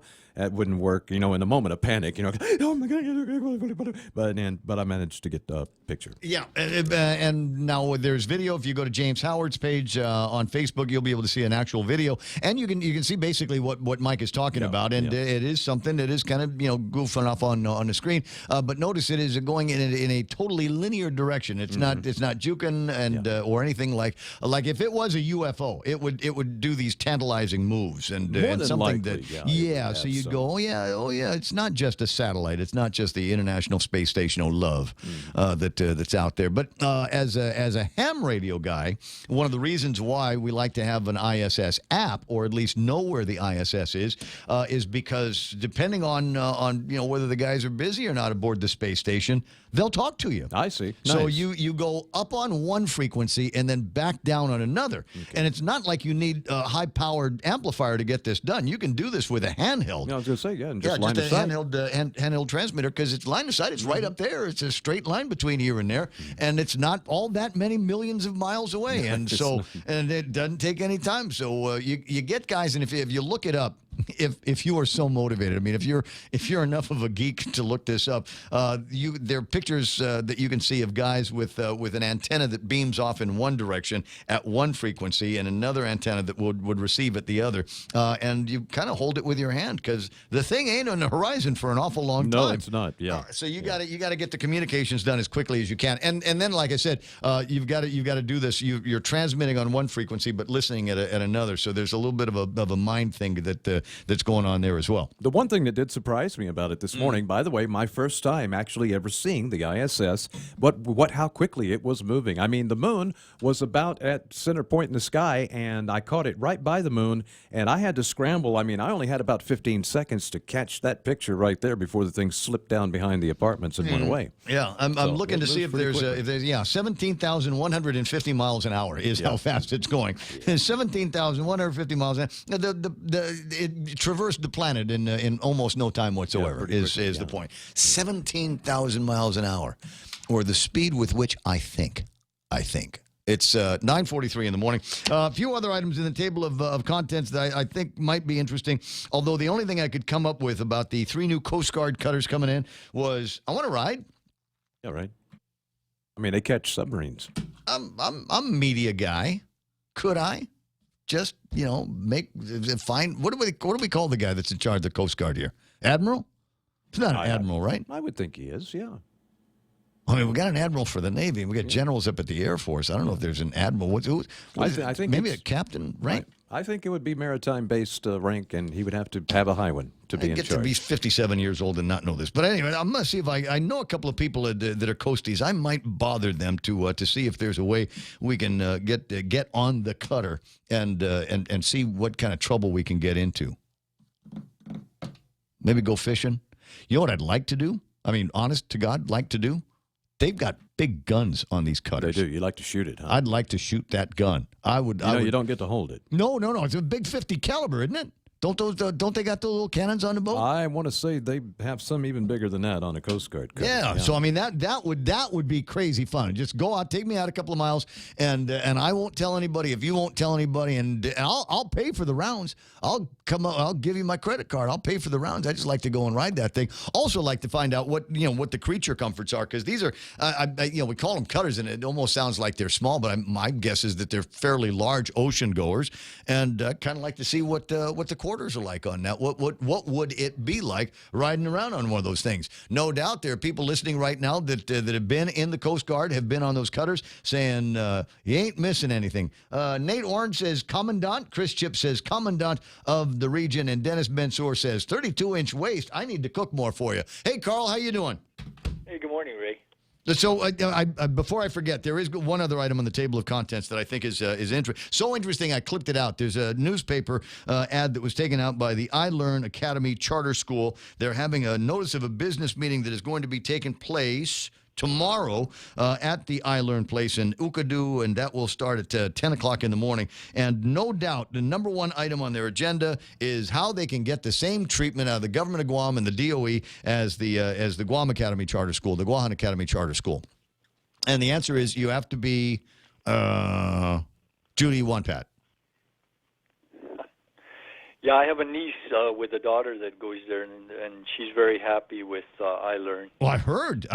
Most of the people that I've talked to, that I know a couple of people that have got kids there. I know the administrators of the school, and near as I can tell, everybody seems to be enjoying the experience. But they like John Fernandez looking over at GACS and going, how is it possible that GACS is getting so many of these courtesies out of the government of Guam? And I'm telling you, the answer is because Lou and Judy served together together in the legislature. They're batchmates at the legislature, and Lou's still doing favors for Judy. Yeah, I really believe charter schools are a big answer for the problems that the public schools face. Mm-hmm. I saw a video by Reason TV, which is a libertarian outfit, and about some very successful charter schools. Not all charter schools work, but when they do, they're a way out of a cycle of poverty.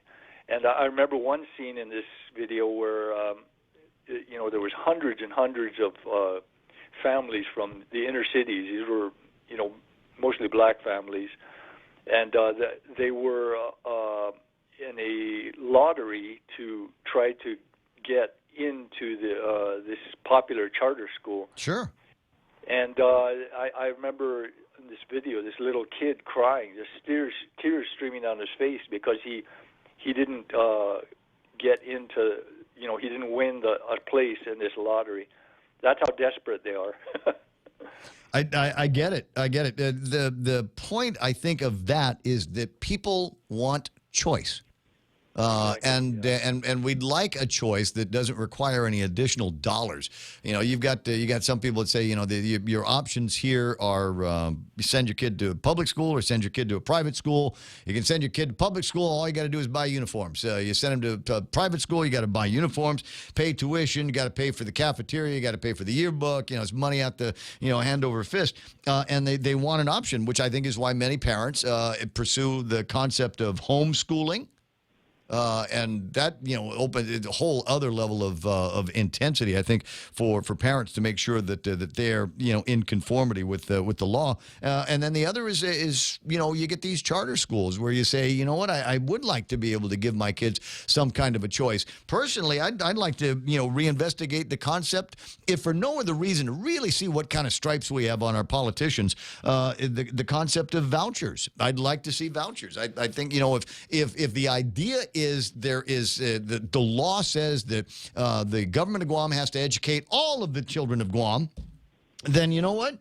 Why don't you give me a charter? The $6,000 that you don't have to spend educating my kid in public school, you give me a voucher, and I will spend that money on the private schools. Yeah, if anyone really wants to see a very successful charter school, all they need to do is go to YouTube and type in Boys Latin Charter School.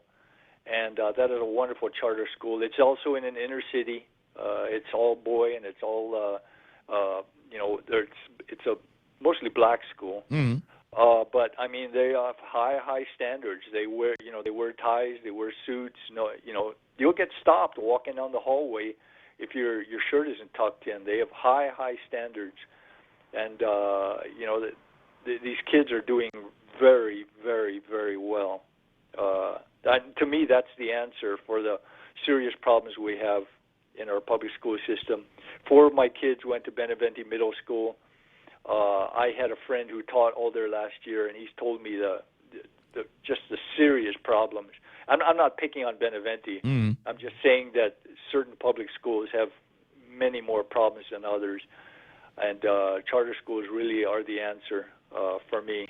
Anyway. Yep. Well, I'd like the kind of school that I'd like to put together. I'd like to call it the Arpaio Memorial School, even though he's not dead, because I'd like to have something that has the feel of not a penal colony as much as it is. We're going to go in here and give these kids opportunities to learn what it is to be a man, and maybe a little bit of an education, obviously. And maybe some skills and some trades. Yeah, and this. And I wanted to do it in Chamorro. Well, that's a charter school. You have that leeway to do that. And there's a movie I'm sure you've probably seen from many years ago called Lean on Me. The story of Joe Clark, who was a new principal at an inner city school. And he came into the school, and it was just graffiti-ridden and gangs and drugs and just cursing in the hallways. It was just like a jungle. Yeah. And these poor kids that were there to learn and to get out of the cycle of poverty were just being held hostage. And he turned it around. He set high standards. he put in place strong discipline, and it became a real school. And I think, some, maybe most of our public schools have lost that discipline and high standards. And our kids are paying the price, and they're going to pay the price after they graduate. I hear that. Well, I think the other part of it is, can you imagine how great it would be going to school with Morgan Freeman as your principal? Dude, I got to run. I'll see you soon. All right. Thanks, Ray. It's nice talking to you. Always nice talking to you, too, as well. 888-8255 if you would like to experience the niceness of talking to me. Otherwise, I'll be right back. Hi, welcome to this Subway ad for the all-new Pit Smoked Brisket. How would you like it? I'll take a man who knows what's what. Y'all know what? The all-new Pit Smoked Brisket at Subway is smoked slower than a slug going up a down escalator, that's what. I'm talking tender, juicy brisket, naturally pit smoked for at least 13 hours. What's more, it's got layer after layer of smoky flavor. Smoked cheddar and barbecue sauce on delicious Italian bread.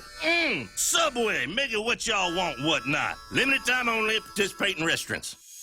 If you've ever struggled for breath, you know what a scary experience it is.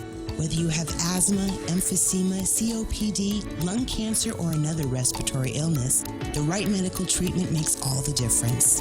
GRMC's Pulmonology Clinic has the latest technology and respiratory equipment, staffed by world-class pulmonologists. Make an appointment today with GRMC's Pulmonology Clinic and start breathing easier. GRMC, where patients are partners.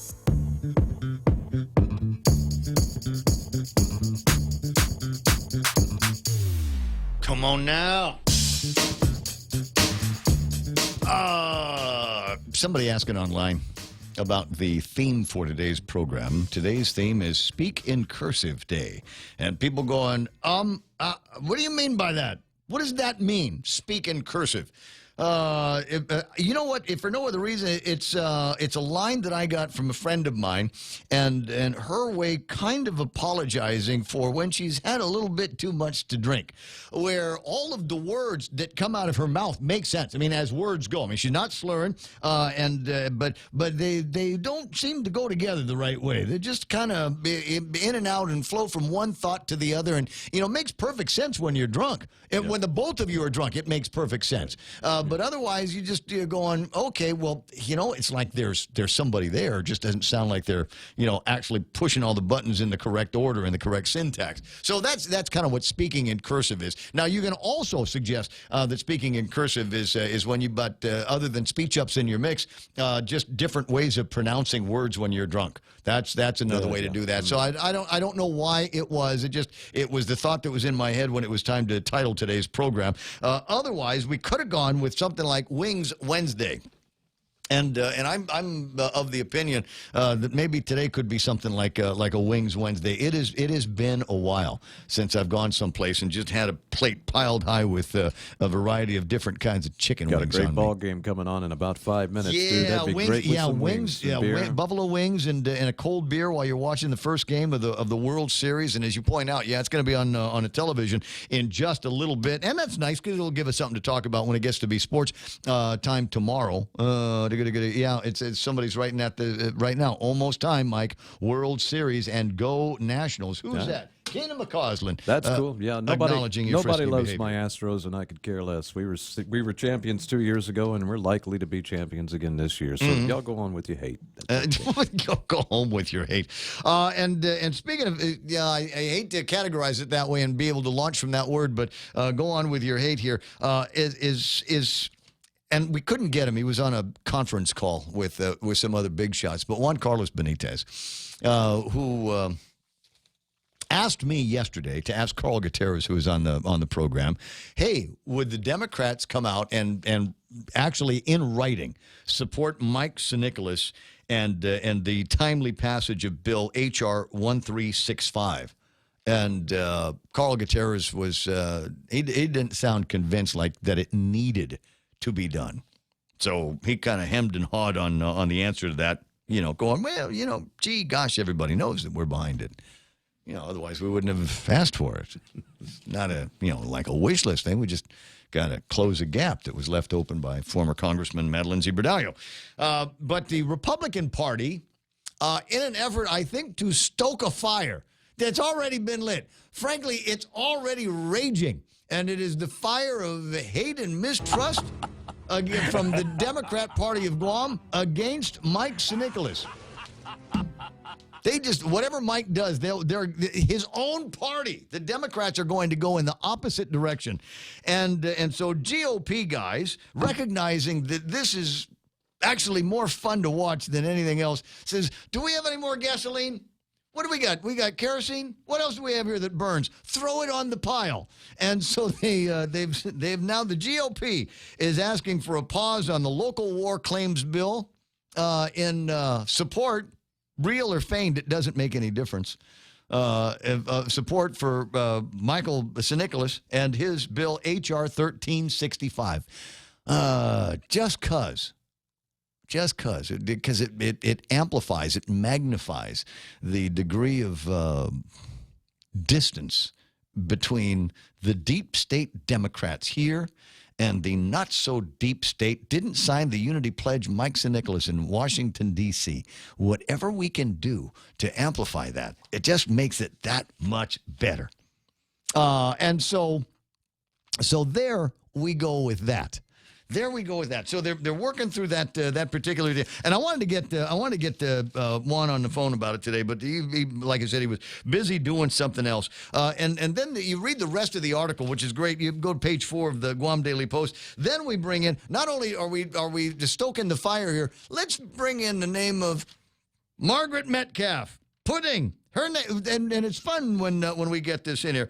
Countering that, Margaret Metcalf, the Republican Party of Guam National Committee woman and former Calvo administration Washington liaison, stated, "It was made clear to me in no uncertain terms that to seek a partial payout of reparations from a local source prior to the Senate acting on 1365 would only diminish our chances at getting it passed in the Senate."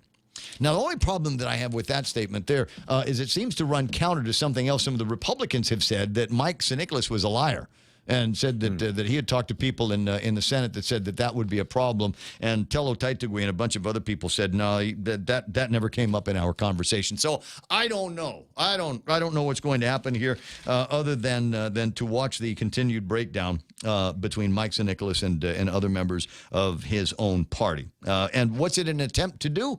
Some would say it's an attempt to destabilize Mike Nicholas and maybe get somebody else a little bit more pulling on the cord here. What is it? Pulling on the Democrat Party rope in Washington, D.C. Move along some of those deals. But I don't know. I like Mike. I like what he's up to there, and I think that I am not alone in that. I read some of the comments in support of Mike, and they run about 9 to 1. There's 10 comments, 9 will be in support of Mike, and 1 will be Kenson Augustin. That's the way I read that. Anyway, what is it time?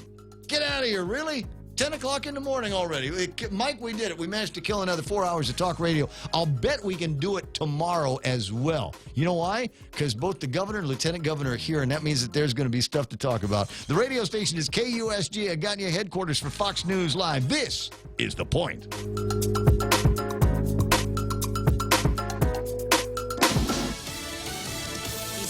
He was alarmed. I'm Lisa Lacera, Fox News. The top U.S. diplomat in Ukraine before lawmakers conducting the impeachment inquiry of President Trump, claiming the president leveraged aid for Ukraine for their cooperation in an investigation into election interference and a company